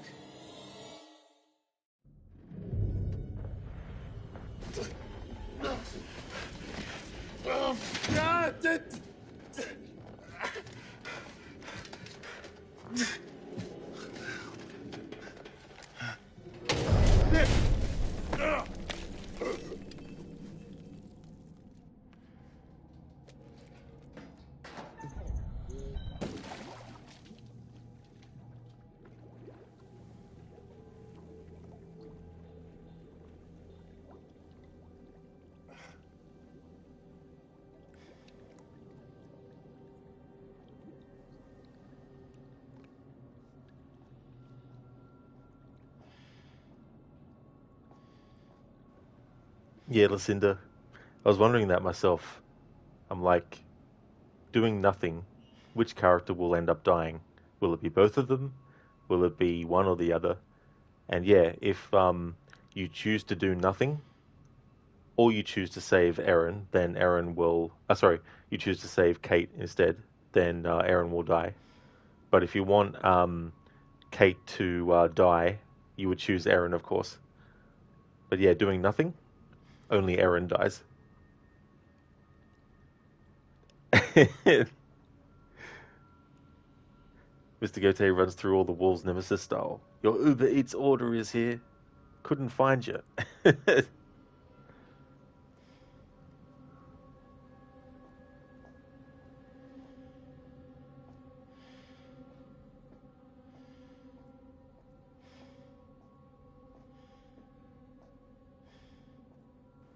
There's also parts in this game where it comes up telling you that there's a part where you need to hide. In those parts as well, I'm just not doing anything. I'm treating them as a QTE as well. Let's go to, oh my god, what is that thing? It's T-virus on steroids. It's the super T-virus.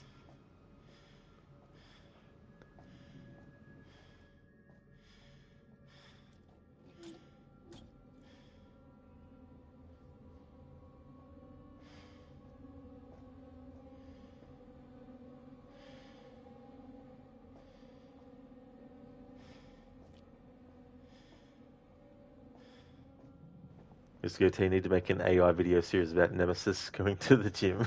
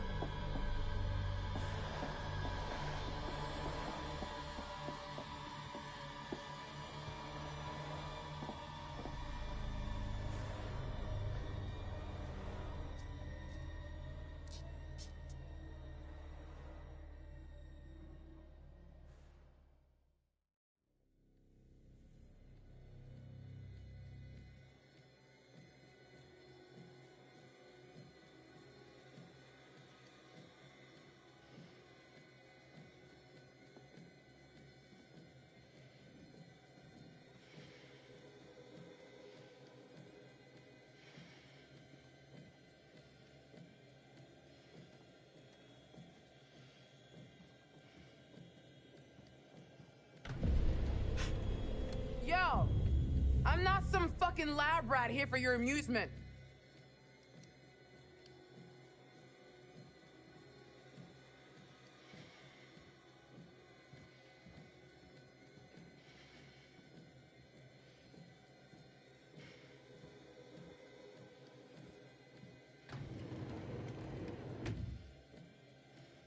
So now what?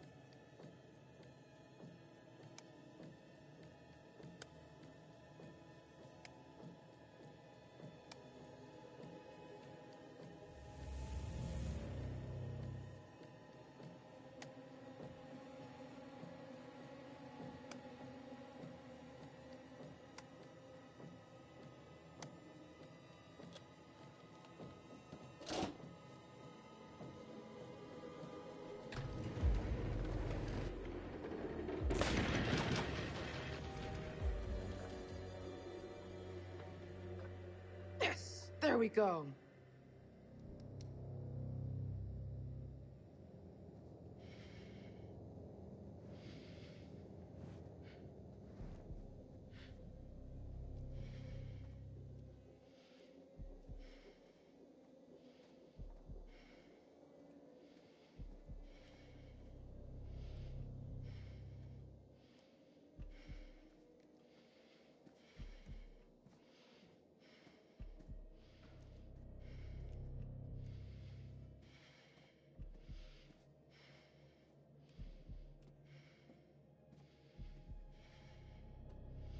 What the hell?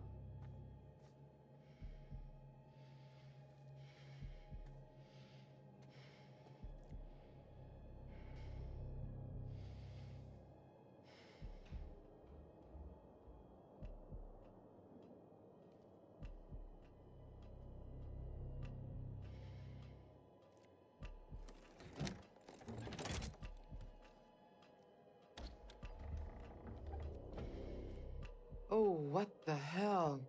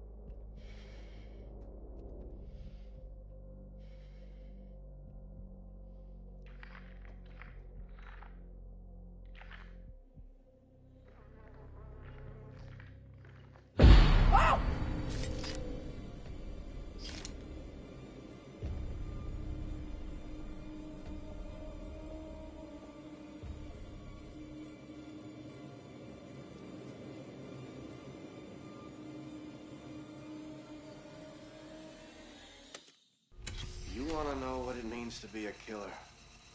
You ever been to the art museum downtown?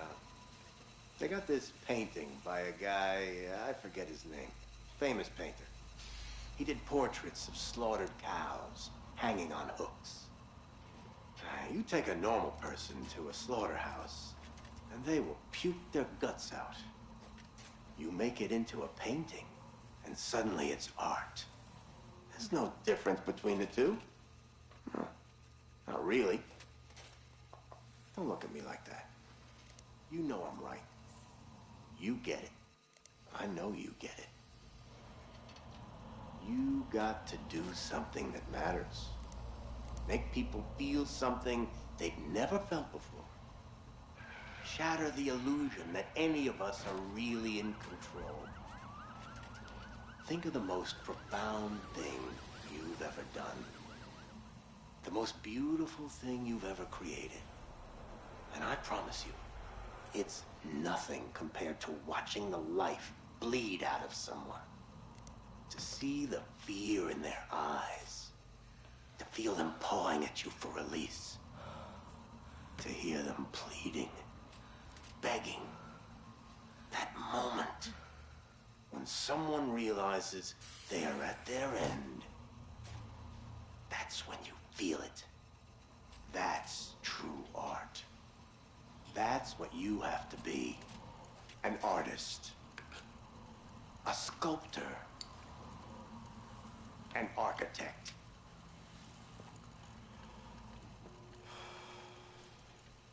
I see the gleam in your eye, Agent Monday. You're not fooling me. Ah, look at you now, huh? Am I gonna be your first? Well, come on then, huh? I'm right here. This room is soundproof.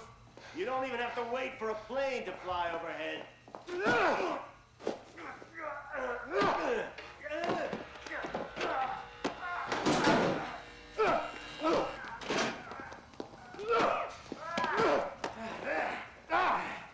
There you are.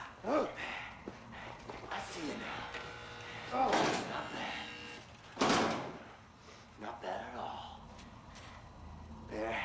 hands can feel good, huh? But the blade makes for such a prettier picture. You've got potential, Agent Monday. If you truly want to be an artist.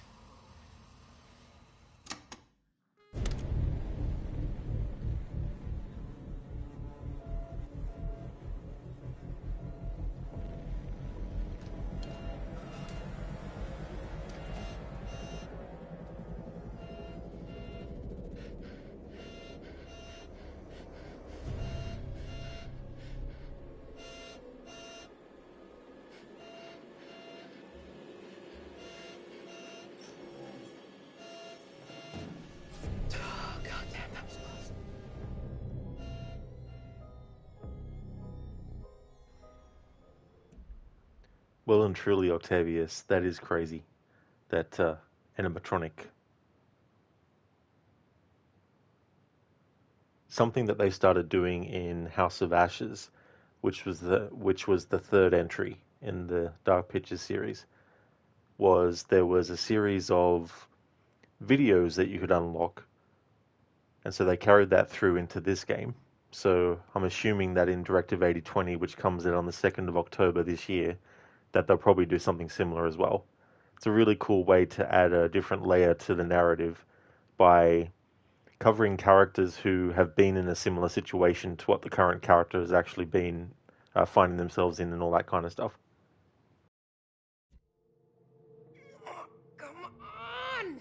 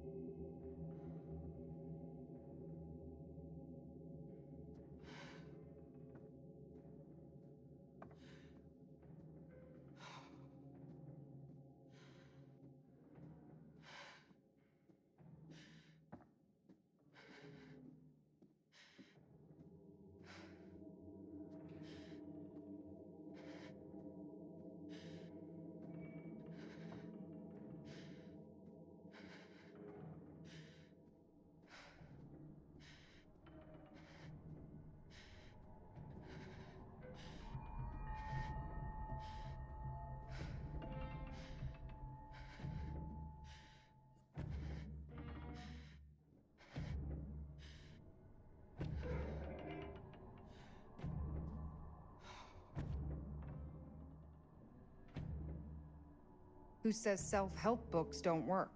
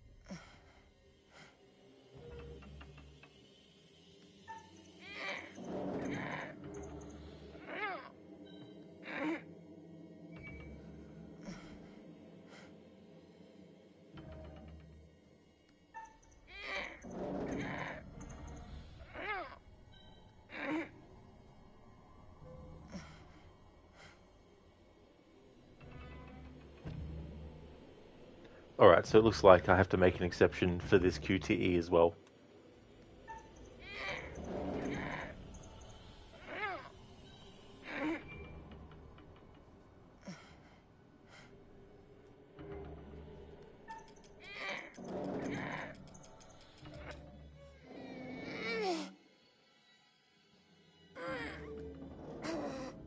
Come on.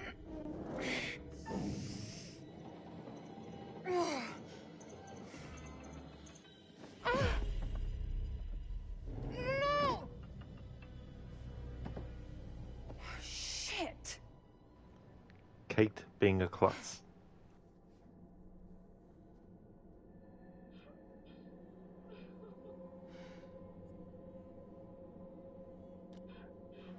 That's a great comparison though, Gorky, to the Saw movies.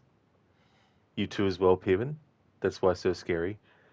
Yeah, that's the thing too. Like, you have a lot of horror where it's things that, if it's supernatural, if it's like a monster, they're things that you might get scared by it when you're experiencing the movie or the game or whatever it is, but you know that there's no such thing as werewolves or vampires or well, I mean, ghosts can be debatable, I guess, but when there's actually horror movies and games that deal with real things that can happen, like we know that people can be killed by someone with a knife or a gun, or that someone could do the things that the killer does in this game, and all that kind of stuff.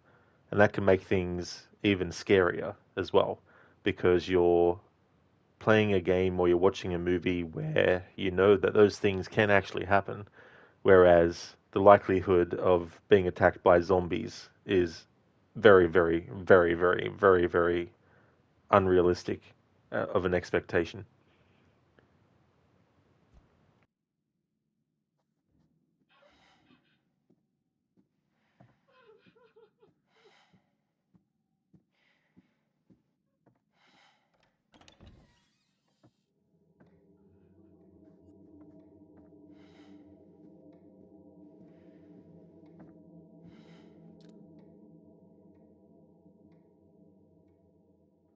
Okay, so I'm going to actually read this particular note. Hang on. I wanted to move the text down.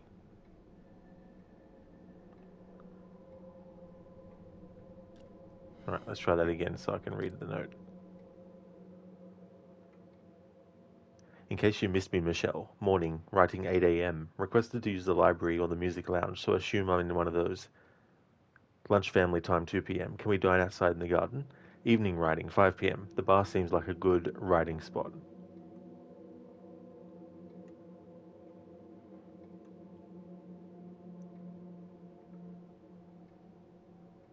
Oh yeah, okay.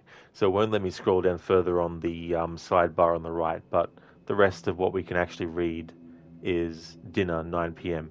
So you need to use the pencil to actually unveil what's written here.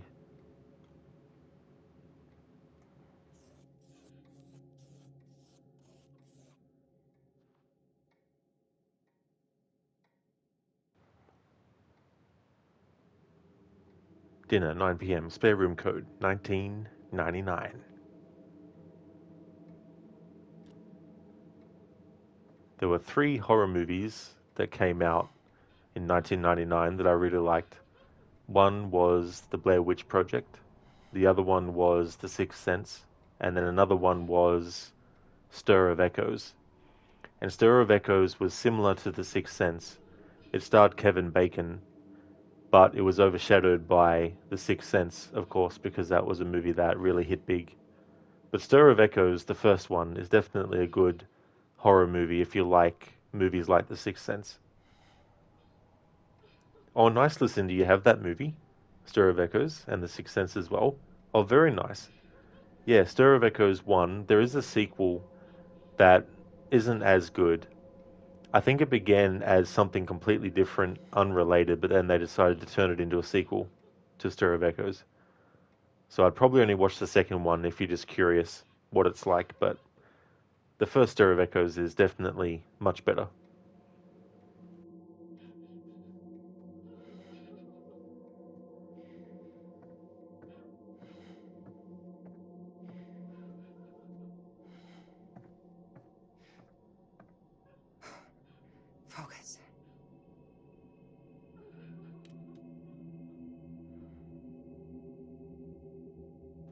Lucinda, there's a scene in Stir of Echoes that haunts you and comes back to you every time you think of it.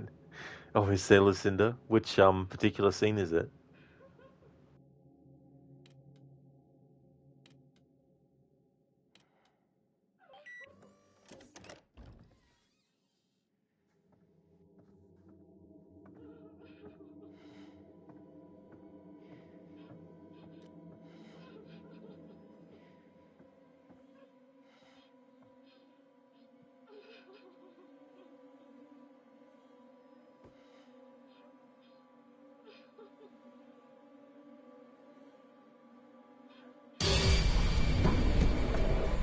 Oh my god!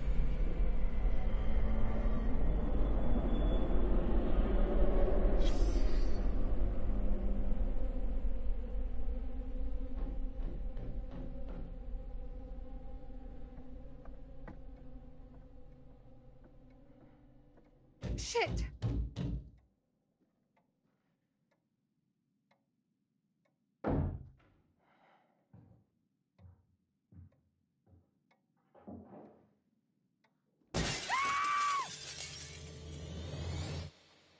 It's me! Get in here! Thank God.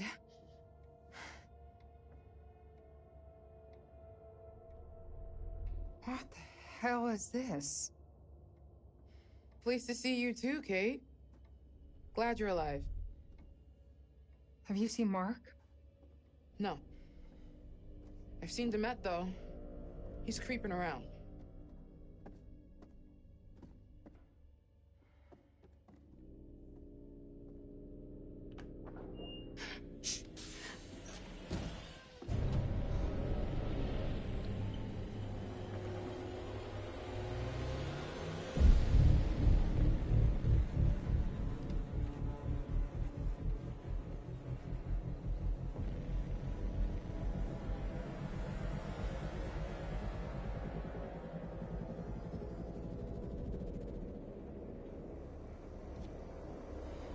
Jesus. What is all of this? He's got video feeds, recording decks, a mixer big enough for countless mics. He's watching everything. It's more than that. He's got utilities running through here, hydraulics, electrics, everything. He can control the whole building from here. How far down does it go? This all connects. This is how he's getting around the house.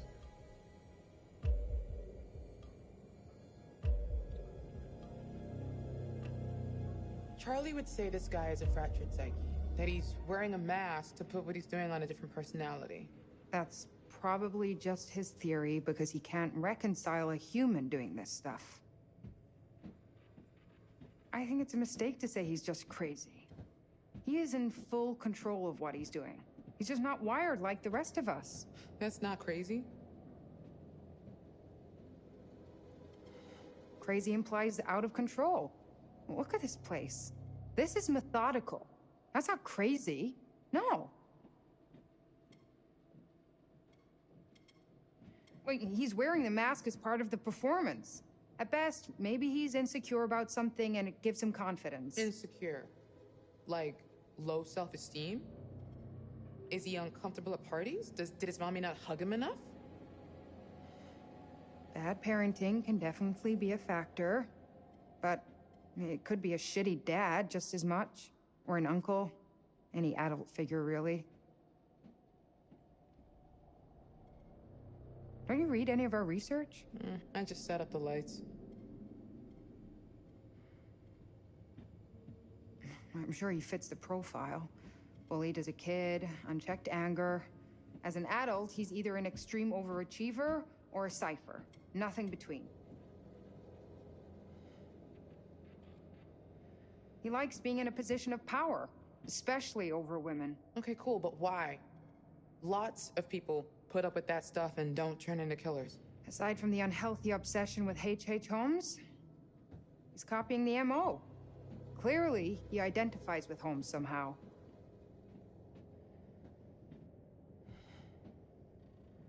Can we use this gear to find a way out?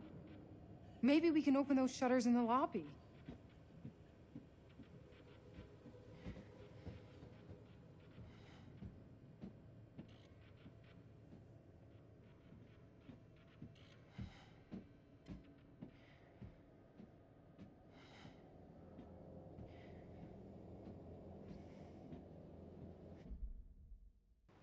I'll just pause it here for a second. Lucinda, it's the scene when Kevin Bacon is getting flashbacks of what happened to the girl in the walls, and it shows a quick flash of her fingernail breaking backwards. That is definitely a really sort of like unnerving shot as well. It might be considered very small of a detail, but I mean, I've actually had something happen to my finger where the whole nail actually came off. And I still remember looking at it and like obviously it was painful, but it was also kind of like you like it reminded me of glue. You know when you are pulling something off that has glue on it, and it sort of looked like that. It was very, very, very, very memorable kind of thing that happened to me. Hey there, Lynch Mob. How's things going? Welcome on in. Listen, yeah, it's the first thing that comes to your mind. That and Kevin Bacon digging and digging and digging. That's true. He just keeps on digging and digging and digging and all that kind of stuff. And he really wants to get to the bottom of it, literally.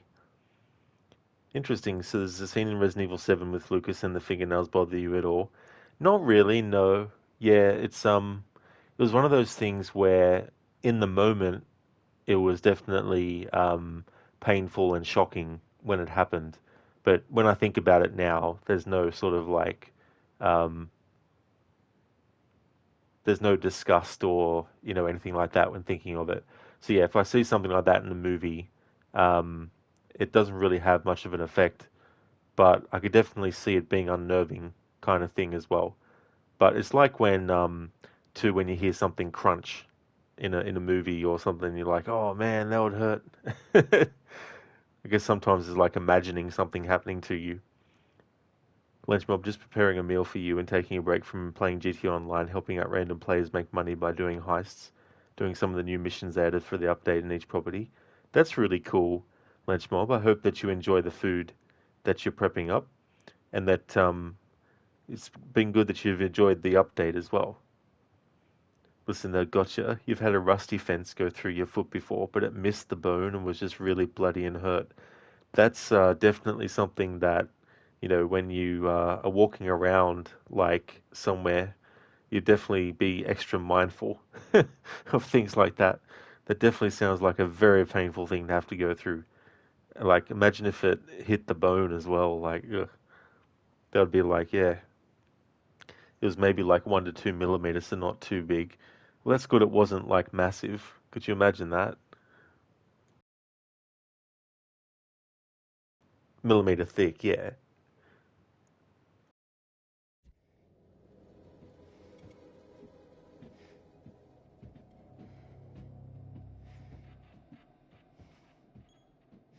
I haven't really been looking at a whole lot of stuff in this playthrough, but there is something that I do want to actually have a look at, but I just need to get my bearings.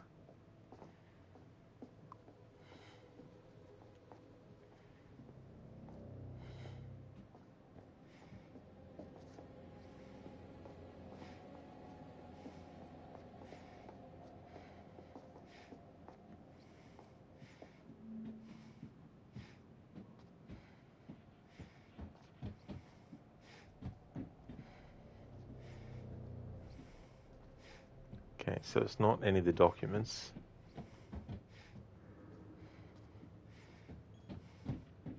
Alright, so this would be the first floor.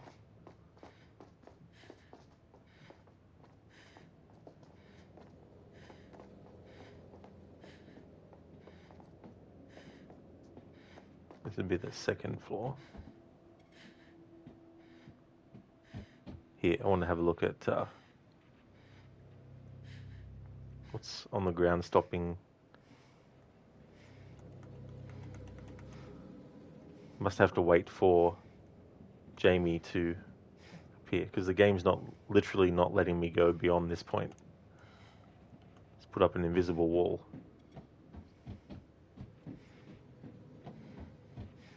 No, it just didn't want me to approach this from that side.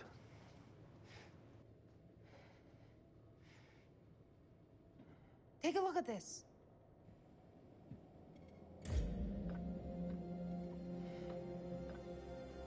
What is that? The guy we saw murdered. Was it set up? There was no groundskeeper. We saw a guy in a yellow jacket with our stuff. I guess that was Mr. Demet. There we go. Wanted to interact with that to get that cutscene.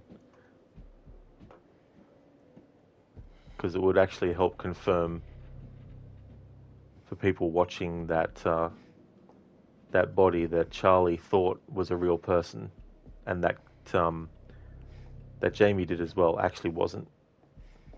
It was an animatronic.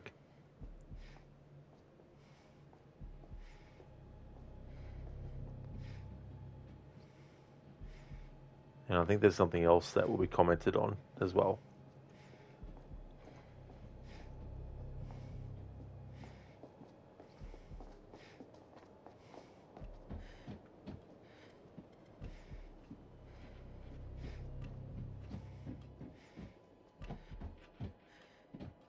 He's been tracking us since we arrived. Mark was last seen in the basement.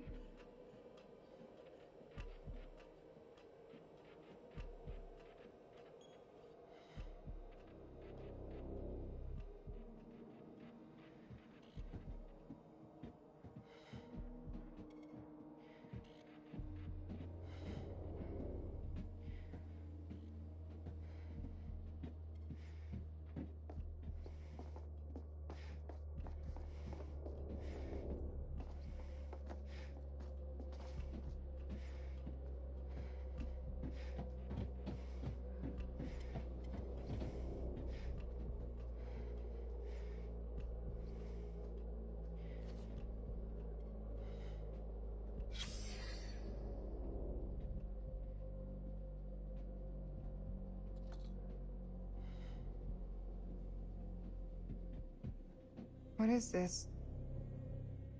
Hi, Mr. Monday. This is Lucinda Price from Twilight Prairie Care Home. I've tried to call you a couple of times. I understand that you're making voice recordings of your mother, and we do believe in supporting relatives, and of course, you want to capture those precious memories. But, we've had complaints from some of the other residents who are disturbed by the volume and the content of the recordings, and also some of the language used. We would like to ask that these recordings stop with immediate effect. Please do call me if you want to discuss this further. Thanks.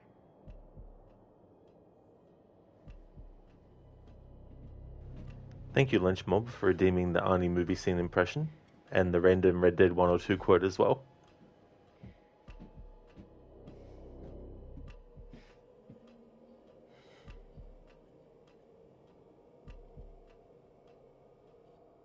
Over here!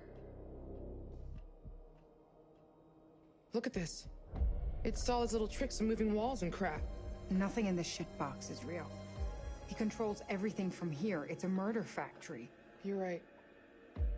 We should use this against him. All right. What's your plan?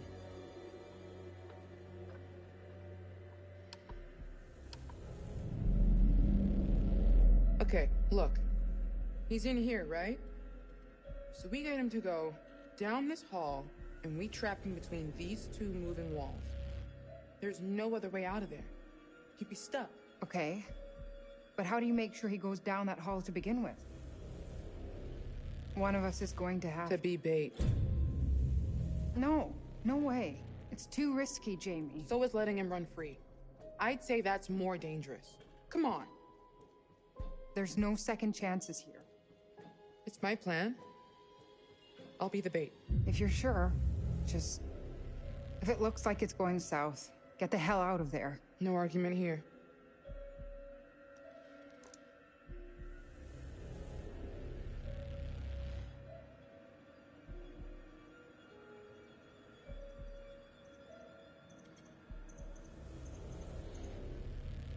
I'm gonna hang on to it. I'm more likely to need it.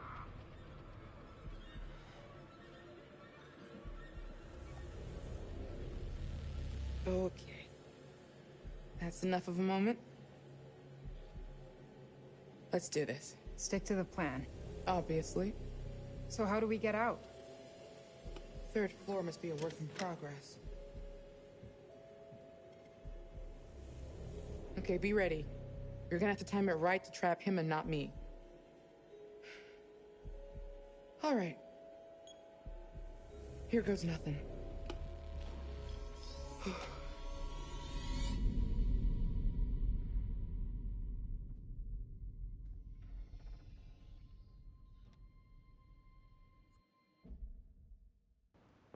I honestly didn't know what dialogue choice I wanted to choose there because I got caught up thinking about what happens and depending on who gets the screwdriver and how that can affect. So I just decided to let the game decide there, and it chose say nothing, which is what it always chooses in a dialogue choice if you don't actually choose anything. If you let it go, it'll just choose say nothing. Okay, Lunch Mob, I've got an Arnie movie scene ready. What gods do you pray to? I pray to the four winds. And you? To Kram. But I seldom pray to him. He doesn't listen. What good is he then? Ah, it's just as I've always said. He is strong. If I die, I have to go before him, and he will ask me, what is the riddle of steel? If I don't know it, he will cast me out of Valhalla and laugh at me. That's Kram. Strong on his mountain. Ah, my God is greater. Ha! Kram laughs at your four winds. He laughs from his mountain. My God is stronger. He is the everlasting sky. Your God lives underneath him. That's from the original Conan. And I got Red Dead Redemption 2's transcript ready. I just need to scroll through and pick out some quotes.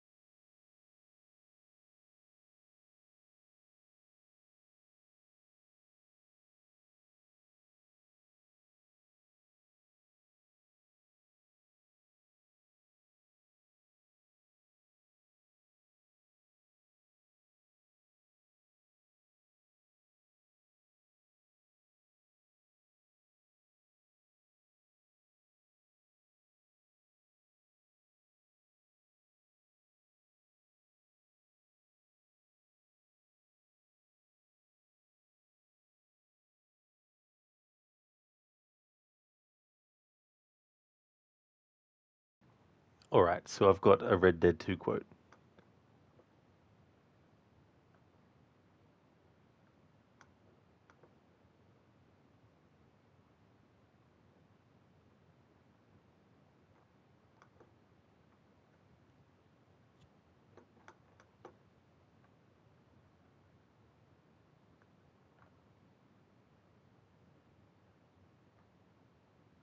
Here we go. Alright. The pair of them are becoming unhinged. You hear about Dutch killing Cornwall? Well, that needed to be done. Right now? With the Pinkertons breathing down our necks? Hey, hold up a second. Pinkerton patrol over there. Okay, I think we're clear. Let's head off. You was just talking about something? See, I'm starting to think you've gone soft, Morgan. Okay, let's hold up here. No, we ain't walking. Wagon will be coming from that way, down from Annesburg, and it'll take the two of us to stop it completely, or it'll never get done. So I was thinking you go play dead and I'll take care of them. No, I'm the better shot, and you're the better actor. You play dead and I'll cover you. I got that. I got that. Oh, that's them coming now, I think. It'll be quite the show.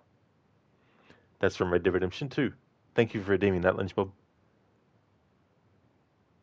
Watching me play this game kind of makes you want to play Resident Evil 2 again for some reason. Oh, nice. It's definitely a great game. I mean, I assume you're talking about the remake, which is a great remake. I also like the original as well. I think the original is a great sequel.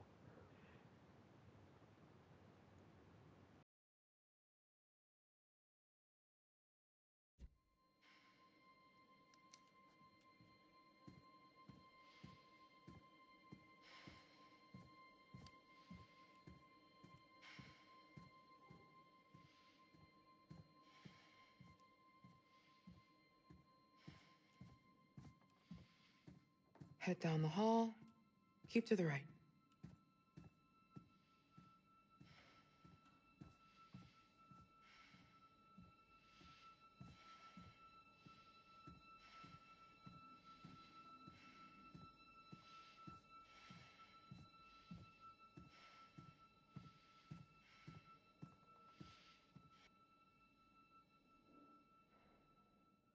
Was this on the map?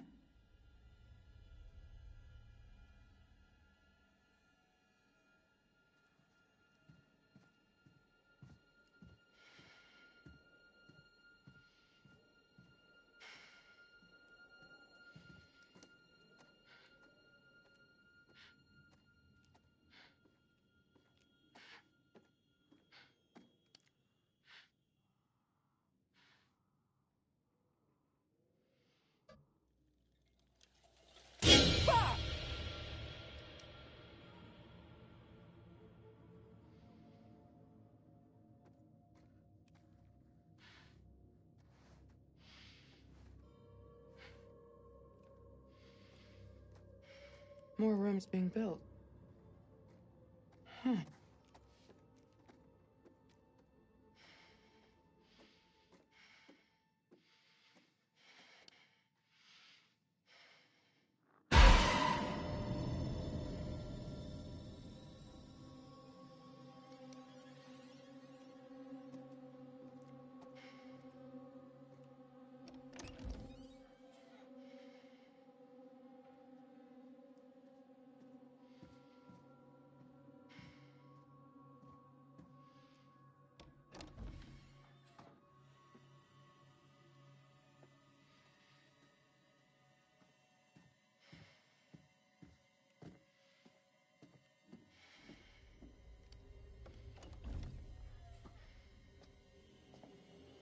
Shit! Game on, bitch.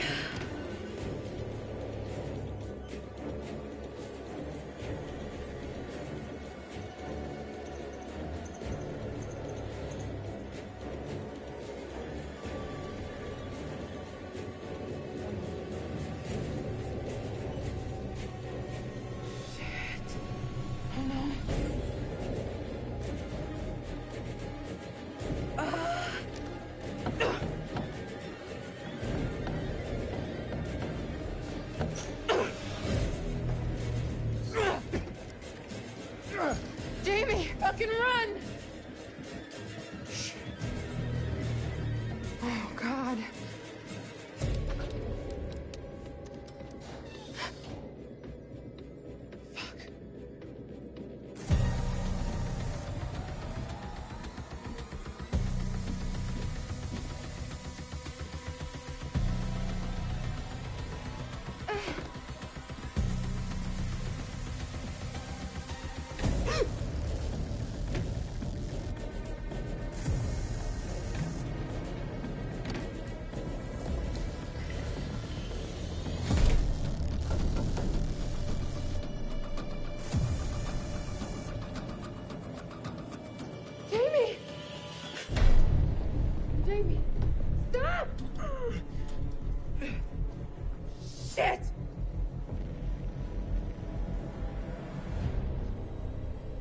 What is it?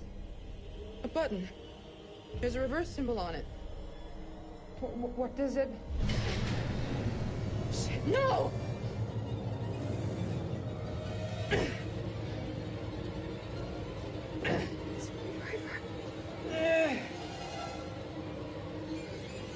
Move! Move! Ah! Ah! Jamie! Kate, I think when I hit this thing, the wall will go the other way. Towards me, you mean? Yeah, this thing will kill me if I don't press it. Wait! I know! If I do press it, then you're the one that dies. Goddamn Dumet! This is exactly what he wants. He's making you choose which one of us dies. I'm sorry. I'm so sorry.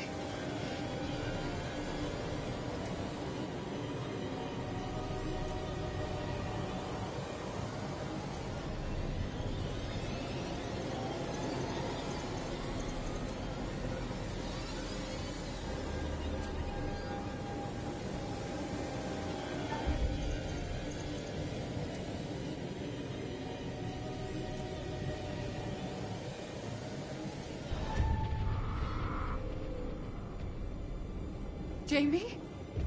I'm not doing it. I'm not playing this game. Tell everyone I chose this, Kate. And if you get the chance to fuck Demet up, do it. Promise me. I promise. Oh, fuck.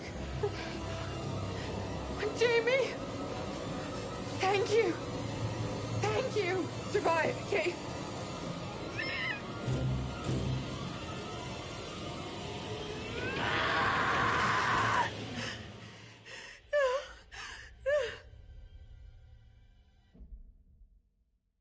Oh my god, whoops, it's going to do this again. Hang on, I'll talk about what I want to talk about after this cutscene's finished. What an excruciating way to go. Jamie wouldn't press the button. She chose to spare Kate at the cost of her own life. Admirable. People can surprise you sometimes. Jamie chose not to save Erin when she could, leaving her to die, deprived of oxygen, suffocating to death.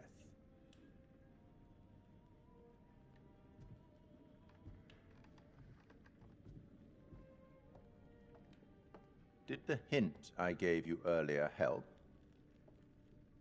Perhaps you'd like another. Let's see if Sir Arthur can help us. This is from The Man with the Twisted Lip. Have you read it? You should.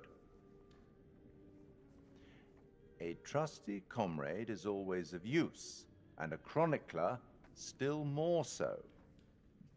I think that last bit might refer to me. You should get back.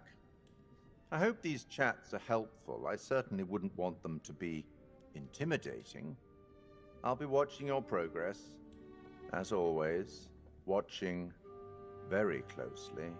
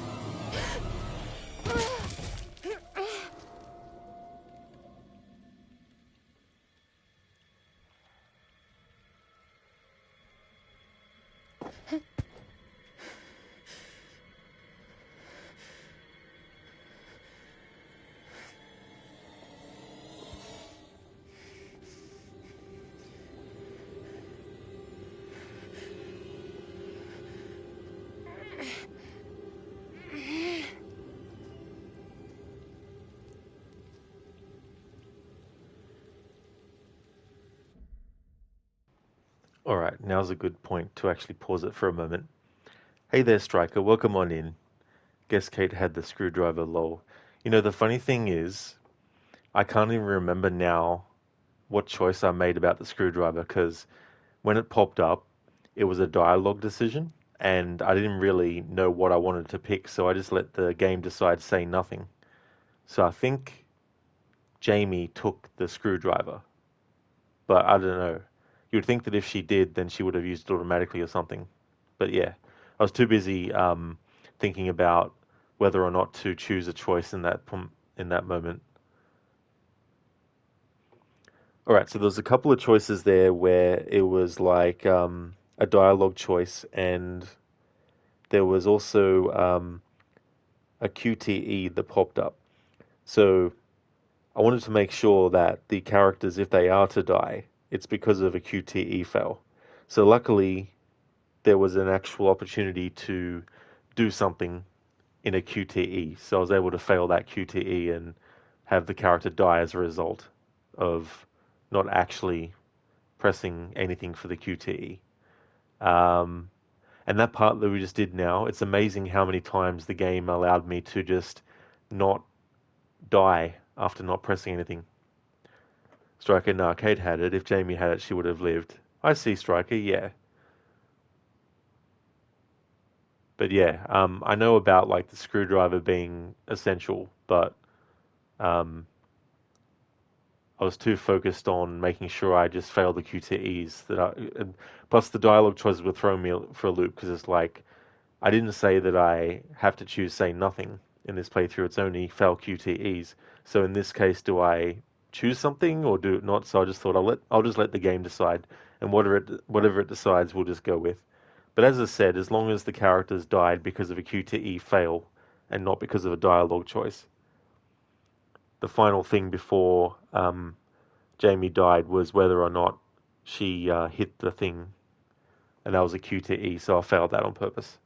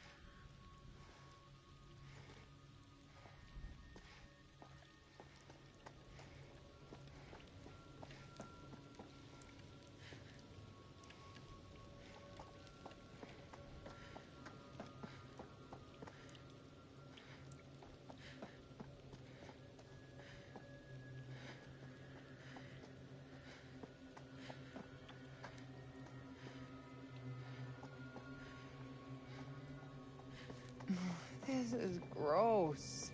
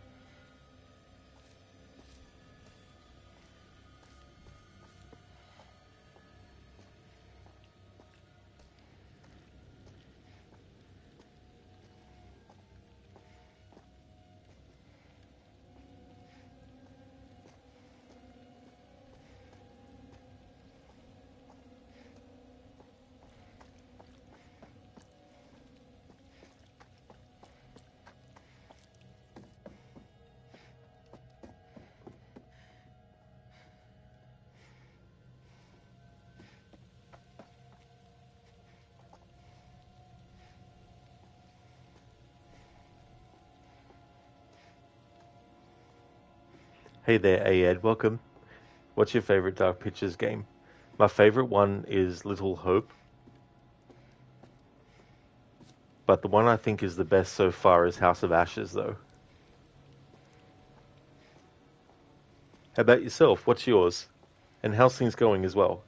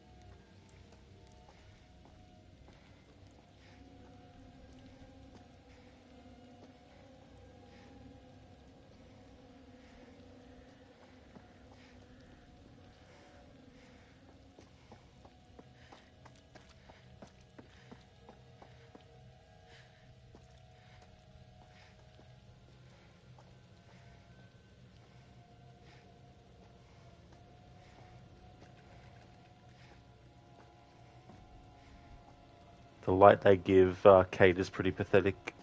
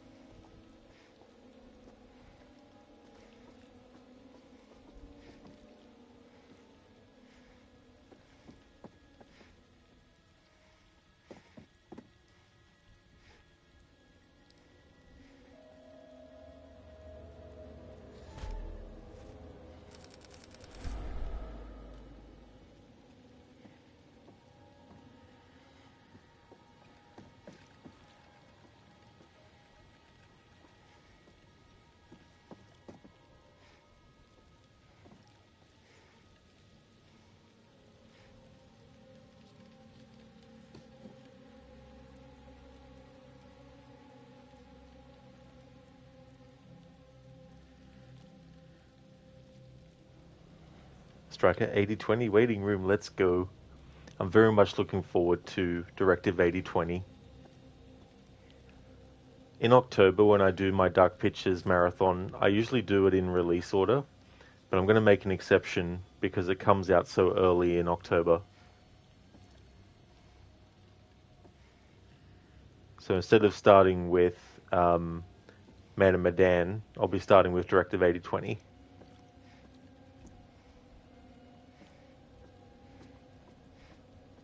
Hey Ed, you only played the first one, but you're about to play Little Hope. Oh, nice. That's cool that you're about to embark on that one. That's really cool. I hope you enjoy that. You had a rough day today, but hopefully things will get better. Hopefully so, Ed. Sorry to hear that you've had a rough day today. Really hope that you have a better rest of your day, and also that you have a really good weekend too.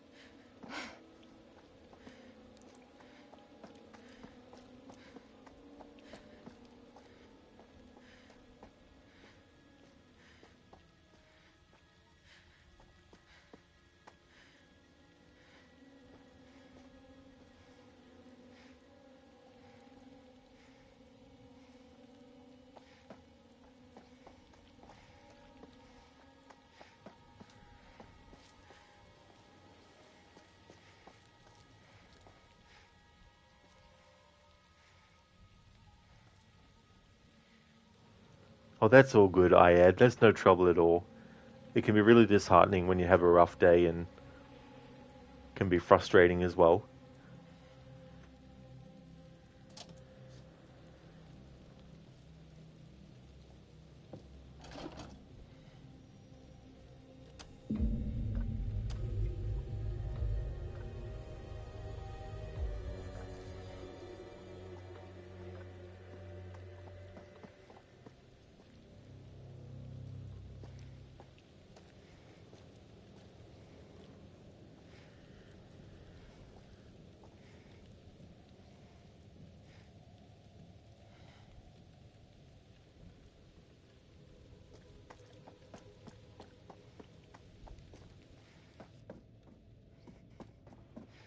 It was funny, something caught my eye there. It looked like Kate had gone invisible for a second, and her makeup case and the light was the only thing that was there. So I tried to make it happen again, but it wouldn't.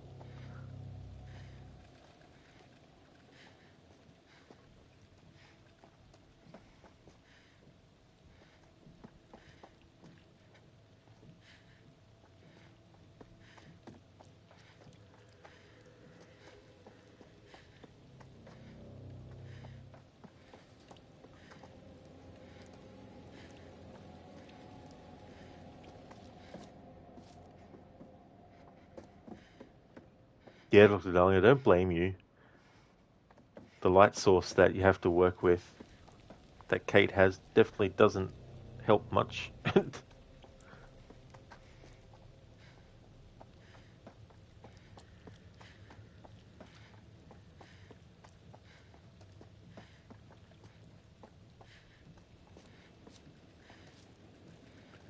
Plus, the camera is really close to the back of her head as well, so it means that you can't always have her shine the light and see the full range of the light that hits something.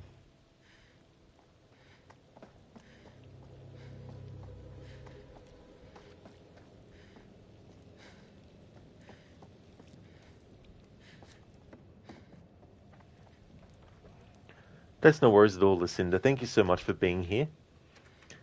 Hope that you have a great start to your day.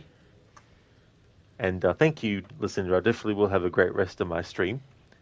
We'll see at which moments the other characters that are left will actually die. We have Kate and Mark still alive at the moment. Would like to highly recommend people check out Lucinda's channel. A big fan of the Resident Evil series, currently doing her marathon, is up to Resident Evil Village. We'll also be doing the Shadows of Rose DLC for that too. And definitely we'll be playing the Resident Evil 9 Requiem game in the future. Also a fan of Dying Light and Dead Island. Also a fan of stealth franchises like Dishonored. Has some really cool raccoon-themed emotes as well, both animated ones and static ones too. Hope you have a great stream, Lucinda, as well, if you're going to be doing one.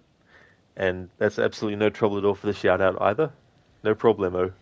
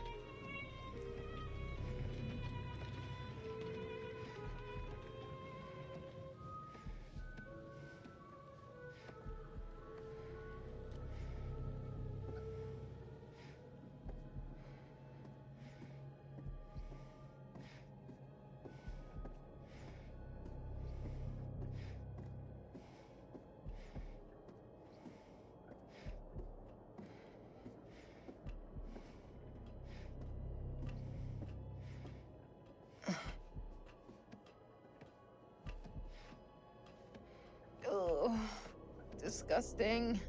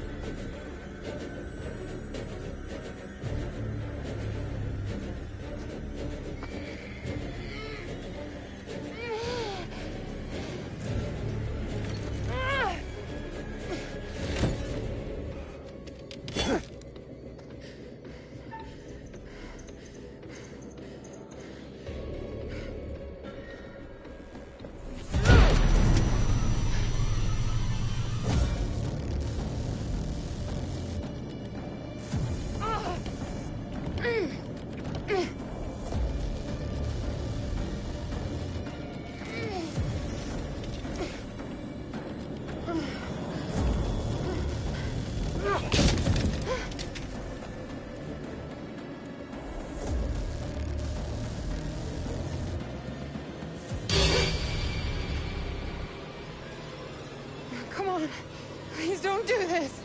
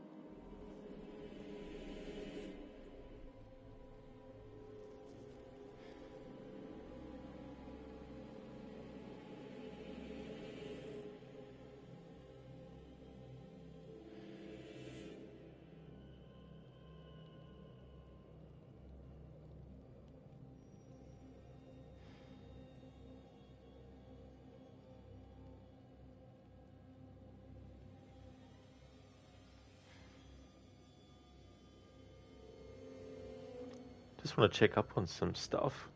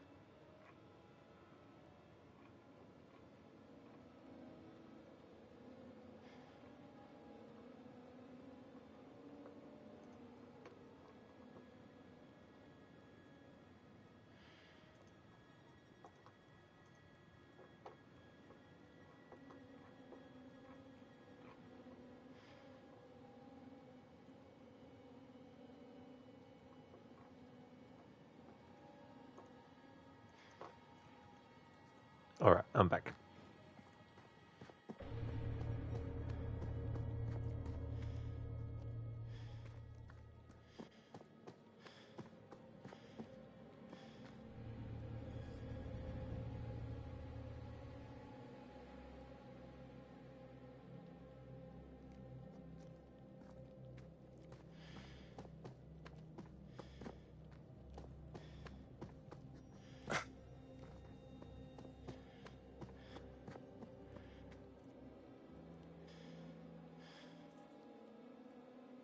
Jesus.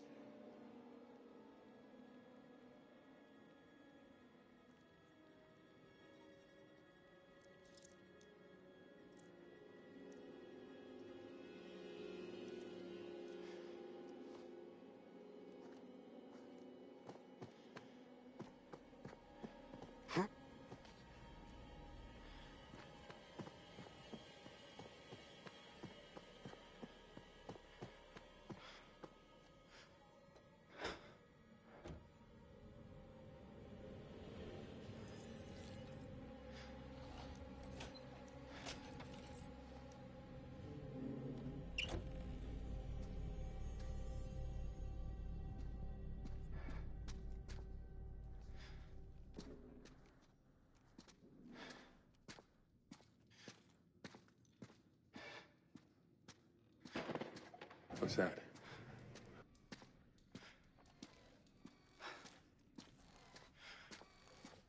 Oh!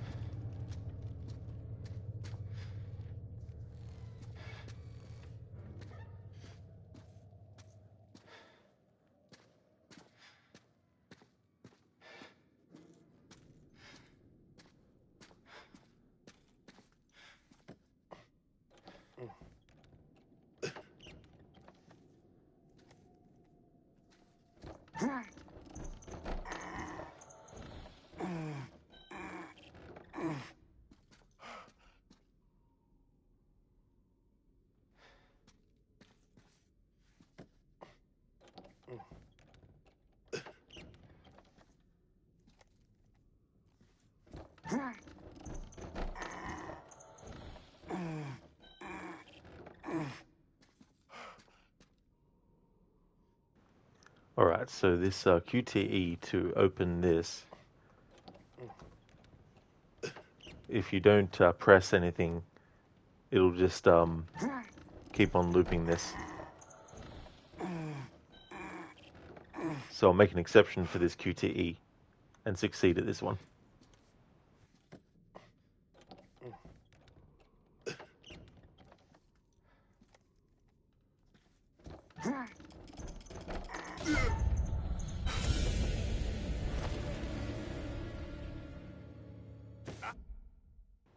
However, that second QTE that quickly pops up, I had to fail that one.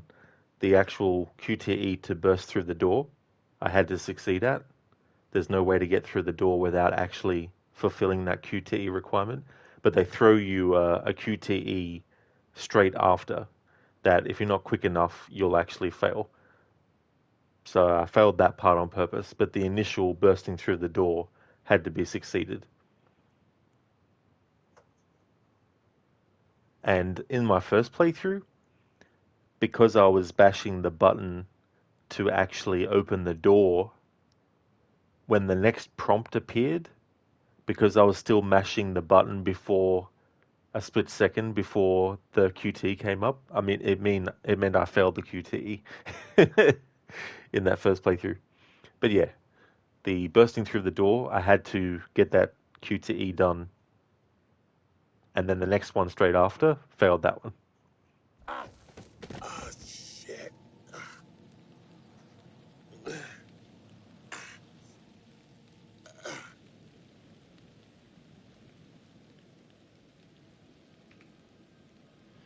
That's a cool emote, Max. A cool rest in peace emote with rain and everything. That's cool.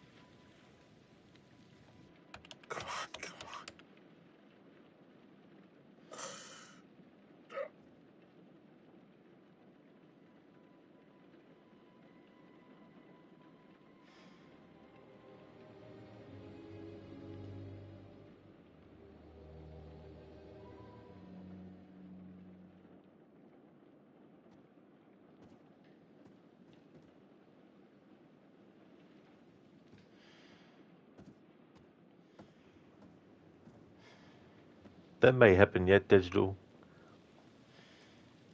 I'm thinking though that what I'm going to be put into for this playthrough is the ultimatum thing. If Mark refuses to take Demet's deal, says nothing, or accepts the deal but calls for help, he will be suffocated by poisonous gas.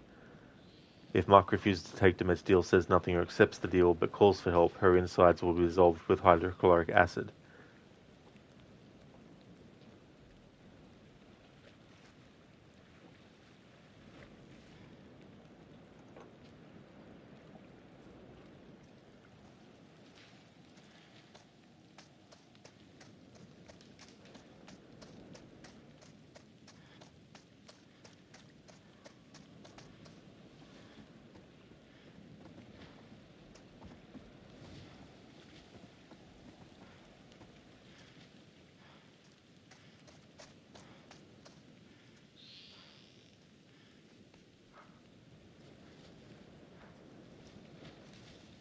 Digital, he did us so dirty.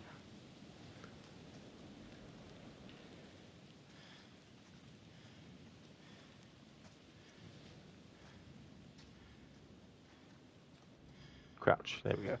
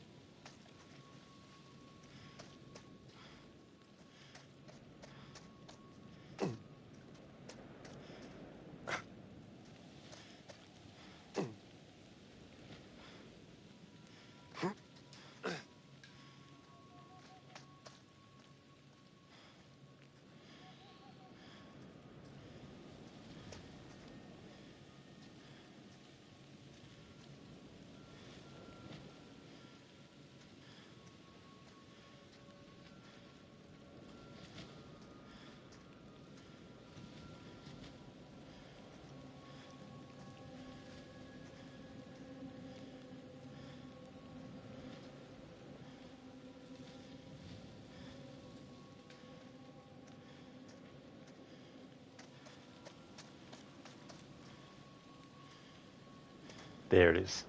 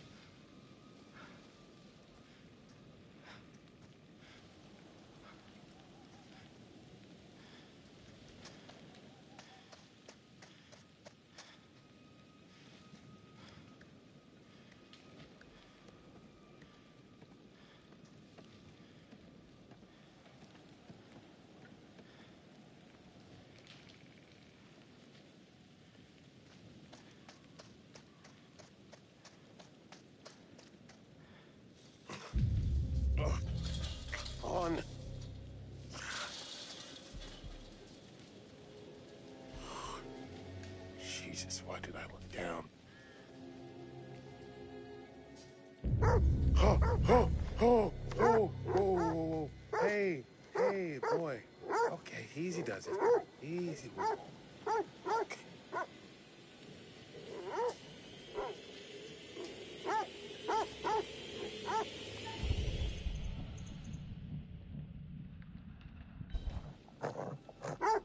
Oh, okay. Easy does it. Oh, oh, oh.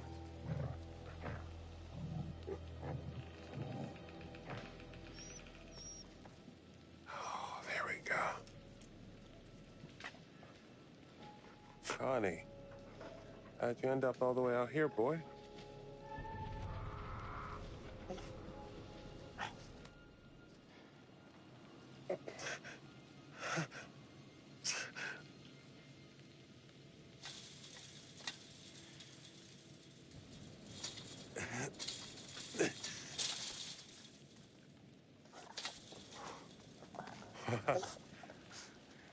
You make it look easy.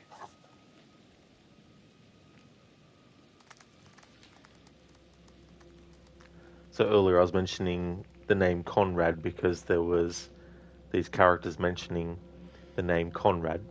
And of course, later it gets revealed that they were talking about the dog, Connie. In Man of Medan, the first Dark Pictures game, there's a main character named Conrad, and his nickname is Connie. The face model for his sister, Julia, is also used in this game, as a different character, of course, in the prologue in 1893. So I like how there's these little nods to things from Man of Medan, and that, which is a nice bookend, because this is the final game in the first season of Dark Pictures, and Man of Medan is the first game in the first season. So Directive 8020, when it comes out in October, that's the start of Season 2 of the Dark Pictures series.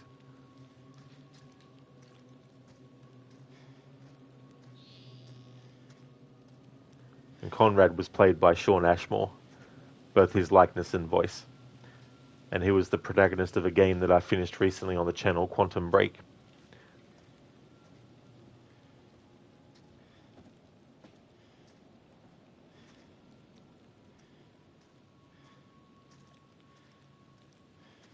Digital, yeah, you see the pull from Medan? Yeah.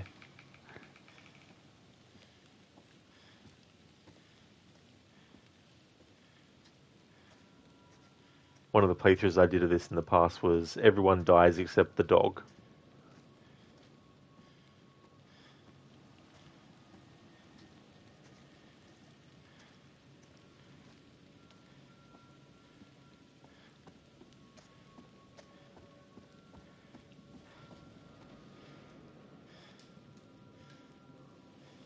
You have miscalculated.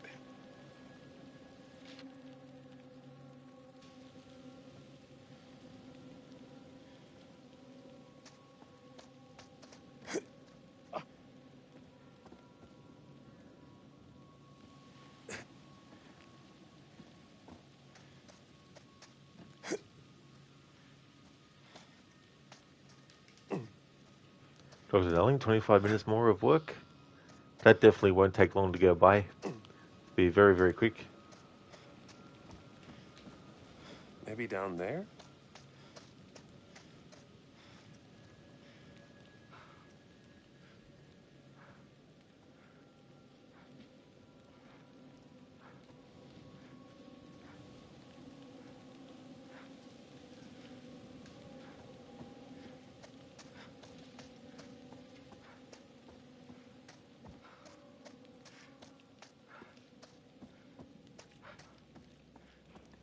Digital, you didn't watch the Quantum stream because you were so close to finishing it. Oh, totally understandable, for sure.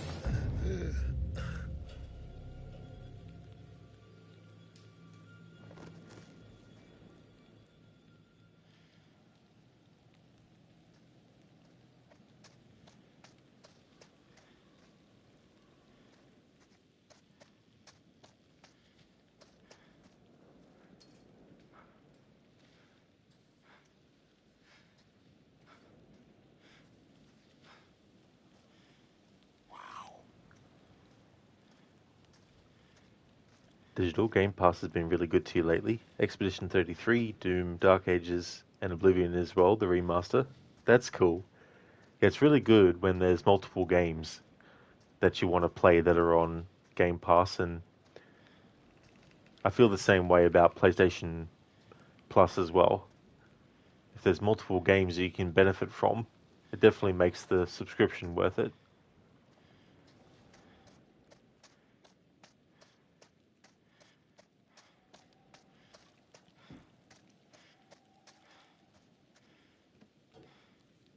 Doc Darling, you hated balancing on those planks too. I don't blame you at all. It can be annoying in games where you have to balance across stuff.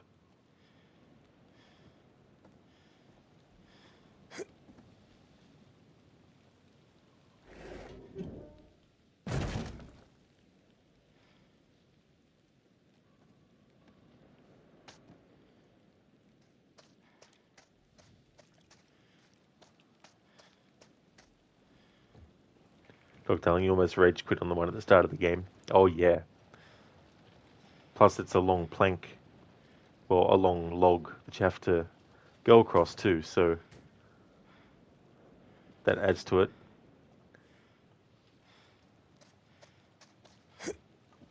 Technically they are QTEs, so you must fail them. Well, I mean, I haven't counted them because there's definitely a lot of parts where you have to use it. What is that smell? Ugh.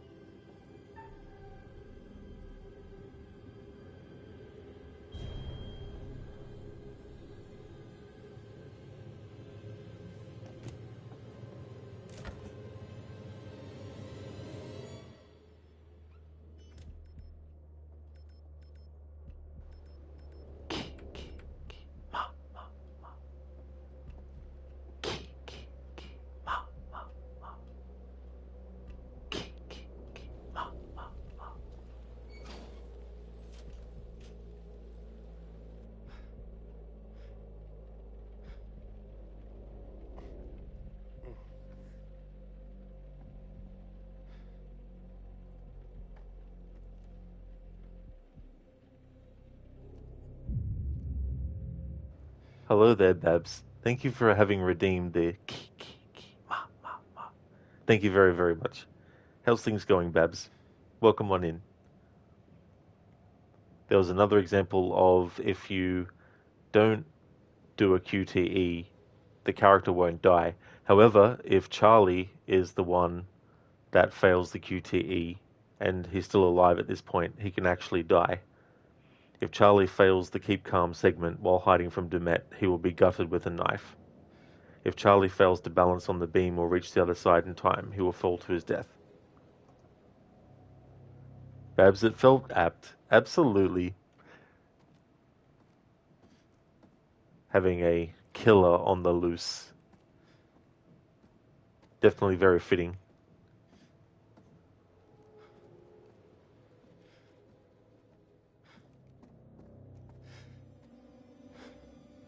Oh my God.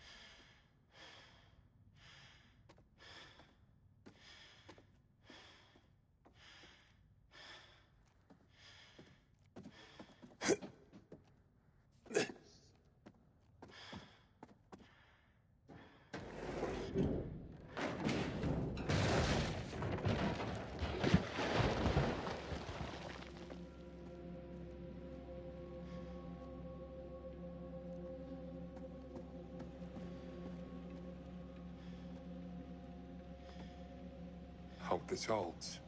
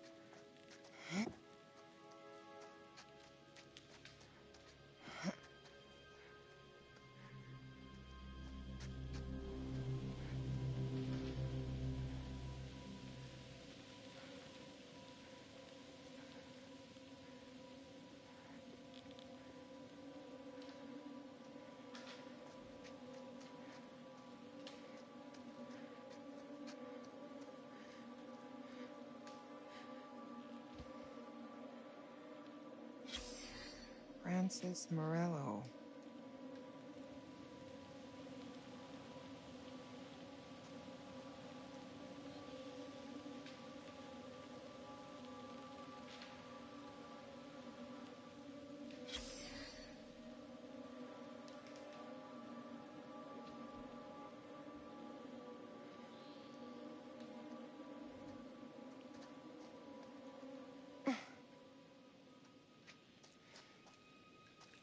Dr. Darling, you can name this the Dr. Darling playthrough since you always fail on QTs.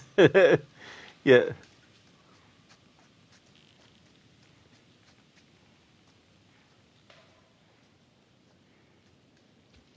You can also choose, I was looking at it earlier, if you choose easy difficulty, they actually give you more time to press the QTEs as well, I think it said. That's cool, Dr. Darling, that you got back home. That's awesome. Your workday is done.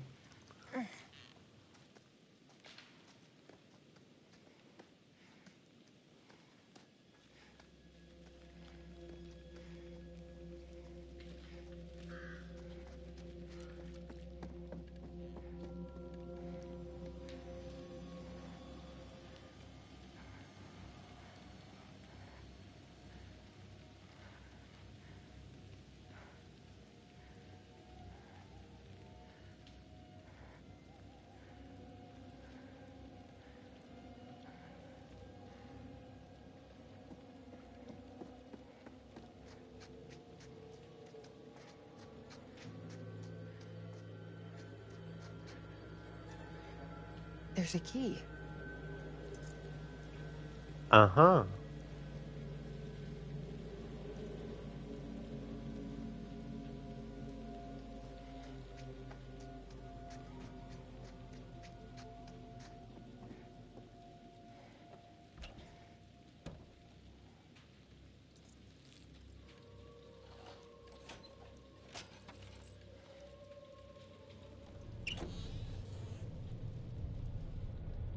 Jesus!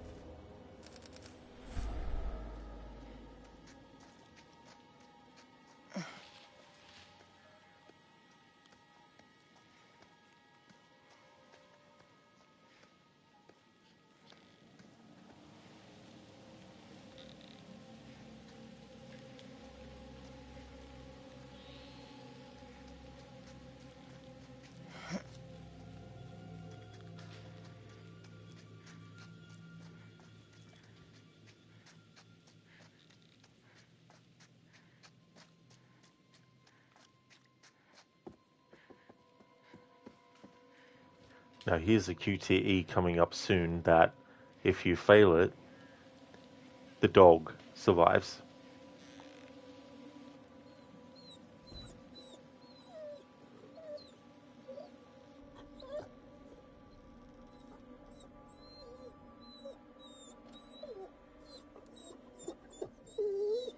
Or maybe it's a choice.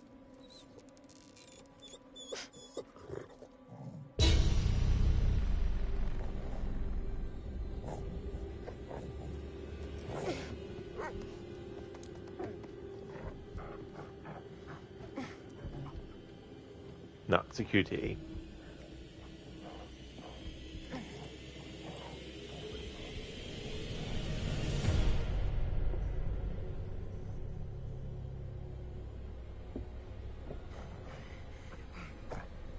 Easy boy.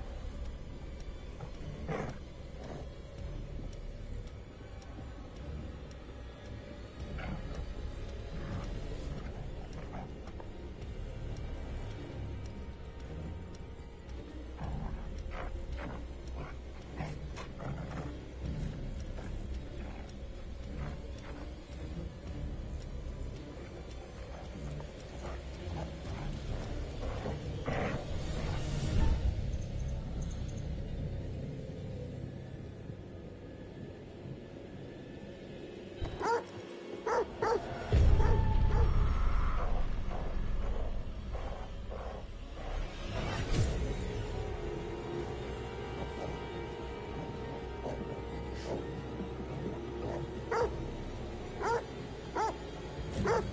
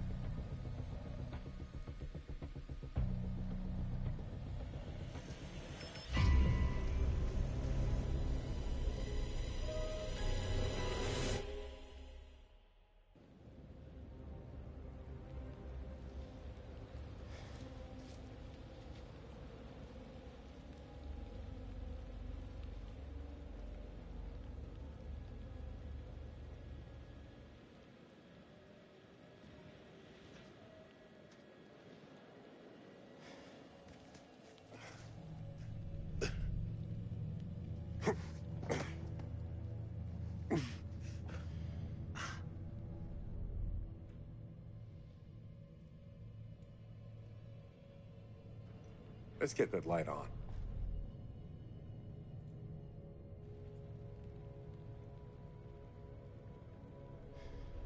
Hey, Gorky, he's mean. He killed the dog. Fortunately, Connie will still survive.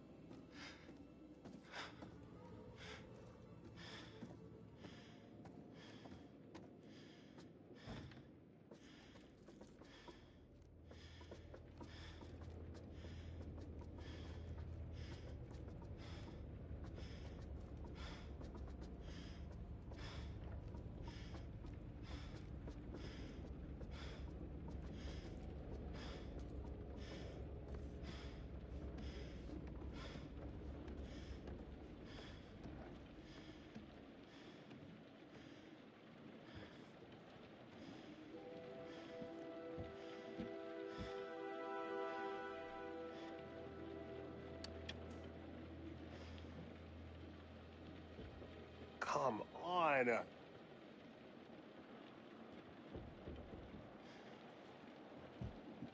No way.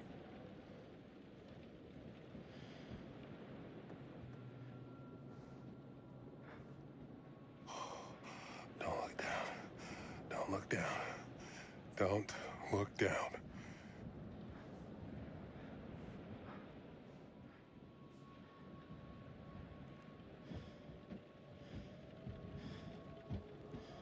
Tampering with this seal is a federal offense.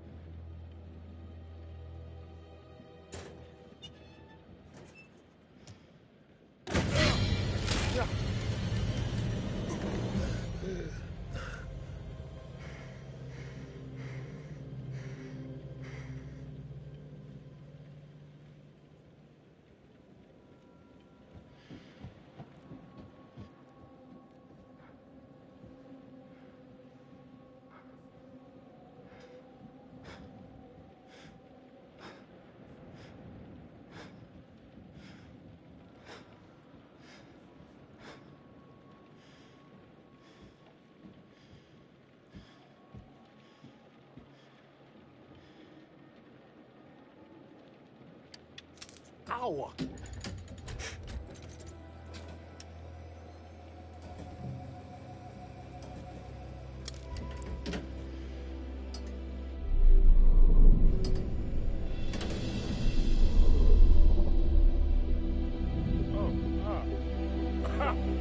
Fuck yes! Woo!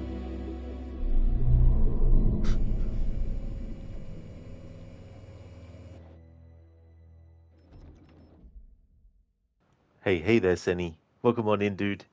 The Klutz is going well, except for a few of the characters. At the moment, only 2 of the main playable characters have survived thus far out of the 5.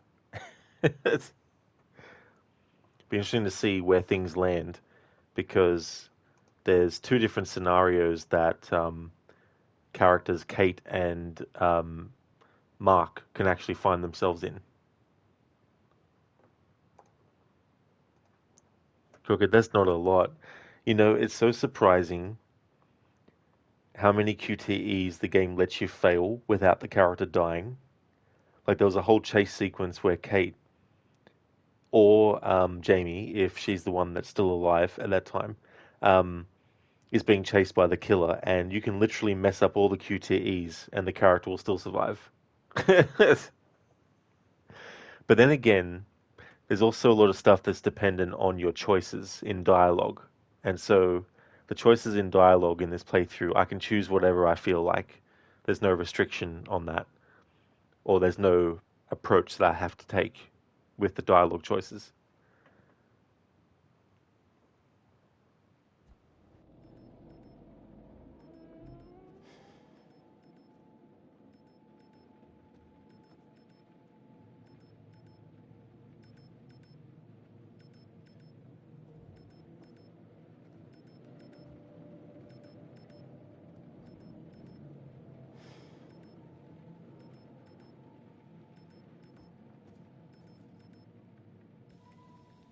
Hey!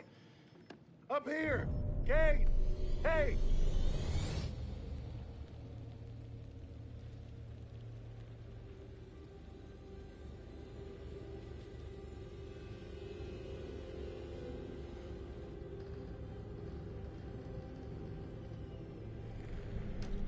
Oh. There you are. I wasn't expecting you. Are you early for a change?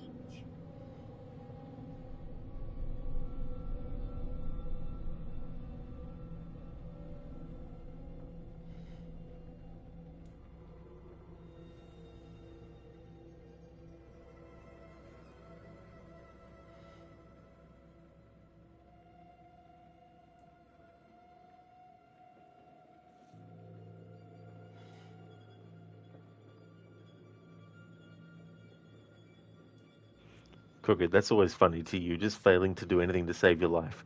You're still coming out on top, lol. Scripted much. That is so true. Crafting stories for these games must be very complex, because you're not only thinking about what outcomes for different choices there are to be, but you also have to write it so that potentially there can still be enough story left to warrant having characters still alive or not, you know. It's definitely not one of those games where there's an early point where everyone can die as a group or very close together as well. I mean, if you get the ending, or if you're getting the part of the game where you're trying to escape on the boat, then potentially everyone can die on that, one after the other. But it's very different to something, say, like Detroit Become Human, where a character will be able to be offed very, very early, who's actually part of the main narrative. Because, of course, you have the prologue, and the characters in the prologue of each game always die. You can't change that. But in Detroit Become Human, Kara and Alice can die pretty much in the first few chapters, depending on your choices.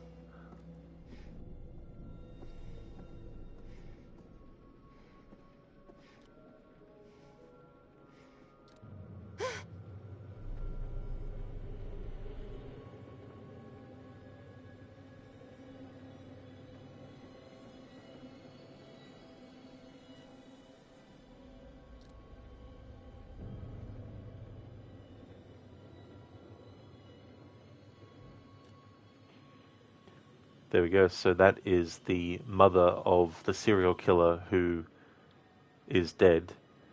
He actually exhumed, I think that's how you say it, exhumed her dead body, or took it out of the morgue, stole it out of the morgue, and set it up as an animatronic. And those recordings earlier that, well, we heard a recording talking about the serial killer recording his mother and him having arguments. And so he's recorded all of that dialogue to then put into the animatronic. So yeah, to put it mildly, messed up.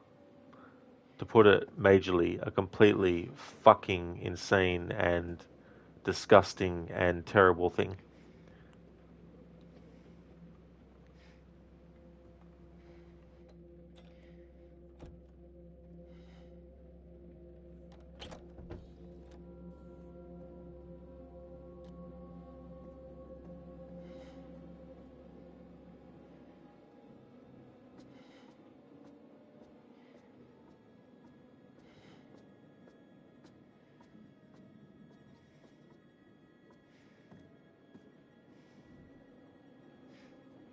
Mark? Please tell me you can hear me. What? What?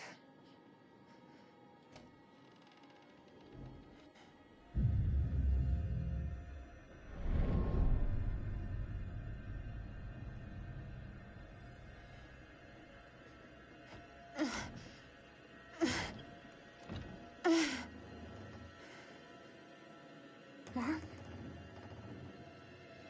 Mark, can you hear me?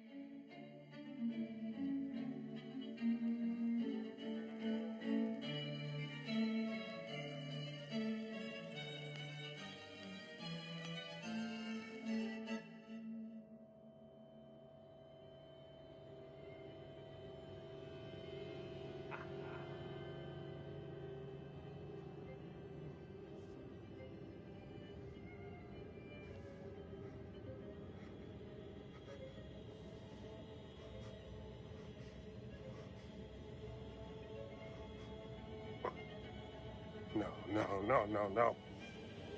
Let me out! Let me out of here, you son of a bitch!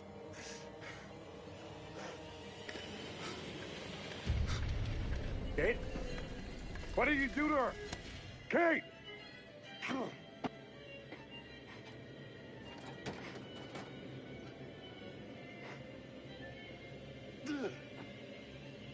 no.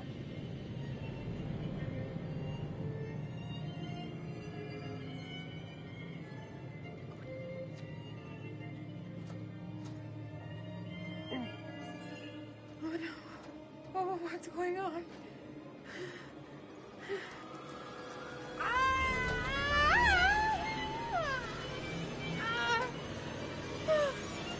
Stop.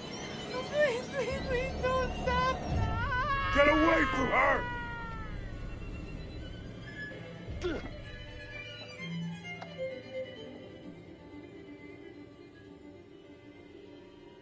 My name is Joseph Morello. What is this? I'm a true crime author. If you're hearing this, then yesterday we met and I led you to believe I was Grantham Dumet. I had no choice in the matter. I was asked to do this by the actual Dumet. And now, he needs you to do the same thing and make a call. The number is on speed dial. Whoever answers, you need to tell them that you are Dumet. There's a script in front of you. Use it. Then get them to the island. Wait. What? Mark, Just do like something! I did to you. Ferry them over. Get them into the house. I'm sorry. I didn't want to do this, but it was the only way he'd give me back my daughter. I needed... I had to get her back. I'm so sorry. Just make the call. Or don't. Maybe you're stronger than I am. But whoever he has that you care about, they don't have much time. It's just us. What? We're the only ones who made it. Everyone else is dead, Mark. You goddamn psycho! Ah! Just let us go! We won't say shit! Ah! Ah! Ah!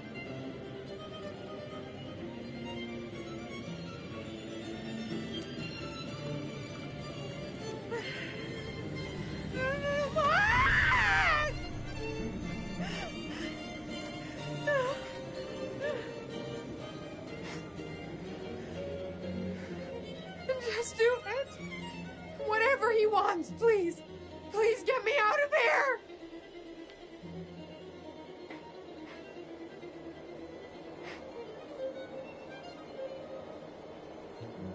Since it's not a QTE, but even though it's say nothing, I'm going to let it go.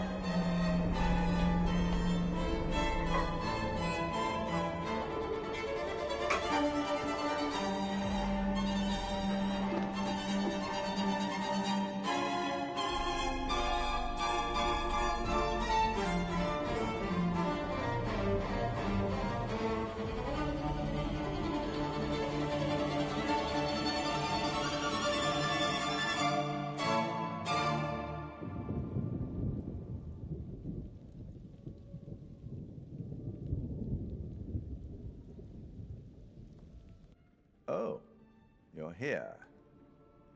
All good things must come to an end, but how good was the end for our crew? Let's not mince words. Everyone, but everyone, is dead. The only one who made it off the island alive was the dog. So, rest in peace. Kate. It's a final close-up and cut. It's a wrap. Mark. Loyal to the final frame. There's some studio space going spare in Brooklyn, if anyone's interested. Charlie. I'm afraid it looks like Series 2 isn't going to be commissioned after all. Erin. The new girl surprised everyone with her courage, but now she's gone to the great audio suite in the sky. And Jamie, the plug's been pulled and the lights are out. I don't think rewiring the fuse is going to help this time around.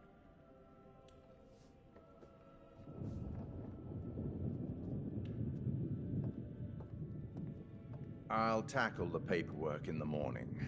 Can you find your own way out? It was, as always, enlightening. I have no doubt we'll meet again in the future. Farewell. Indeed. October 2nd, when Directive 8020 game comes out, a game set in the future. Earlier this evening, police have confirmed a case of 5 missing persons who appear to all be members of a film crew, Lonnet Entertainment, the team behind the Architects of Murder docuseries. Fuck, man. CCTV I like that footage show. can confirm that the crew were last seen loading into a limousine, which has been tracked to this shoreline. At 5 a.m., a police officer was called out to the area after reports of a sighting of flashes from the lighthouse situated on the island across the water. His whereabouts are still unknown. We will keep you updated on any significant developments in what police are describing as a fast-moving situation amid growing concern for the safety of the crew and the attending officer. Holy shit! Remember how my video went viral? How could we forget? You bring it up every chance you get. Just listen to this. I got enough views to win a competition. What did you win?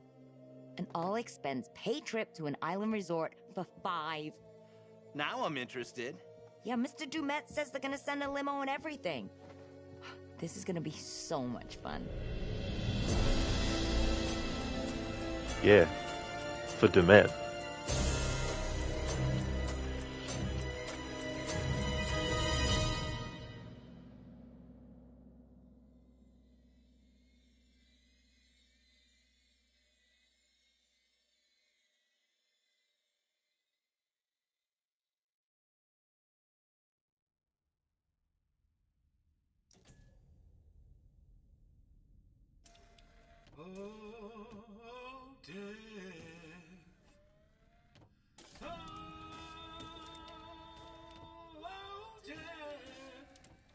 Won't you spare me over to another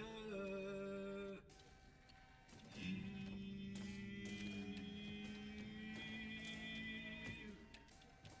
Oh, what is this I cannot see with icy hands taking hold of me? Oh, death and death none can excel. I open the doors to heaven and hell. Yes, I have come to get your soul and leave your body and leave it cold. To drop the flesh from on your frame, the earth and worm both have their claim. I said, oh, death, oh, death, won't you spare me over to another year? I said, oh, death, oh, death, won't you spare me over to another year? Now, death, if this is true, please give me time to reason with you. From time to time you heard and saw, so close your eyes and unlock your jaw. I'll lock your jaw so you can talk. I'll fix your feet so you can walk. And I'll dim your eyes so you can see this very hour. Now come with me. I said, oh, death, oh, death, won't you spare me over to another year? I said, oh, death, oh, death, won't you spare me over to another year? Now, death, please give me time to fix my heart and change my mind. Your heart is fixed, your mind is broad. I'll have your shackles to drag you down. Too late, to all farewell. My dawn is fixed, I'm summoned to hell. As well. My poor soul shall burn in hell. I said, oh, death, oh, death, won't you spare me over to another eve? I said, oh, death, oh, death, won't you spare me over to another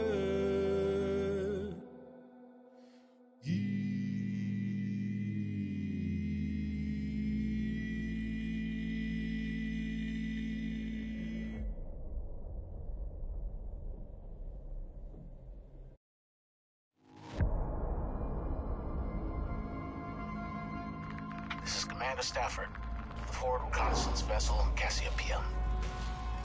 After successfully rendezvousing with a Charybdis marker, we have detached the booster ring and spurred to high as we make our final approach to Tau Ceti F.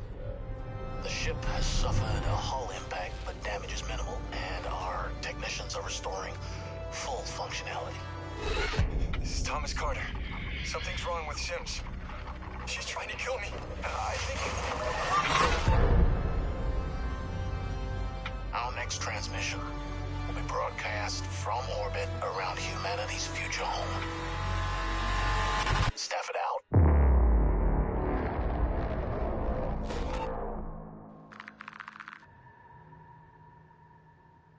That's the next Dark Pictures game. This game came out in 2022, so it's been a long time coming. Usually these games were released a year apart. So when Directive 8020 comes out, it'll be quite a few years between games in the series. So there we go. Thank you so much, Ogorki and Inmita, for the GGs. Thank you, Seni, for using your bits to enlarge the GGs emote. Thank you for the GGs as well, dude. No worries at all, Digital. Thank you. You're going to go away from keyboard and listen to this. What an end. Absolutely. It's a great version of that song, too, as well. I like how they decided to cap off the first season with that song and have a different variation of it as well. So all the characters died. That final choice there, given that that was the scenario that we got put into, you know, based on choices made, like the other characters dying, they guarantee that Kate and Mark will be in that predicament that we saw at the end there. And so, because the only way to actually guarantee that both died was to choose say nothing, I just went with that. So there we have it. That is the end of the Klutz in Me playthrough where I had to fail all the QTEs. I just want to thank everyone so much for watching the stream. I really do appreciate it a lot. To raid out to someone who's doing a horror game as well at the moment, we're going to go and raid out to Lucinda, who's playing Resident Evil Village. Yeah, what a final choice indeed, Digital. Yeah, it's pretty messed up too, like that hydrochloric acid that was going directly into her, like, skull, essentially. That's pretty brutal. Thank you for the well done, Imita. Really appreciate that a lot. The next stream that you'll see from me will be Until Dawn, to continue my playthrough celebrating the game's 10th anniversary by doing a Phase 1 all collectibles playthrough. There will be more phases to that playthrough as the year goes on as well. But yeah, if you see me streaming Until Dawn, then you know it's become Friday. Before we raid out to Lucinda, I want to give some shout outs.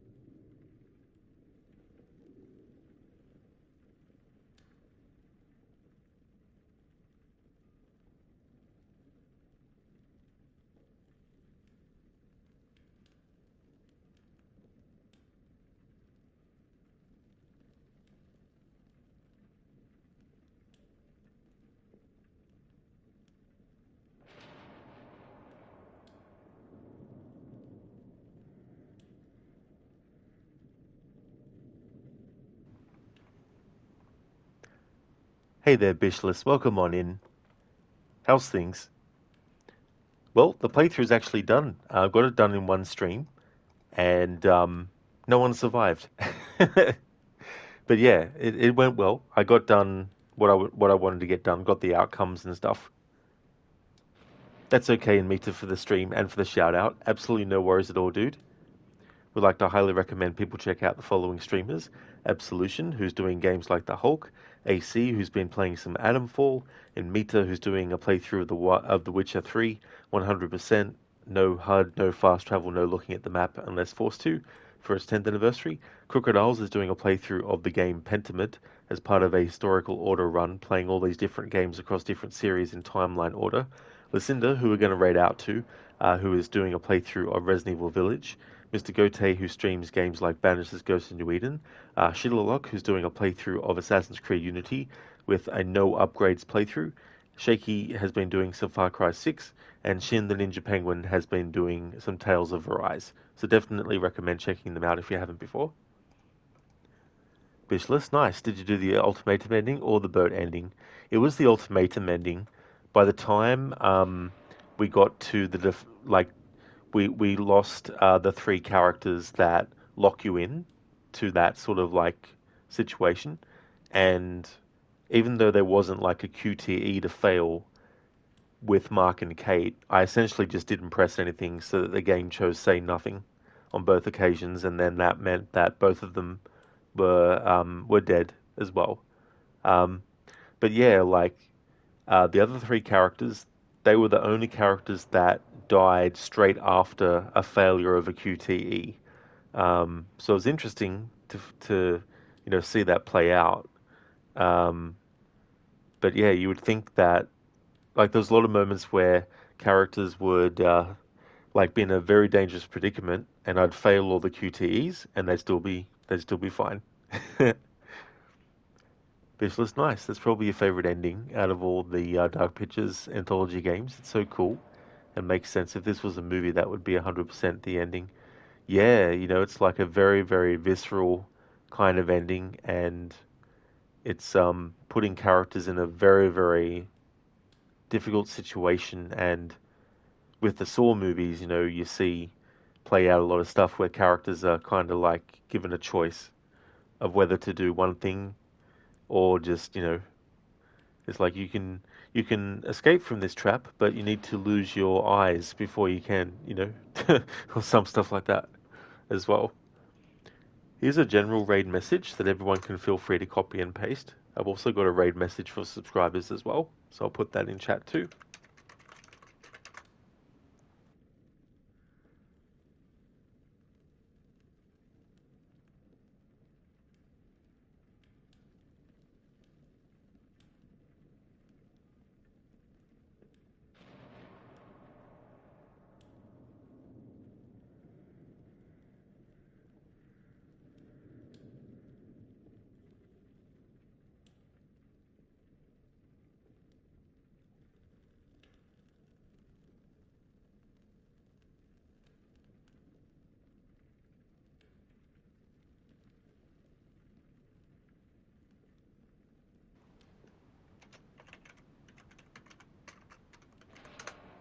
Thank you everyone who watched the stream. I really do appreciate it a lot.